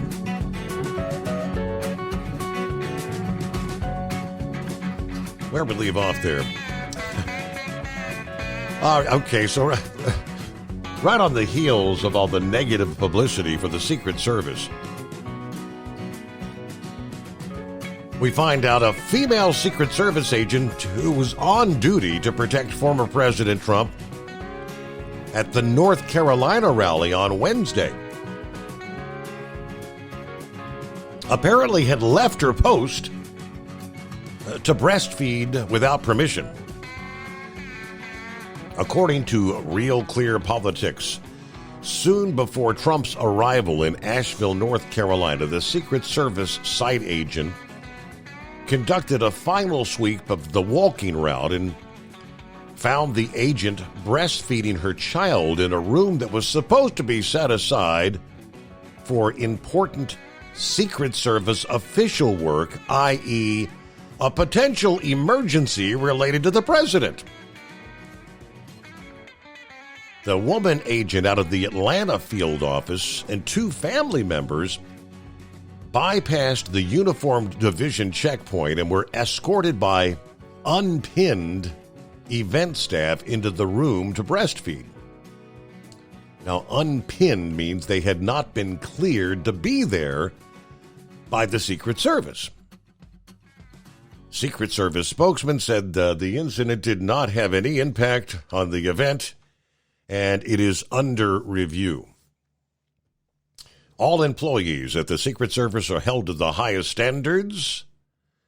While there was no impact to the North Carolina event, the specifics of this incident are being examined. Given this is a personnel matter, we're not in a position to comment any further. Okay. Just not the kind of headline publicity the Secret Service needs right about now, huh? See, this is totally unacceptable, and they're going to get somebody killed. Was she supposed to be at the Butler County on July 13th? Was her responsibility supposed to be that rooftop, and maybe she decided it was time to breastfeed her child? Right. And have UA people come in? UA meaning unauthorized. See, she needs to be, unfortunately, in any government work, it's almost impossible to fire somebody. You have to have a string of disciplinary actions against you, even in local law enforcement. I'm just telling you how it is. There has to be a progressive discipline process. You just, unless you really do something criminal. But she needs to be suspended, demoted, maybe sent to Des Moines, Iowa or something to investigate somebody passing $20 counterfeit bills or something. What is she doing on a protective detail? Losing faith, man. Yeah. And I don't know if we talked about this or not. It's just the other day they reported on the Secret Service entering a salon unauthorized. I saw that they had to use the restroom or something. So they broke in? Yeah. And then they got a video of the Secret Service female agent taking tape and putting it over to the security camera at the entrance of the salon.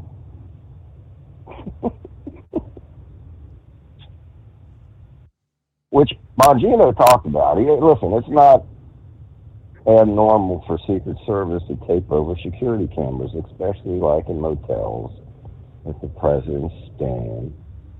But you got to get permission. When the Secret Service show up, Steve, I think we said this a couple weeks ago or a month ago, when they do these unannounced stops, so to speak, you know, when Trump's like, hey, let's stop in here and get a hamburger. They got total control of that area, but if the owner of that restaurant says, nope, they got to turn around and leave. They don't have the right to just take over unless they have permission from the owner. Once they get permission, it's all theirs, yeah. Now, traveling the streets is a different story.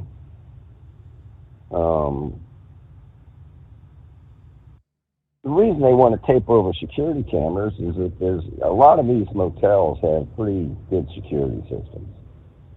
And I'll tell you right now, Kohl's department store, they got a security system. They got a command room, I guess you could say, where you got one or two people in there monitoring all these cameras. If they think they see a shoplifter, they will follow them with the cameras, right?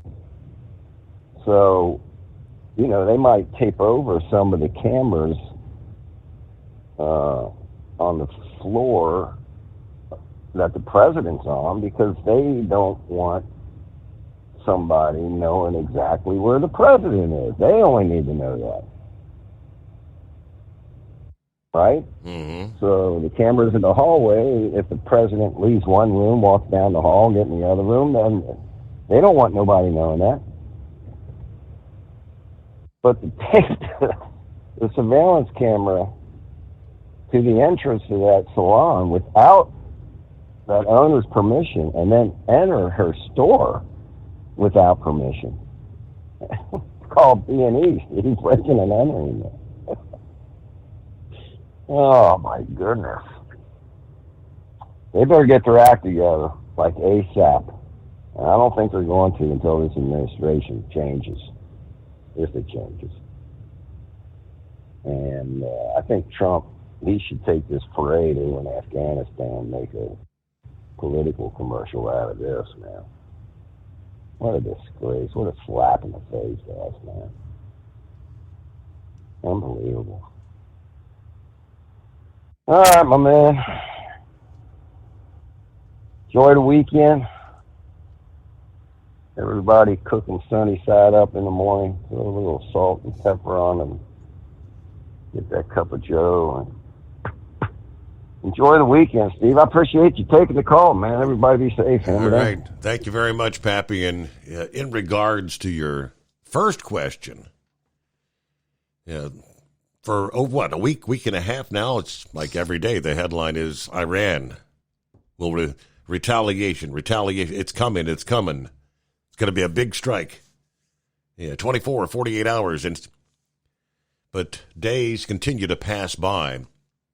Newsweek, just a few hours ago, reporting that an Israeli diplomat has told Newsweek that a large-scale confrontation with Iran was guaranteed to come and called on U.S. President Joe Biden to take direct action against the Islamic Republic sooner than later.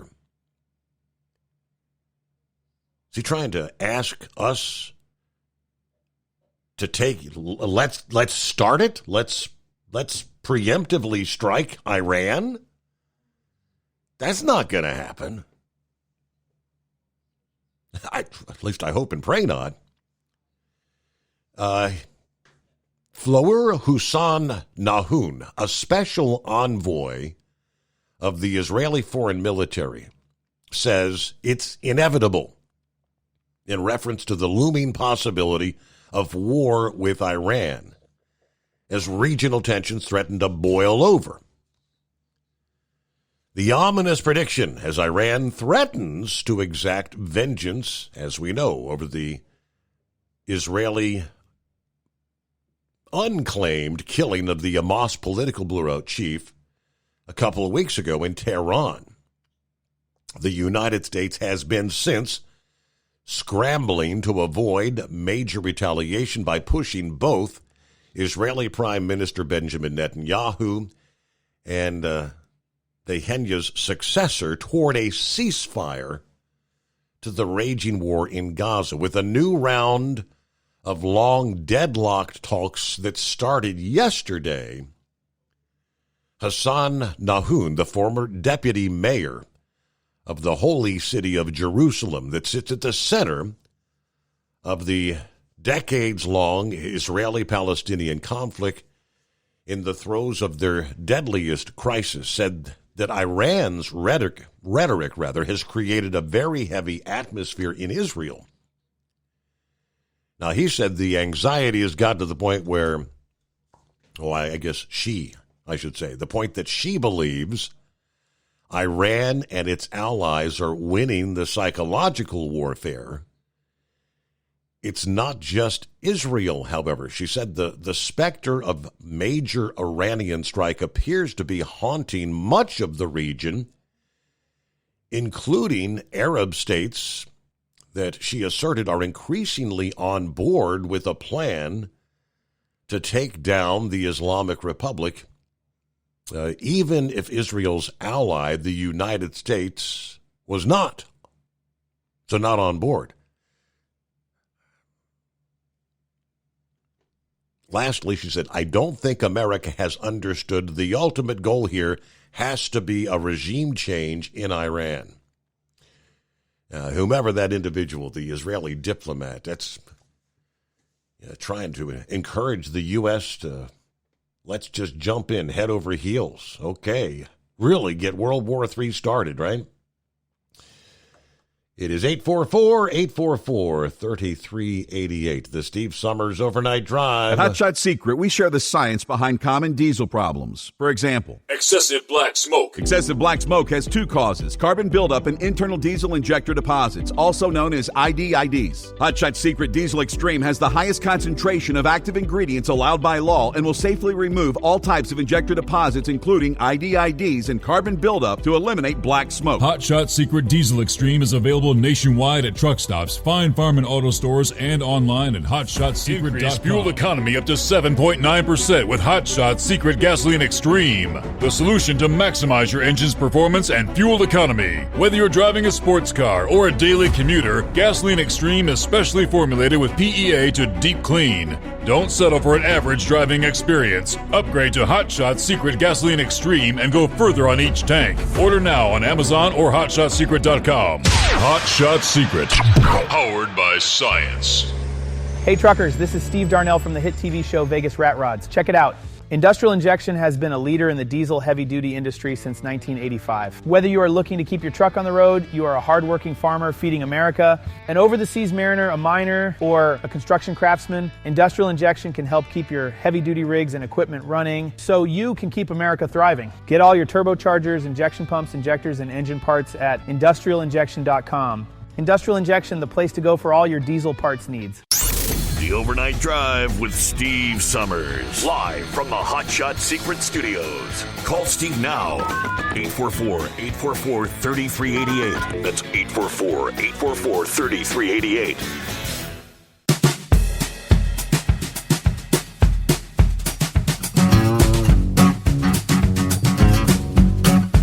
All righty, 19 past the hour. That's a good one. Mark said, inflation is so bad, Secret Service can't afford baby formula. Oh, that's a good one. All right, let me get to Vic this Friday morning. Vic. Hey, good morning, Steve. Real quick, I thought that on that Iran deal, I thought Secretary Austin ordered a nuclear submarine somewhere over into that area around Iran to kind of give them cause for pause, I guess you would say. Yes. Now I don't count that 100% accurate. That is correct. I mean, it's very unusual to divulge where such a submarine is. They did explicitly clarify that, we've got a nuclear sub there. I think it has 154 Tomahawk missiles capable of firing that many. We've got 2 aircraft carrier groups, 8 destroyers, and what else? We've got F-35s, F-22s, and don't leave out the B-2 bombers. That's right. So that might be why Iran is like what we might have poked the bears, so to speak, once too often. So I just want to mention that, right. Deal with that monkeypox thing in the Democratic Republic of Congo. They're doing so much fighting over there. They can find money for all the fighting, but they can't find money for vaccination. So that's probably why a lot of people don't even want to get involved with it, unless it involves the rest of the world some way, somehow. But the real reason I called was, you're familiar with Interpol, I know, but years ago, the number 2 person on Interpol was a Chinese national. And he come out and said something about China or somewhere along the line anyway. I don't think that they've ever found him since then. I don't know whatever happened to him, but the reason I mention that is with all these people, all these different countries letting people out of jail and one thing and another, it would seem like that they would at least be reporting these international fugitives, or what I call them, or international criminals, to the various countries. But then by the same token, they probably don't want to report them to Interpol because they're trying to get rid of them.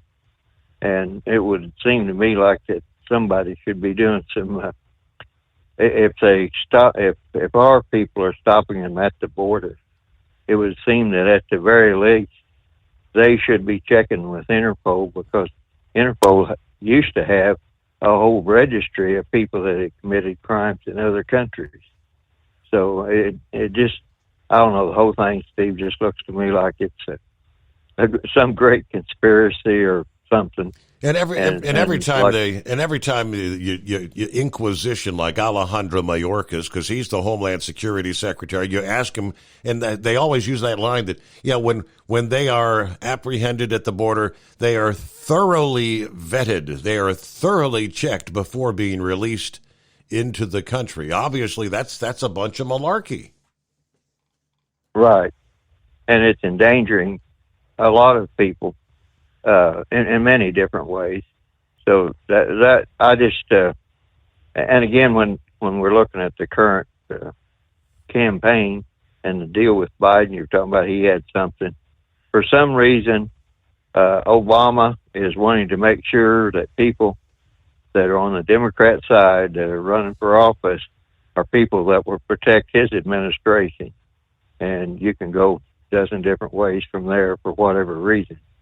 But it just looks to me like that all the people associated with Obama, with the Obama administration, Susan Rice and that Lois with the IRS people, and you can go down the whole list. I don't know why, Eric Holder, all of them. They all committed all kinds of crimes. And whenever they tried Trump, they didn't realize that they opened Pandora's box for themselves, because if a former president can be committed for crimes, and you have to decide whether it's official or not official, there's a whole boatload of people that I think could be committed, that could be tried for crimes. So by and large, Biden was part of the whole group, and they're trying to make sure that he got the nomination, although there were more qualified Democrats, and of course, you know what they did to RFK Jr. So it's kind of odd that if Biden did have a medical emergency of some kind, that meant that he would have pretty much not been the nominee or whatever you want to say, and then right to last, he just ducked out and said, well, we'll put Harris in there in place, Kamala Harris. So I don't think they did a very good selection. I don't know if you've seen the deal with J.D. Vance there at the VFW in New Kensington, Pennsylvania today, where he made a little speech there and had other people there. It looks like somebody on J.D.'s staff they're looking and going to where he knows he can gin up a corrective audience and get his momentum going pretty good.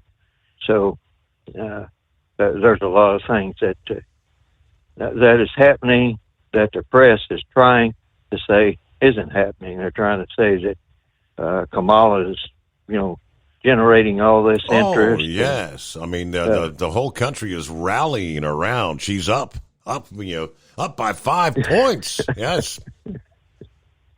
Yeah. So you're familiar with that whole thing. So there are a world of people that are putting a lot of effort into making sure that they try to get her pushed over the finish line, or the current statement now is try to run out the clock. Basically, won't talk to anybody until the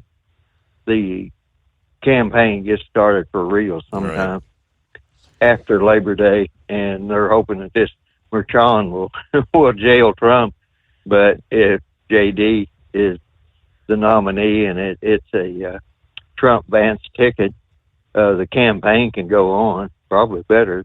And from what I've seen from the thing with JD today, I think he can pretty well handle himself. Yeah. So, and he has a couple debates coming up. But if we can get somebody back in office, and hopefully it'll be Trump-Vance, and they take a long, hard look at what really needs to be done instead of accelerating it the other way, I think we still have time to get things going. And just one of the little things with these companies keep wanting to say companies, these countries that are sending all their rejects to the United States, they should be made to pay a price. And our organization has, whether it's Border Patrol or whatever, instead of cutting down the barbed wire and the fences to go against places like Texas. Need to go back to building the wall. They should be. Yes, indeed. Yep. Yeah, Pappy used the old narrative the other morning, the triangle versus the square. Everybody in the room says they see a square when it's clearly a triangle, but once everyone else in the room says it's a square, you don't want to be the crazy person, so you say it's a triangle, or you say it's a square. And that's pretty much the narrative they're trying to push right now is rally around Kamala Harris, because the mentality, nobody likes voting for a loser. If you think your candidate is definitely going to be a loser, a lot of times folks say, well, I don't want to vote for the losing candidate. Think about that. Ultimate comfort on the road. That's the Bostrom difference. And why so many drivers are upgrading their seats to Bostrom seating.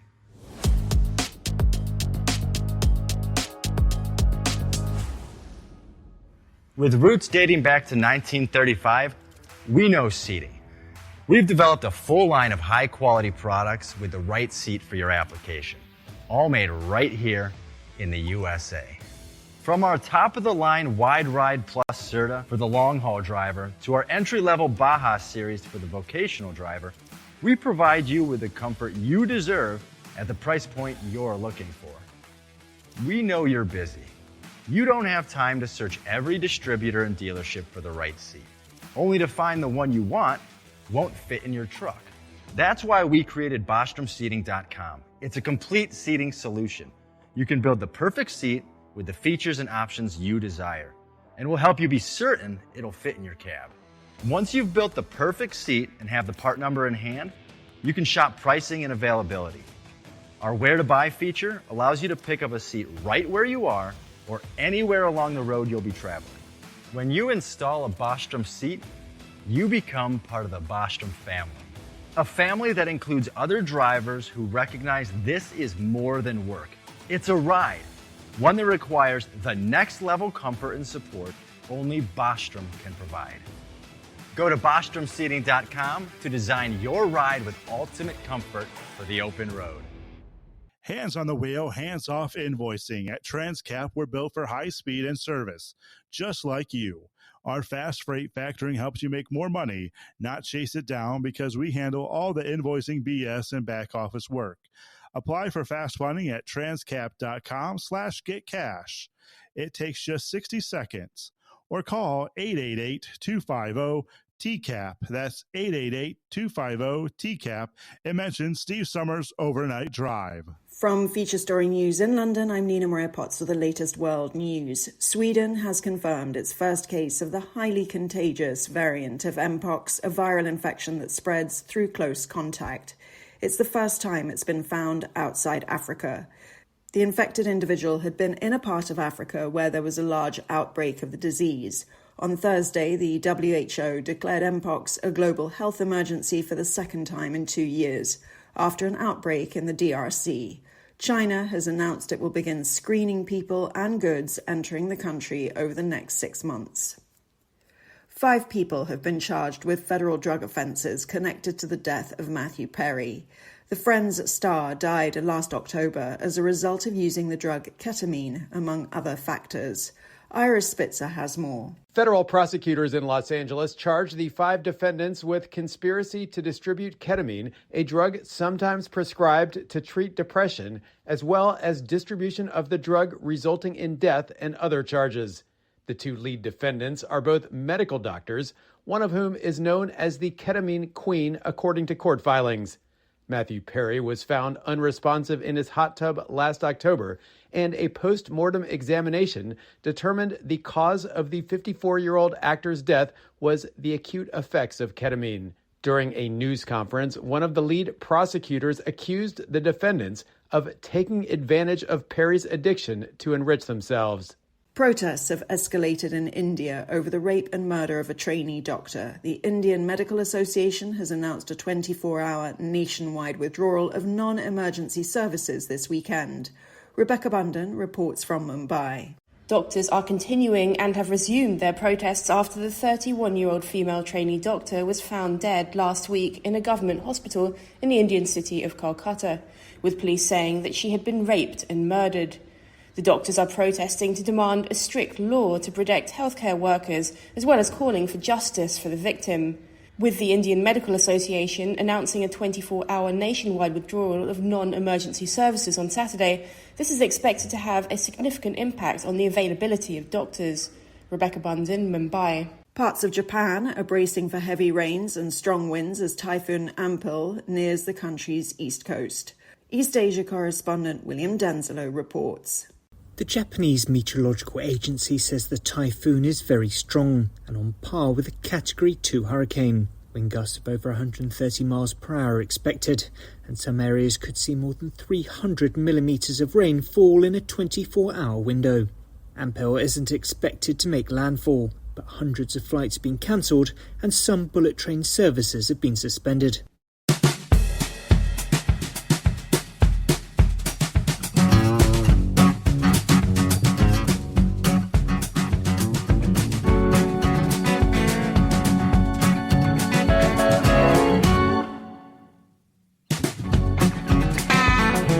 Okay, back at it here. Thank you so much for hanging out with us through the late night, early morning hours. It's been a while since we've heard from the Lone Ranger. Good morning. Good morning, Steve. Yeah, I'm up early, heading to a car show up in the Catskill Mountains in New York this morning. Going to get an early start. They, with each admission ticket, you get a chance to win a street rod. They give away a street rod, so that's enough to get me out of bed. There you go. But great call from Vic, right on target as usual. These fleets of ships that they have in the Red Sea and all around that area, I think may have Iran thinking a little bit. And what really started the whole thing was when Israel sent a bomb into Iran. I think that might have set them back on their heels a little bit, because to the best of my knowledge, nobody has sent a bomb into Iran until that point. they've been bombing all these proxy terrorist groups all around Iran, but I think that's the first time a bomb actually went into Iran, and that's what needs to happen. You got to go to the source of the problem, but everybody's afraid to do that because they have a nuclear weapon. So now with all these fleets of ships, I don't know who made that decision. It can't be Biden because he's busy laying on a beach. You can't do much from your lawn chair. But whoever made that decision, I have to give credit to, because that's a show of force. And that's the way you have to treat people. You know, this namby-pamby, be nice to them doesn't work, because people over there, they have real men, not make-believe men. And they understand power by numbers. It's a show of force. That's what they understand. Mm-hmm. Trying to be nice to them doesn't work. This cackling Kamala, this is incredible to me that there's anybody who's supporting two socialists to be running our country. I mean, she has come right out and said she wants to control everything. Her latest move, she wants to punish corporations for price gouging. Well, they showed Kroger's profit margin, I guess it was last night or night before. Kroger's profit margin is currently at 1.46%. That's the profit they make on their groceries right now. So when you raise their taxes, or whatever way you want to punish them, they could be at almost zero profit. So they'll have to raise their prices to keep their profit margin at least where it is. So how stupid are these people to think they can punish big corporations when corporations can pass the increased cost of doing business onto the consumer? So when you punish the company, you're actually punishing the consumer, and people already are hurting. I saw some numbers the other day. Credit card debt is currently at $1.3 trillion, the highest ever. People are using credit cards to buy groceries. Mm-hmm. The savings rate is at 4%, which is the lowest ever. People don't have money to save. They're tapping into their 401ks. Another interesting thing I saw, Chevron is leaving California after 145 years doing business there. They're going to Texas, and they're suing the state of California for some type of a climate change thing that was forced on them. Anyway, they're leaving California. I had an experience about a week and a half ago. I had to run to the DMV in Harrisburg to get a title straightened out. They had typed the wrong year on the title, and I had to go down there with a picture of the VIN and a tracing of the VIN to show. They had to research the VIN to show it was a different year than what they had typed on there. So on the way out, there's a long hallway when you walk in to go to the area where you sit down and wait for your number to come up. There was a gentleman had a table set up, and he had a gray shirt on, and it said "Vote, vote, vote" on his shirt. Mm-hmm. So I walked over, and he said to me, "Hi, sir." He said, "Would you like to register to vote?" And I said, "No, I've been registered for quite some time." I said, "But this is an interesting topic. I have a couple of questions." He goes, "Yeah, sure. What's your question?" I said, "Well, you have the forms right here." He was asking everybody on their way out, are you registered to vote? Would you like to register to vote? And it kind of shocked me. This is at the DMV. People are not there to register to vote. They're there to do their title and license work, whatever. So I said, one of the questions on that form is, are you an American citizen? And you either check yes or check no. He goes, "Yeah, that's correct." I said, "Well, when somebody checks yes, how do you know they're telling the truth? Do you ask them for ID or proof of citizenship?" And he said, "Well, nobody walks around with their passport or their birth certificate in their pocket." I said, "Well, that's true." I said, "When I registered to vote, I had to bring my birth certificate with me to the place where I registered." And I said, "So again, I'll ask you, how do you know that they're American citizens?" He said, "Well, it would be a rare case, I think, for somebody to lie about their citizenship in a place like this. This is a government facility." And he said, if they lie about their citizenship, they can be deported. So I said, well, who checks them out to see if they lied so they can deport them? Who has that job of checking them out? And he kind of went blank there. So I said, well, yeah, see, I've been talking about this literally for years, and now we're seeing it firsthand. They are getting illegals registered to vote because they need those votes. And now I just saw, since Biden went into office, they have stepped up the process of becoming a citizen. They're speeding up the process, and they have 3.3 million people have become citizens ever since Biden took office because they sped up the process, how long it takes. So now the question there is, who are the people that have become citizens? Are they people that came across the border, most of which are of Hispanic descent, and Hispanics generally always voted Democrat? So what we've been talking about here for years, we're seeing happen in real time right now. And I find it absolutely disgusting that there's a possibility that illegal aliens could determine the outcome of this election, depending on how many count. We got 20 million.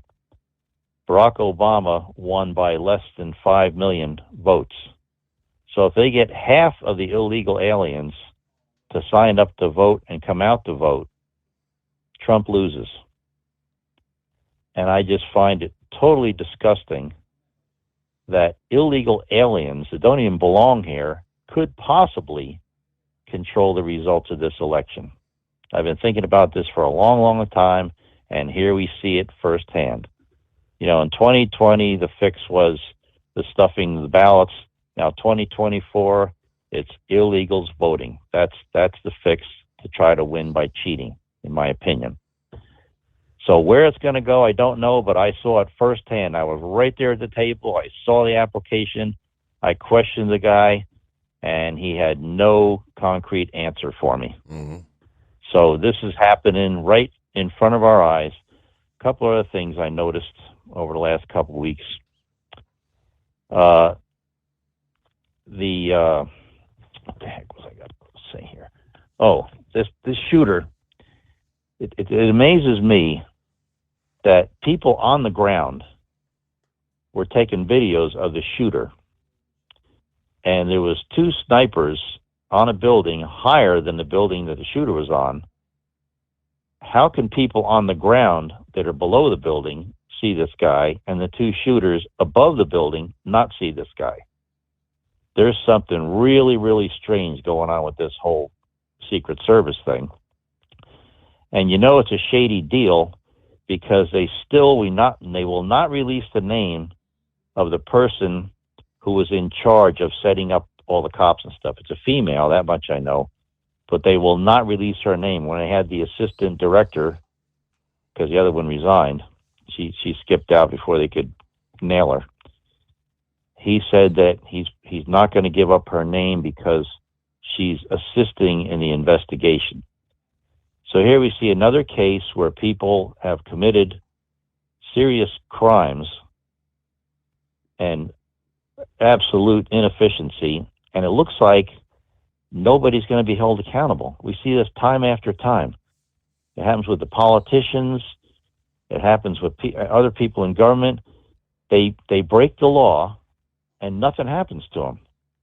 It goes. Nobody has ever gone to jail with all the felonies and everything committed by these politicians. Nobody goes to jail. Of course, now Trump they're trying to put in jail because he's a Republican, and now they're coming down hard on Elon Musk. But let's not forget, Trump's only been Republican since 2009. When Trump was a Democrat and Elon Musk was a Democrat, they loved him. Elon Musk, they thought he walked on water when he came out with that Tesla. He was a Democrat then when he came out with that car. And when Trump was a Democrat, he actually had Bill and Hillary come to one of his weddings, and he actually out of his own words, he actually donated to one of Kamala Harris's, I don't know, when she was prosecutor, went for attorney, he donated money to her campaign when he was a Democrat. So now they're both Republicans, and they hate their guts. and they're trying to slam them every chance they get. I get into these big discussions with the liberals, and it's so much fun, because every time you say something about cackling Kamala or Tampon Tim, right away they turn into a Trump. It's a Trump bashing thing. But it's just amazing to me. This woman, and I always ask them the same question: name your 5 favorite Kamala Harris accomplishments as VP. And they go to crickets. You hear nothing. Every time. None of them can name 5 accomplishments because she doesn't have any. So they're voting for somebody with no accomplishments who wants to turn America into a socialist country, government control of everything, tell you what. And then when you see now, when they talk, when the news media talks to her, they had a profile on her, showed her in her kitchen. I guess she loves to cook. So I'm thinking, okay, is that a reason to vote for the president because they know how to make a meatloaf? And then they show Tampon Tim. He's supposed to be the nice guy. Oh, he's a terrific guy. He's a Midwestern good guy. How about talking to the people that got put out of business because he sat back and watched Minneapolis burn in the summer of 2020? He abandoned the cops. He told the cops to stand down. So he abandoned the cops. People, billions of dollars worth of damage. People lost their businesses. Dozens of people died. A nice guy does not do that to the business people in Minneapolis. That's not a nice guy. And then you got the lies. He lied about his rank when he retired from the military. He lied about going into a war zone. And they had he said he retired as a command sergeant major. Well, his boss, the real command sergeant major, was on the news. And he said this guy abandoned his unit because he found out that the unit was going to be shipped to Iraq. Correct. That's why he retired. So that's what a coward does. A coward would do that. So we have a coward who really, this guy is so far to the left. They're all about everything socialist. Socialism does not work. We live in a free country. Socialist countries are not free. The government doesn't have enough money to provide us with everything. They're already broke. So how in the world? There are some real. The government nimrods. has absolutely nothing. The only money they get is from tax money, and that's from the people. Yeah, the last thing I have, we got 4 hostages, and we gave up 8 warriors, spies, killers, warriors. Putin got the best of the deal. Now, I'm certainly happy that these Americans came back home, but why was it 8 for 4? Why wasn't it 4 for 4? So Putin, he's Putin, and Iran, Russia, and North Korea are trying to band together, and we could not win that war. We would lose that war. So Putin needs these operators to help him organize, his military. So he gets 8 warriors, and we get 4 hostages. Now, who the hell decided that was a good deal? It's a good deal that the Americans are coming home, but you shouldn't have to trade 8 warriors for 4 people. Just 4 and 4 would sound fair to me. You get 4, we get 4. Right. So how did it come out to be 8? And the plea deal, somebody decided that the Gitmo guy should get a plea deal. And luckily, General Austin squashed that. But now that person that organized that plea deal, let's hear his name. Let's hear who this person is and how they thought that was a good deal. Khalid Sheikh Mohammed, he was the top terrorist in the world. And he was going to get a plea deal. Who is the guy that thought that was a good deal? Yeah, Again, we don't hear his name. Nothing happens to him. So anyway, I'm going to get ready to get out of here. So have a good evening, and we'll talk to you later. All right. Enjoy the car show. Good luck. Hopefully you win a, what did you say, a rat rod, street rod? Yeah, I don't think they named whoever it was that was trying to put that plea deal. I believe Austin did say whoever that was has been relieved of their duties. And yeah, he came to the correct conclusion. That is not in the best interest. Ranger, yeah, she mentioned that was the New York Times headline here just a couple of days ago. Immigrants are becoming U.S. citizens at the fastest clip in years. At under 5 months, application processing speed is now on par with the 2013 and 2014 years. About 3.3 million immigrants have become citizens during President Biden's time in office, with less than 2 months to go before the close of the 2024 fiscal year. Now, once you're a citizen, you do become legally rightful to vote, correct? 3.3 million under Biden. It's the Steve Summers Overnight Drive. At Hot Shot Secret, we share the science behind common diesel problems and their solutions. For example, Diesel fuel cetane levels. in many states, the cetane rating in diesel fuel is 42 to 45. Most diesel engines operate more efficiently with a cetane rating of 48 to 50. One treatment of Hot Shot Secret Diesel Extreme will raise your cetane 7 points, increase fuel economy, and improve cold starts. Due to a cleaner burn, there are less hydrocarbons and particulate matter in your exhaust. This reduces the blockage of your diesel particulate filter. Using Diesel Extreme generates 83% less DPF regeneration. The 6-in-1 Diesel Extreme formula also includes the most concentrated detergent on the market, lubricity enhancer, water demulsifier, rust and corrosion inhibitors, and a fuel stabilizer. Hot Shot Secret Diesel Extreme is available nationwide at truck stops, Fine Farm and auto stores, and online at hotshotsecret.com. Hot Shot Secret, powered by science. Doc's Diesel is your one-stop online shop for diesel filter maintenance.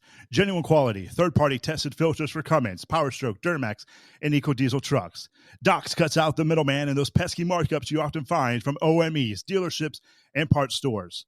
We make ordering easy with filter kits, subscriptions, and even dealer sign-ups if you have a fleet. Purchase your filters at www.docsdiesel.com and receive 10% off when you use code SUMMERS10. Doc's Diesel, your one-stop shop for diesel maintenance.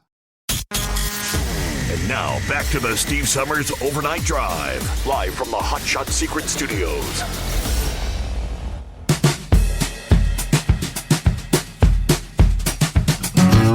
All righty, Friday. What's happening, Brain Dead? Just riding back from Smallstone. I mean Little Rock. Damn, I get that wrong every time. But what's your plans for weekend, buddy? I think we've actually finally got a weekend with not much of anything on the slate. Is that possible? That's scary, because I thought I heard Skullbuster and pool in that same sentence somewhere. But let's get on to some NASCAR stuff, Steve. I guess you heard that Kurt Busch got a DWI. We touched on that a couple nights ago. Yeah, I don't know. Is he kind of on a downward spiral again? He's been through a lot over the years, hasn't he? I had a lot of some mental issues. He has, but here in the last few years of his racing career up to now, they've said he's more mellow. He's a major presence and an ambassador for NASCAR behind the scenes. He's also helping a lot of the younger drivers, being a mentor to them. So, yeah. I mean, I hated that it happened, but, you make stupid choices. This is what you get. Eric Jones has been signed by re-signed by Legacy Motorsports through the 2026 season. Now, when we were putting together Silly Season several months back, I had him figured going to Joe Gibbs and taking that seat there. And obviously they, through the monkey wrench, and hired Chase Briscoe. But this is going to be a real good thing for Legacy because he is hot right now. He's got 3 wins this year, and this is what Legacy needs. But they also need, like I said before, Jimmy Johnson, go behind the desk and just stay there. But real quick, have you heard of the shoe brand named Hey Dude? I think I saw some sort of a post on Facebook or something, but I'm not real familiar, no. They say they're really comfortable. Now, I don't know. I could care less because they don't interest me. But they have decided to partner up with NASCAR and make some of their shoes in the same decaling or wrap that their cars would have. I've seen the Dale Jr. one. And okay. Let me just say, I'll pass. Now the bigger question I know you're going to ask me, Steve, is what do I think of the penalties that came down Wednesday? Am I correct? Absolutely. All right. Richard Childress Racing is going to appeal this decision, and they're going to win. And I'll get to that in a second. Now, NASCAR did get it right, but they didn't get it fully right. Now, you remember after the race, Logano went through the pits and got up to Austin's pit box and decided he wanted to do a burnout or got a little sideways. Mm-hmm. Now, I do agree that the fans, the people were not supposed to be on the track. However, they were still in the pit box. I think maybe one or two and some NASCAR officials was out there. But they really missed the point here. Logano is a hothead. He wants everything his way. And, of course, if this was any other driver in NASCAR that did this, you wouldn't see him for 3 or 4 races. So Logano got a $50,000 fine, which to me they missed a digit either on the front end or the back end, and suspend him for 3 races because that was really unsafe. And a lot of the people will probably say, well, you know, Bubba Wallace got fined for slamming Alex Bowman into the wall. Yeah, but that was on track, though, where it's, you know, you're still in the car, you're still strapped in or whatever. This is where they're on the pit or the pit box, and all the cars are in one side. And there's 2 NASCAR officials that were yelling at him to stop what he was doing. Absolutely. And then, of course, now the spotter for Austin Dillon did get suspended for, I think, 3 races. Yeah, we'll pick up there following news break. Ultimate comfort on the road. That's the Bostrom difference, and why so many drivers are upgrading their seats to Bostrom seating.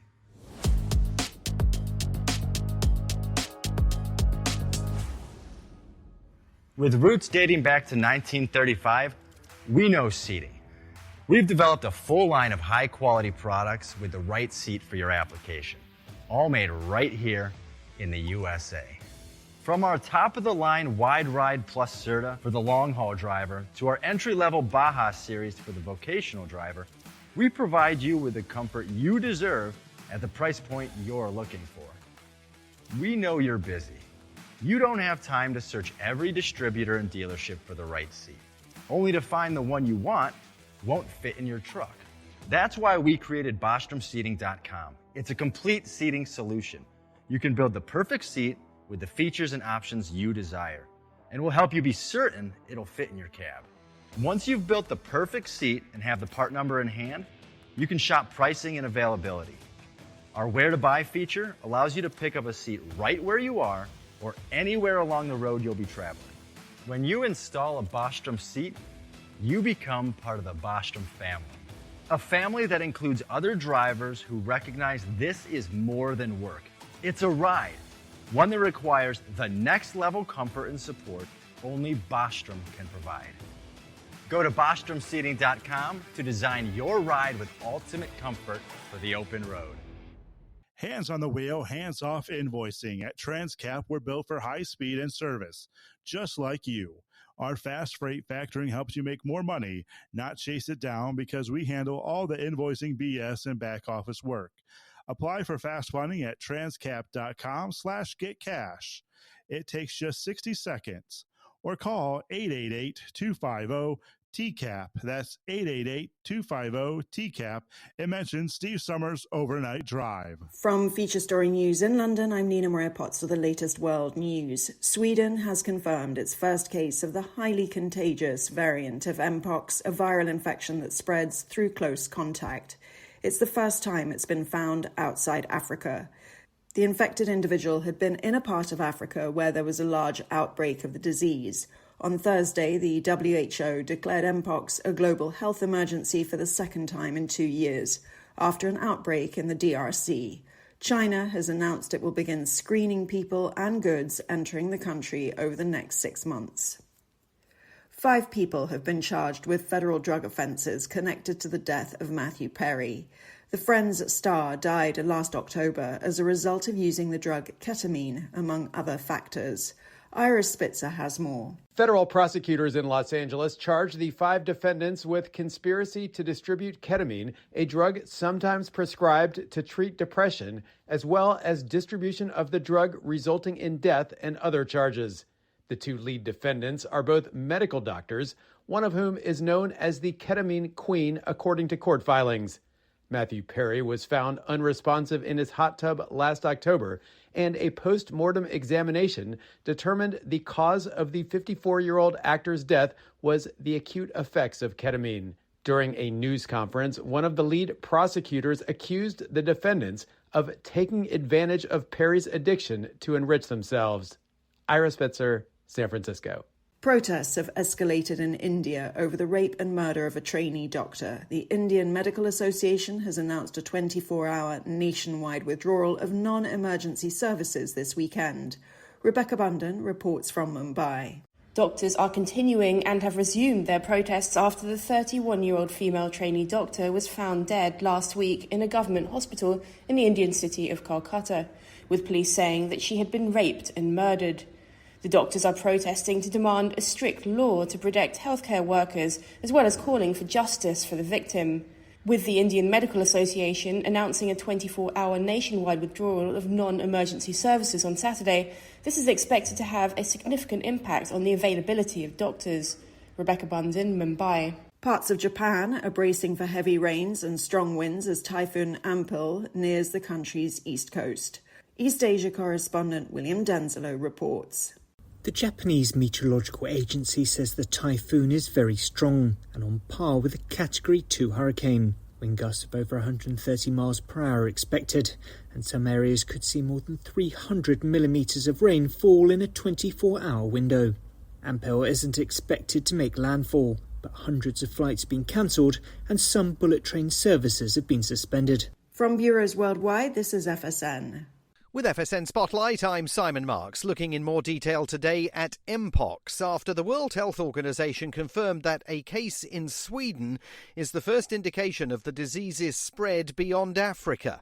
The news came 24 hours after the WHO declared Mpox a public health emergency after a new variant spread from the Democratic Republic of Congo to neighbouring countries.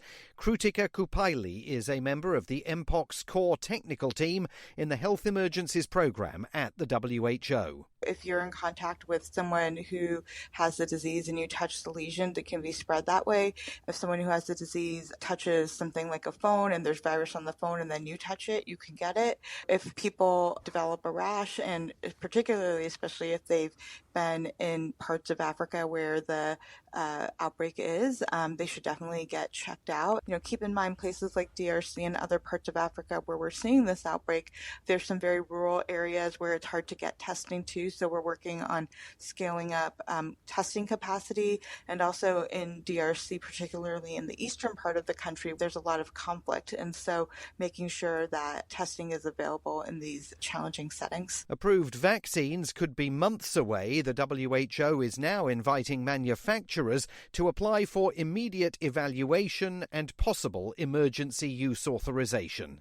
With FSN Spotlight, I'm Simon Marks. And a reminder now of the hour's top story. 5 people have been charged with federal drug offences connected to the death of Matthew Perry. The Friends star died last October as a result of using the drug ketamine, among other factors. And protests have escalated in India over the rape and murder of a trainee doctor. And that's the latest world news. From Feature Story News, I'm Nina Maria Potts reporting. As an independent trucker, you work hard to meet your goals. The Owner-Operator Independent Drivers Association has been helping small business truckers for over 50 years with benefits, services, information, and discounts.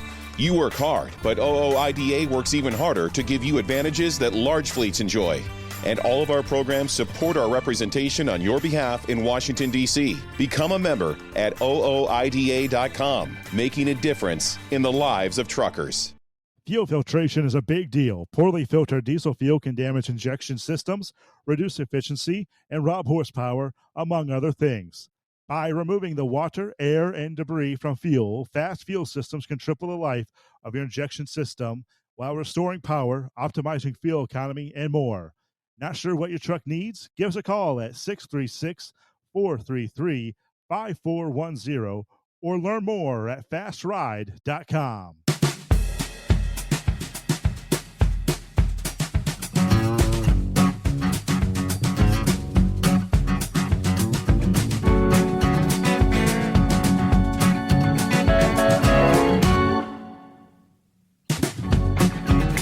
What do you say? Final round on a Friday, a casual Friday, and I pulled up the Hey Dude website. Yeah, they've got their. I'm looking at the NASCAR collection there. I see what you mean about the Dale Jr. It's like a lime green shoe with the sun drop when he was the sun drop logo. Oh boy. Mm-hmm. How about your Kyle Larson, Chase Elliott? I guess. I don't know. None of them really jump out at me. That's yeah, I could see you with the Dale Jr. shoes at the pool this weekend, Steve. Lime Good green. combination Yes. for you, But now, back to what I was saying, though. Logano disrespected not one but two officials. NASCAR should change the rules. It says if a NASCAR official gives you an order to automatic 3-race suspension, don't pass and go, not collect you $200. Sorry, you got a 3-race suspension. Now, back to the what happened on track. Richard Childress Racing says that they're going to appeal this, and I don't blame them. I would too. Quite frankly, they're going to win. NASCAR rule says, Steve, and correct me if I'm wrong, if you win a race, you are in the championship. Am I wrong? I believe that's the setup for the playoff. Yeah, you win because what they're saying now is he has to win one of these final 3 races if he wants to get in the playoffs. I don't know. That's right, but it doesn't say if you win a race and you're above 22nd in points, you automatically go to the playoff. It doesn't say that. It says win a race. You could be 32nd in points. You could be 45th in points. You win a race and you're in. The reason they're doing this is because Bubba Wallace is right there on the bubble. And they want Bubba Wallace in that daggone playoff. That's exactly what they want. But, if they, in my honest opinion, if they don't want stuff like this to happen, get rid of this playoff crap, get rid of this chase, because everybody's focusing on winning. Back in the day, Steve, and we go way back with NASCAR along with a whole bunch of other people. It was consistency. You showed up at the track every week, and this is what you did, and this is what you did every week. Now, cutter. Buy the parts from this place, the engines from this place, et cetera, et cetera, et cetera. Then you got a car. But quite frankly, though, I don't see why he would lose the appeal, because that's NASCAR's rule, if I'm wrong. But Logano and Hamlin can do this to any driver, and they don't get a penalty.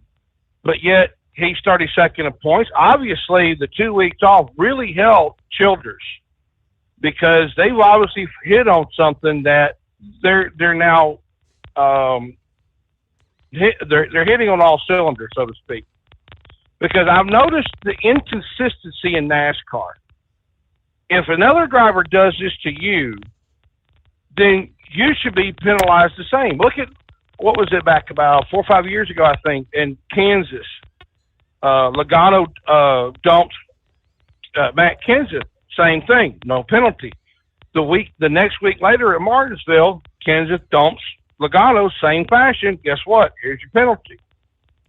It just seems like that there's a select few of drivers that can get away with anything and everything that other drivers can't. Make the rule simple or get rid of it. Because remember, Dale Sr. said it.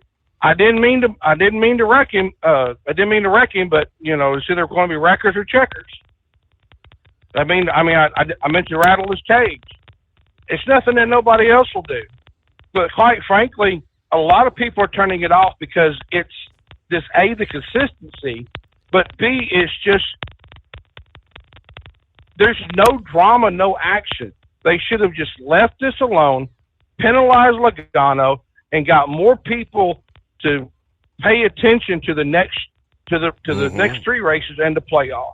Yeah. That would have been your money draw, but they were stupid enough to screw themselves. It's going to backfire in the end run, Steve. But, buddy, you have a good weekend by your pool with those green Hey-Do shoes. We'll holler at you Monday. Yeah, and during the news break, I did have a recollection, since I did not get on the John Deere last weekend.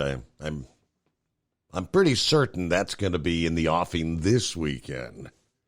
And got to go over cut the boy's grass. Guess I'll do that for his birthday. How about that? I believe I shared, who was Greg Biffle, NASCAR driver, who was discussing what transpired at the end of the race last week, and he kind of hearkened back to, he said, I've always said it doesn't take any talent to wreck somebody. It takes talent to push or rub on them, to move them out of the way and go on. Earnhardt was a master at that. He said he feels like he did it okay, but if you rub on the guy and they spin and wreck, that's okay too. It wasn't intentional. You're just trying to ease them out of the way. But if you just clear a guy out, clean wreck him, which that's kind of what Austin Dillon appeared to do, that doesn't really take any talent whatsoever. But I don't know, controversy. There's a little controversy. Senor Heatwave, happy Friday. Good morning, Senor. Yes, happy Friday to y'all out there, too. Yeah, NASCAR, the hell with it. It's supposed to be, and I've said it before, it's supposed to be a marathon of man and machine, in strategy. If you want your damn points, you get it by winning. Or, you're finishing, however finishing order you was in. I really, yeah, I'm interested in seeing what cars finish where, GM, Chevy, Ford, Toyota, whatever. But, that's about it. I could care less about it. I really couldn't even tell you who's in now. That's just how much I'd care less about damn NASCAR. So, ain't it something here? Now we've got the World Health Organization putting out a cry for help. And, it's going to be an epidemic, and it happens to be a damn election year. My, how the coincidences are coincidental. Oh, goodness. Well, has Blind Man called in yet this week? I have not heard from the blind man. Okay. Well, me and Gilligan, we had Gilligan actually pulled me into the conversation. He called me up and Blind Man was on, and we were just checking to see how he's doing. And I guess he's doing about as good as a 70-something-year-old man can be after surgery and whatnot. Of course, old Charlie Farquharson impersonator and the right wingnut are trying to come up with a plan to break Blind Man out of the rehab center. Oh, yeah? So he can at least make the Labor Day party there at the Summers compound. So Wright had said, well, why don't we just go ahead and take him out to a strip club? We can get him a dog, a CNI dog, and he can swing it over his head. And when someone asks, what he's doing, just says, well, I'm just taking a look around the joint. And if anyone asked him, what he's, what a blind man is doing in one of them clubs, he could probably just say something like, well, trying to get a feel for the place. Well, that's I thought that was going to be more. Well, of a yeah, yes, that's the name. That's the name of the game. He is. That's as a blind man. That's what's he supposed to do? Yeah. I mean, hell, even old Ray Charles had his thing.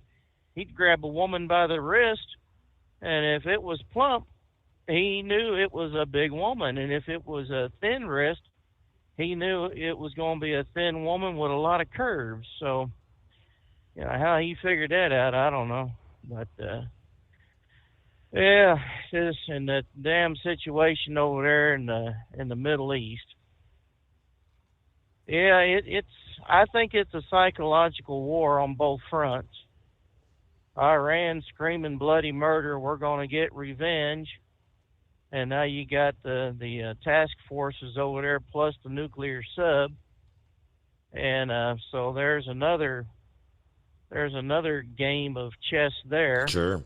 Just waiting for the person to make a move. Yeah, and unfortunately the participants there are the ones that are, stressing out.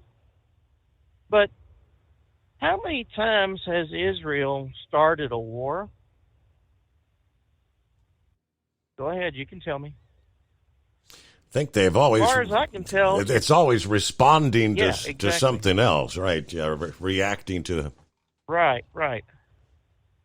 So, I mean, it is absurd that these other countries can make an attack on Israel, and then when Israel retaliates against a country or a militant group, then, we must take revenge against the enemies. No. What? You start a damn fight, you swing and you miss, and the guy that you're bullying comes up and punches you in the schnoz, and now you want revenge for getting hit? Man, that is just mind-boggling. Well, anyways, I'll just go ahead and end it with this one. Summertime is the time of revivals. You've probably seen these tents out there saying, Revival Week, Bible Week, whatever. Sure. And, I was listening to Mel Tillis was talking about his experience at one of them revivals. And his buddy R.D. was with him because said his daddy didn't want him in the house and he wanted him to go someplace, but the father stayed at the house while the kids went to the revival, the tent meeting. And he says it was hot and they had them funeral fans and they were just waving them in the air trying to get a cool breeze on them. And he said the preacher got up there and said, let's all stand to sing. And so they got up, and he said this one big woman, Miss Armstrong, was in front of her. And says this woman wasn't perspiring, she was sweating. Said she was sweating so dadgum much that the dress that she was wearing kind of got bunched up and got stuck in a crevice. So he was thinking real hard about it and praying on it, and he thought God had told him to go ahead and alleviate Miss Armstrong's issue. So he went ahead and he pulled the dress out of that crevice. And that's how he wound up having a black eye. And when he was thinking God was telling him to pull that dress out, he said he found out it was his buddy, R.D. Hickman. And that's how he got his other black eye, when he got into a fight with him. So, I don't know.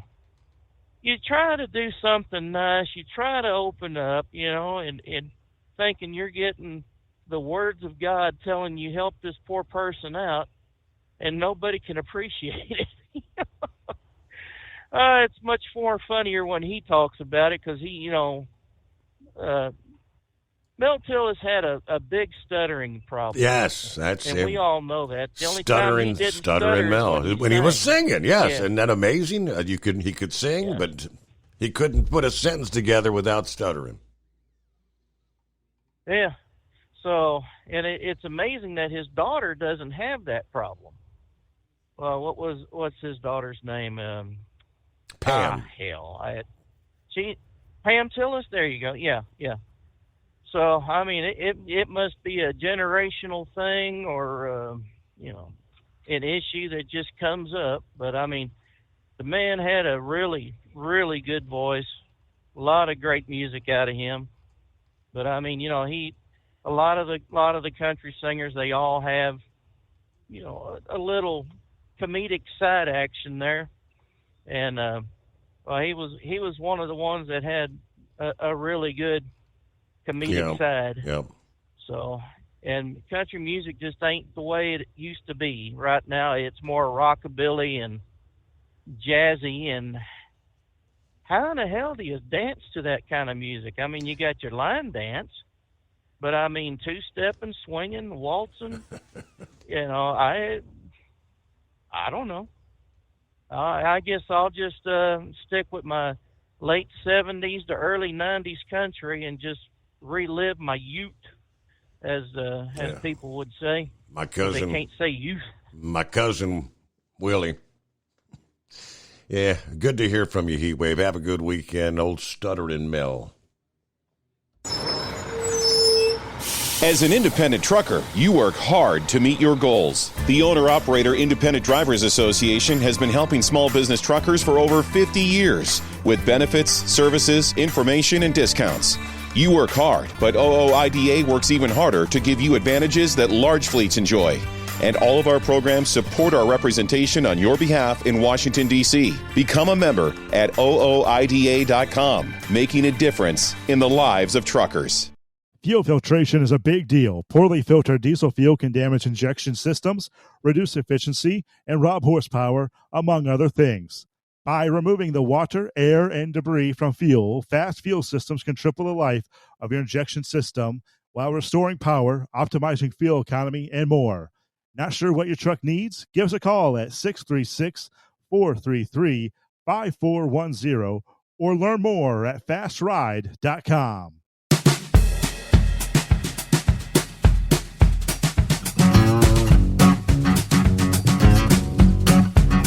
I do believe it was Roki who had chimed in earlier this week. Something about the Reagan movie and promotional ads like being censored via social media. I guess it turns out it was true. Now supposedly unintentional.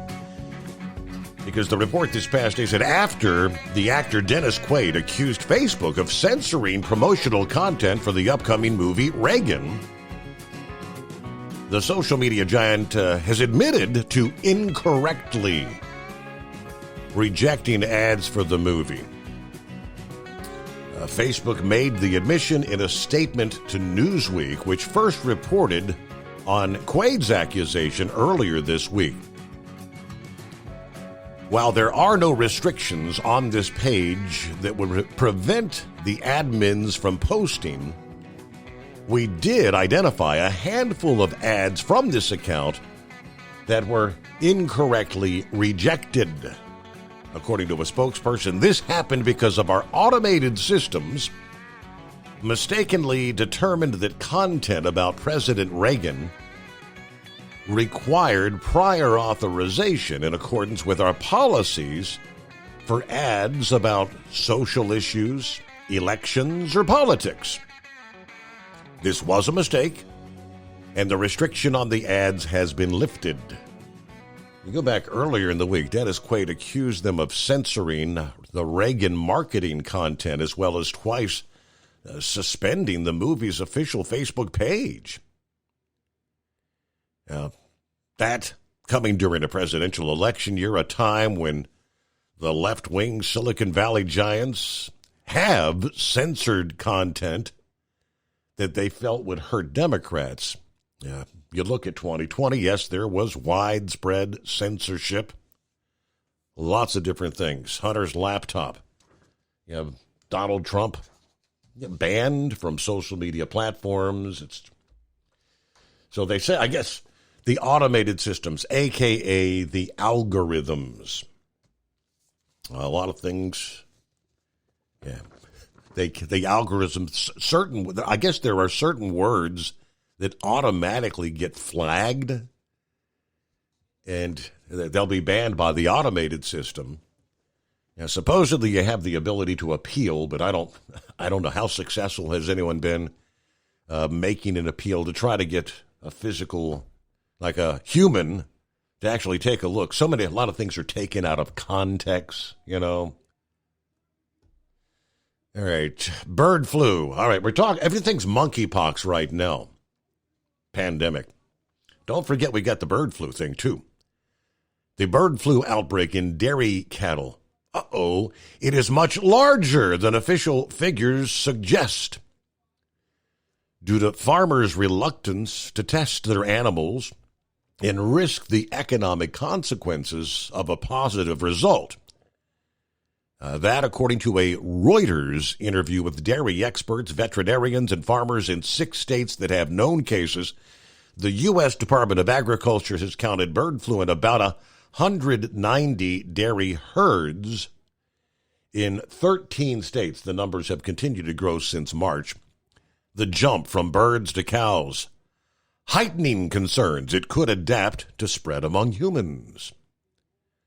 Scientists warn that limited surveillance could weaken the U.S. ability to respond to further human spread.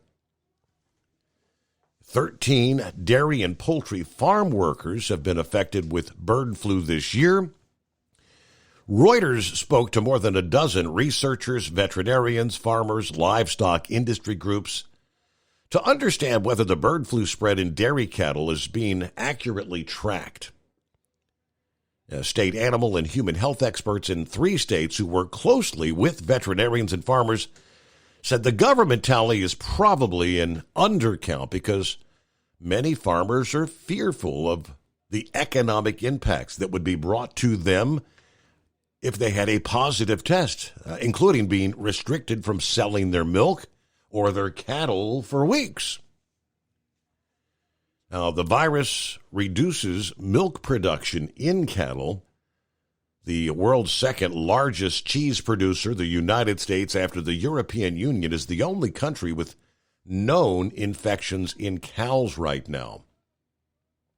While we have 9 official positives, there are many, many, many more farms that are impacted or infected that just aren't testing. According to Joe Armstrong, a veterinarian and cattle expert at the University of Minnesota, he said he spoke with farmers throughout his state. He said a more accurate cattle case count for just the state of Minnesota would probably be anywhere from 3 to 5 times higher than they are right now. It is 844-844-3388. Back after this. From Feature Story News in London, I'm Nina Maria Potts with the latest world news. Sweden has confirmed its first case of the highly contagious variant of Mpox, a viral infection that spreads through close contact. It's the first time it's been found outside Africa. The infected individual had been in a part of Africa where there was a large outbreak of the disease.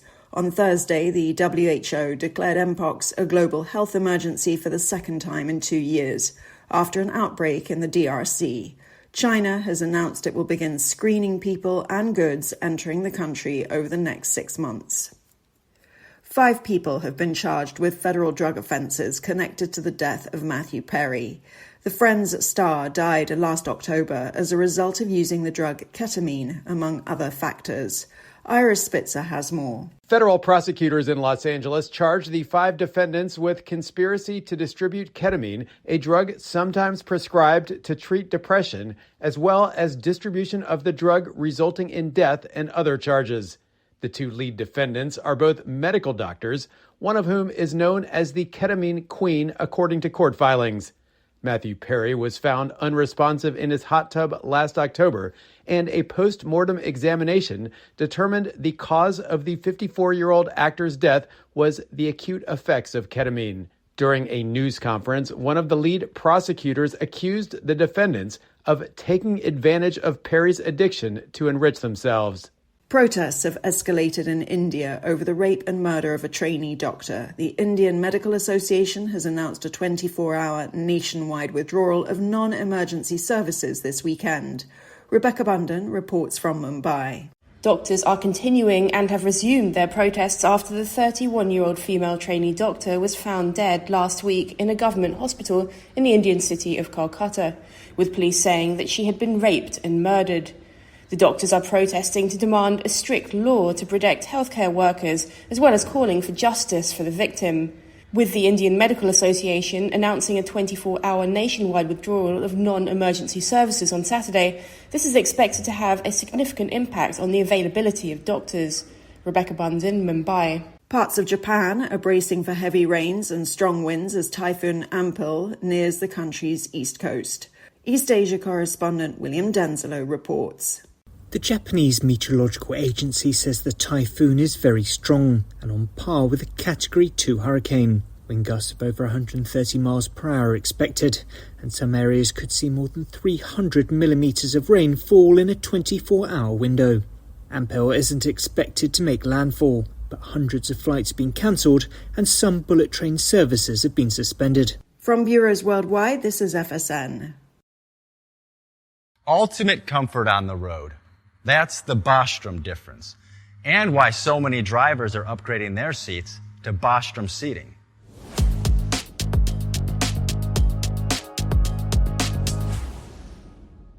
With roots dating back to 1935, we know seating. We've developed a full line of high-quality products with the right seat for your application, all made right here in the USA.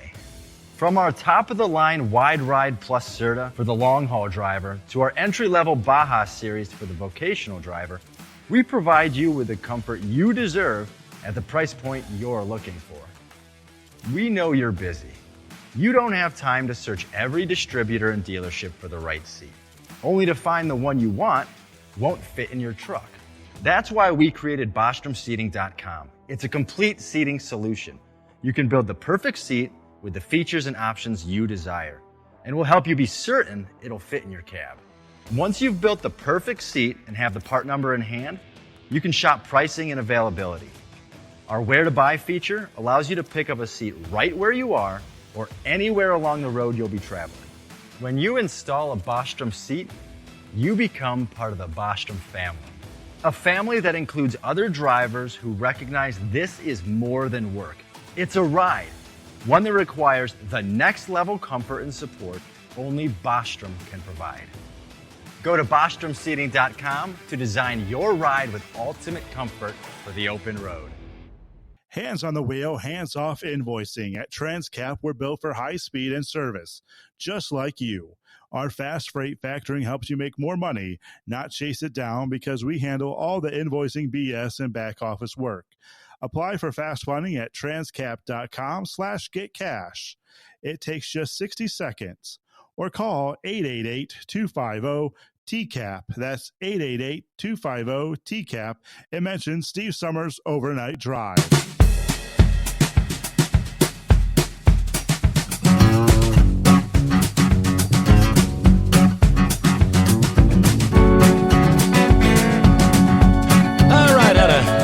Industry headlines, starting with Texas. As a Texas trucker faces up to 20 years in prison after admitting to trafficking drugs from El Paso to Ohio. El Paso resident Javier Eduardo Gutierrez pleading guilty to possession of 20 kilos of cocaine with intent to distribute, according to the U.S. Attorney's Office for Northern Ohio. Arrested May 31 at a truck stop in Youngstown. State Patrol troopers were actually conducting a separate investigation into possible prostitution at the truck stop when they encountered Gutierrez. They deployed a canine unit. The dog alerted to the presence of drugs. Here's the truck driven by Gutierrez, who consented to a vehicle search, during which State Patrol uncovered 3 black duffel bags containing 20 blue-taped packages, approximately 44 pounds of cocaine. Yeah, he admitted to investigators that he knowingly transported 20 kilos from El Paso to the Youngstown, Ohio area, where he was scheduled to meet with an unknown person or persons and deliver the packages. Now facing a maximum penalty of 20 years in prison for possessing narcotics with intent to distribute. Sentencing coming up in November. And then we've got renewable diesel. Well, maybe not as much. Veritex Energy is ending renewable diesel production at their Mobile, Alabama refinery. That announcement got less than 2 years after Veritex announced they were launching the first renewable diesel facility in the state of Alabama. In the company's news release, they said the focus on conventional business is to capture available margins in a more established market. We're focused on navigating through the recent lower crack spreads, and we believe the decision and execution to convert the hydrocracking unit to conventional fuels will help us toward accomplishing our strategic priorities for the second half of 24 into 2025. Now, they converted last year to renewable diesel. That came at a cost of $115 million, but was completed with flexibility to revert back to conventional production if the company's strategy shifted, which apparently it has. Part of the conversion, they also plan to collaborate with Alabama soybean farmers to boost local economic growth. Guess they were losing money, apparently, on the renewable diesel production. Yeah, when modeling the unit in conventional service against the first quarter of this year, we estimate the unit could have significantly improved our results, providing an additional fuel gross margin contributing of roughly $40 million on conventional fuels. So it's, well, money's the name of the game, right? I guess it was costing more to produce the renewable diesel. And lastly, before we get back to the calls, I think this kind of, we may have kind of, with several different stories this week, we may have answered our own question. There was talk that we shared there before from Freight Waves, where they were talking about, it seems to be some sort of an early peak season for freight this year. Normally, when you get toward the months of October, the holidays are approaching. That's traditionally peak season, when all kinds of products are coming in from container ships, stocking the shelves at all the box stores, all the Christmas decorations and all the gifts. For whatever, three months early this year. Then, I think the following night I shared this story where Walmart was highlighted, but obviously many retailers have been ordering early because the concern of a possible port strike along the East Coast and the Gulf Coast coming down the pike here at the end of September. For fears of those ports being shut down, unable to load containers, you'll have products sitting out there off the coast and you can't get them on the store shelves. Many of these retailers had ordered early. I put that all together. The Port of Los Angeles handled a record-breaking 939,600 20-foot equivalent units in the month of July. That's up 37% over previous years, the busiest month in more than 2 years, and the best July in the history, in the 116-year history of the port. so far this year. The largest U.S. container gateway is nearly 20% of the pace last year. I think when all is said and done, it might level off because, as I said, so we've seen an influx of year-end holiday goods coming across the docks earlier than usual to avoid any risk of delay. These goods, toys, electronics, clothing, arriving at the same time as more of your typical back-to-school, fall fashion, and Halloween merchandise. An early peak season is what has boosted volume here in Los Angeles. I'm sure other ports across the board as well. The growing volumes as shippers confront a variety of supply chain issues. And then the biggest, obviously, the East Coast dock worker contract negotiations expiring in just over a month now. And at the same time, the Red Sea cargo vessels being diverted and the possibility of additional tariffs being levied.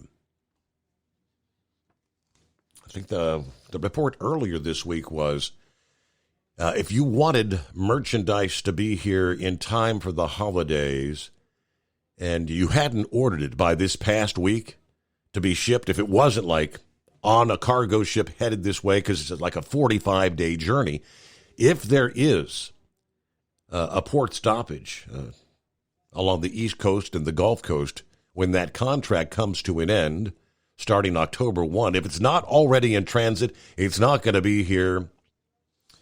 So definitely things will slow down at the ports at a time where you would most normally be seeing the peak hauling season or the peak season of deliveries.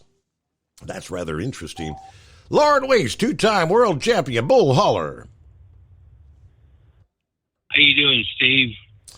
I'm doing well. Happy Friday.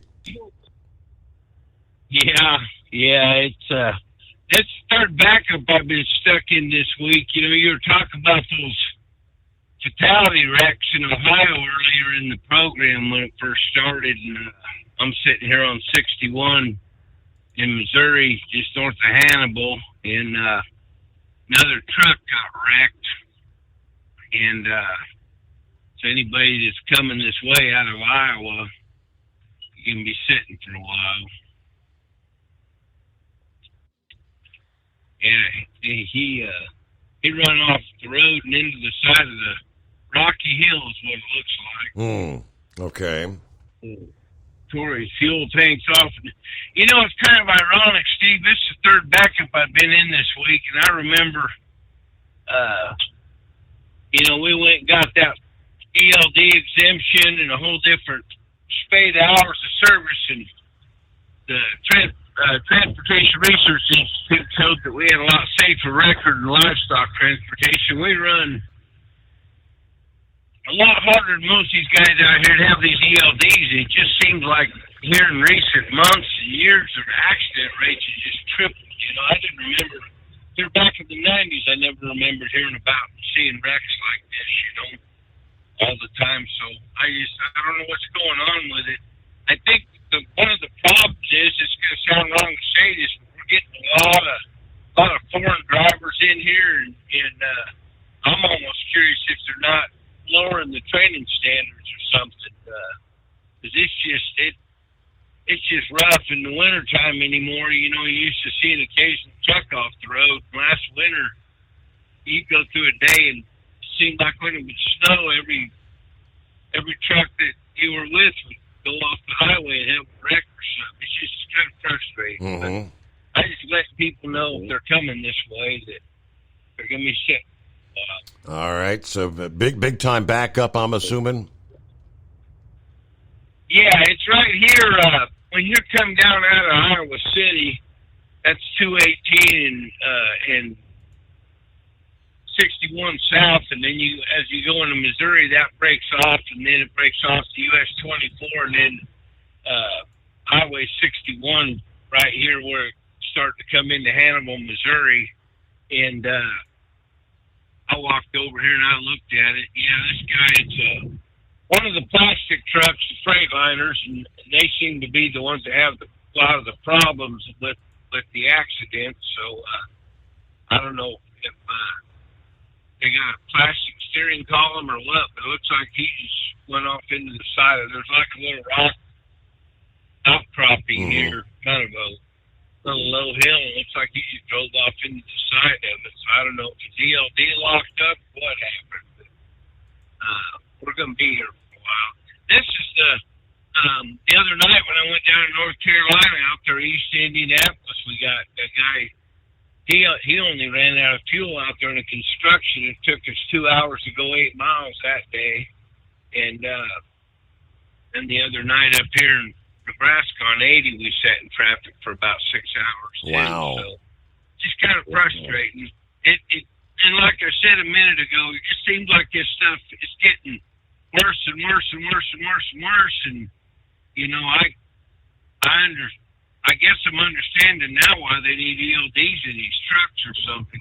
You should never see this before. So I don't know if that's causing the problem or if it's a different type of driver that we have now or what it is. But it's just seems like there's a lot more wrecks all the time everywhere. So. Well, we've seen. I'll put my line and see what you go. All right. Well, thanks for the heads up there. Hopefully they get you rolling. I know we had. What state was it? I mean, yes, we did touch on the.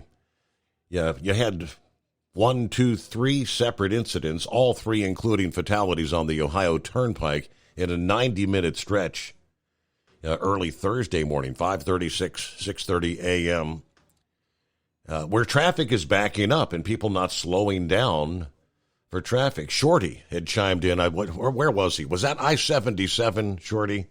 He shared the video where apparently he came upon the scene before any first responders or anything had arrived, because he had his dash cam video that he was able to share, and he had mentioned the vehicle traffic was backed up, I believe, for either a previous accident or construction, whichever the case.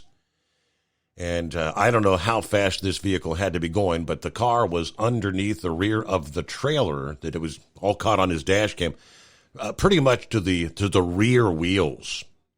I mean, the entire vehicle under the trailer. Somebody doing full speed didn't hit the brakes, and somebody's not going to be making their way home to their loved ones tonight. That was 77. There was another overturned truck hauling a load of pipes this past day. I can't recall where that was. Yeah, somewhere further out west, I believe. That load of pipes coming off. I think he was in the eastbound lanes, overturned, and some of the pipes ended up going into the westbound lanes, and that's where there were, I believe, 3 fatalities there. It is kind of crazy out there. So, all right, we'll pause momentarily, come back to your calls. The Steve Summers Overnight Drive. At Hot Shot Secret, we share the science behind common diesel problems. For example, excessive black smoke. Excessive black smoke has 2 causes: carbon buildup and internal diesel injector deposits, also known as IDIDs. Hot Shot Secret Diesel Extreme has the highest concentration of active ingredients allowed by law and will safely remove all types of injector deposits, including IDIDs and carbon buildup, to eliminate black smoke. Hot Shot Secret Diesel Extreme is available nationwide at truck stops, Fine Farm and auto stores, and online at hotshotsecret.com. Increase fuel economy up to 7.9% with Hot Shot Secret Gasoline Extreme, the solution to maximize your engine's performance and fuel economy. Whether you're driving a sports car or a daily commuter, Gasoline Extreme is specially formulated with PEA to deep clean. Don't settle for an average driving experience. Upgrade to Hot Shot Secret Gasoline Extreme and go further on each tank. Order now on Amazon or hotshotsecret.com. Hot Shot Secret, powered by science. Hey truckers, this is Steve Darnell from the hit TV show Vegas Rat Rods. Check it out. Industrial Injection has been a leader in the diesel heavy-duty industry since 1985. Whether you are looking to keep your truck on the road, you are a hard-working farmer feeding America, an over-the-seas mariner, a miner, or a construction craftsman, Industrial Injection can help keep your heavy-duty rigs and equipment running so you can keep America thriving. Get all your turbochargers, injection pumps, injectors, and engine parts at industrialinjection.com. Industrial Injection, the place to go for all your diesel parts needs. The Overnight Drive with Steve Summers. Live from the Hot Shot Secret Studios. Call Steve now. 844-844-3388. That's 844-844-3388.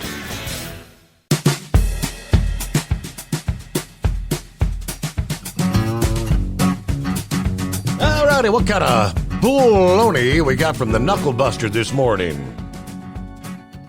Morning, Mr. Steve Summers. That scale house over there at West Memphis, Arkansas on I-40, they're usually closed up when I leave Memphis, but they were open over there tonight, and I was pulling in one of them Central Transport daycares. I guess he didn't pay no attention. He just kept right on trucking. They weren't giving anybody a pre-pass, but time I come through the seal and got back out, they had him on the side already, so that state trooper was chewing that butt out about running his scale house. Oh, boy. So I don't know how late they say it open tonight, but anyway. I know a couple of people went up there to New Jersey up there on the beach up there, and they were collecting bird poop on the beach. I thought you were supposed to take a pretty woman for a nice walk and collect some seashells, but not bird poop. So I don't know. He's I guess he'll tell me the results of his bird pooping pickup, right? Right. I'll have to ask him over Labor Day and see what he says there. Well, you got something to do this weekend. You got to mow your son's grass, don't you? I didn't. I mentioned that a little bit. I think there about 30 minutes ago. I had a recollection. Yes, I've got to I got to get on the John Deere. Thanks for the reminder. Yeah, it can be a hot summer night, and you can climb up that water tower and wrote Billy Bob, Little Charlene, and John Deere Green, too. So, well, I read on New York Post today there was a couple down there in Florida, one pretty big down there in the casino, and then guess what? Somebody followed them home, robbed them, and all that good stuff. So that was not a good deal. I guess they didn't pay. I guess they'd been drinking too many of them Skull Busters and wasn't paying attention to what was going on around them there, right? Mm-hmm.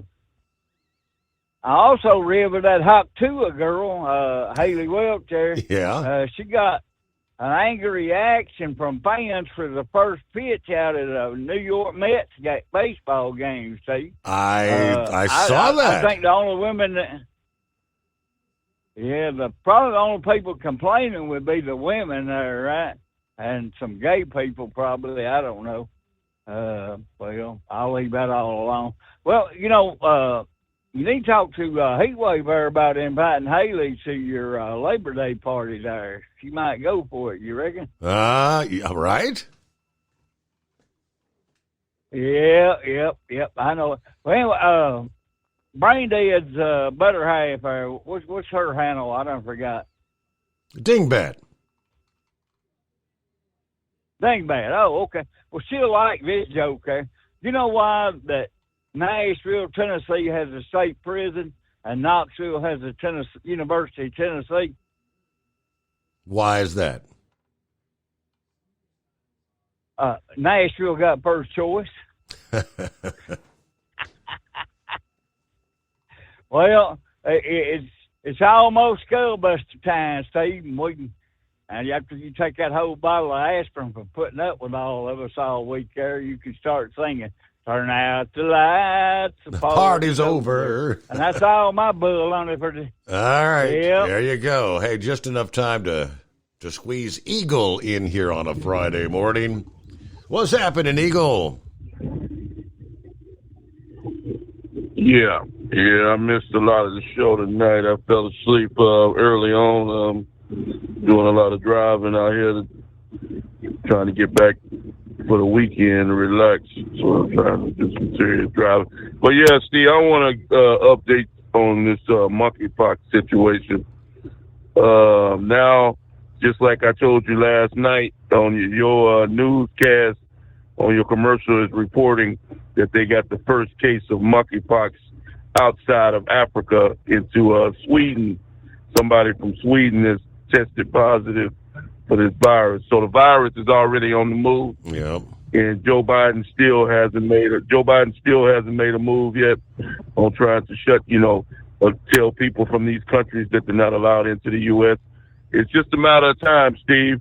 It's just a matter of time. Sometime next week, when I call you, or sometime next week, I'm pretty sure that you're going to be announcing that the monkeypox, somebody in the USA has tested positive for the monkeypox. I guarantee you, sometime next week when you're on the radio, you're going to announce that somebody has got into the U.S. with the monkeypox. And guess what? Then the games begin, and then it's just going to spread and multiply all over the United States, just like the COVID virus.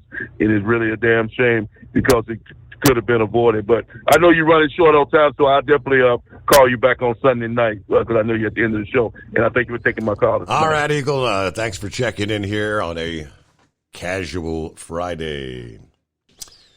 All right, not a whole lot of time left here. I love those famous Amos chocolate chip cookies. Wallace Amos, the creator of the cookie empire, that took his name and made it famous, who went on to become a children's literacy advocate, passing away this week at the age of 88. He created the famous Amos Cookie Empire, eventually lost ownership of the company. It's kind of a sad story. He even lost the rights to use the catchy Amos name. In his latter years, he actually became a proprietor of a cookie shop called Chip and Cookie in Hawaii, where he moved back in 1977, passing away Tuesday at his home in Honolulu. With his wife at his side, his children said he died from complications with dementia. Yeah, but with his Panama hat, his kazoo, and his boundless optimism, famous Amos was a great American success story.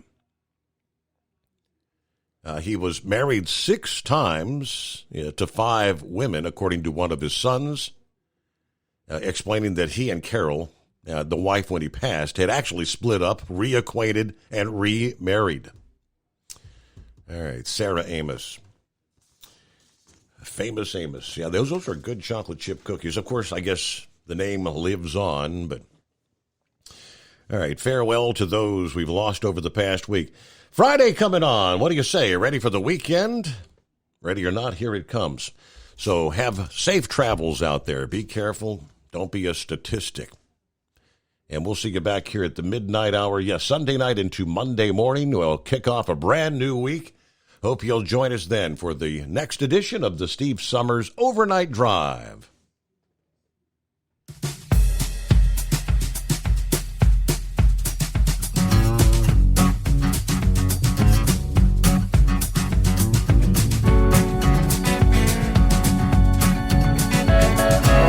You'll never guess the places that I've been. You never guess the places that I've been. 'Cause everything is like a dream, yeah, but only in that dream that I live in. I'm never gonna let the day begin. Never gonna let the day begin. 'Cause everything is like a dream, yeah, but only in that dream that I live in. Oh, don't wake me up before you go, and I'll just make this bed my home. Oh, darling, please just let me sleep. Give me my dreams.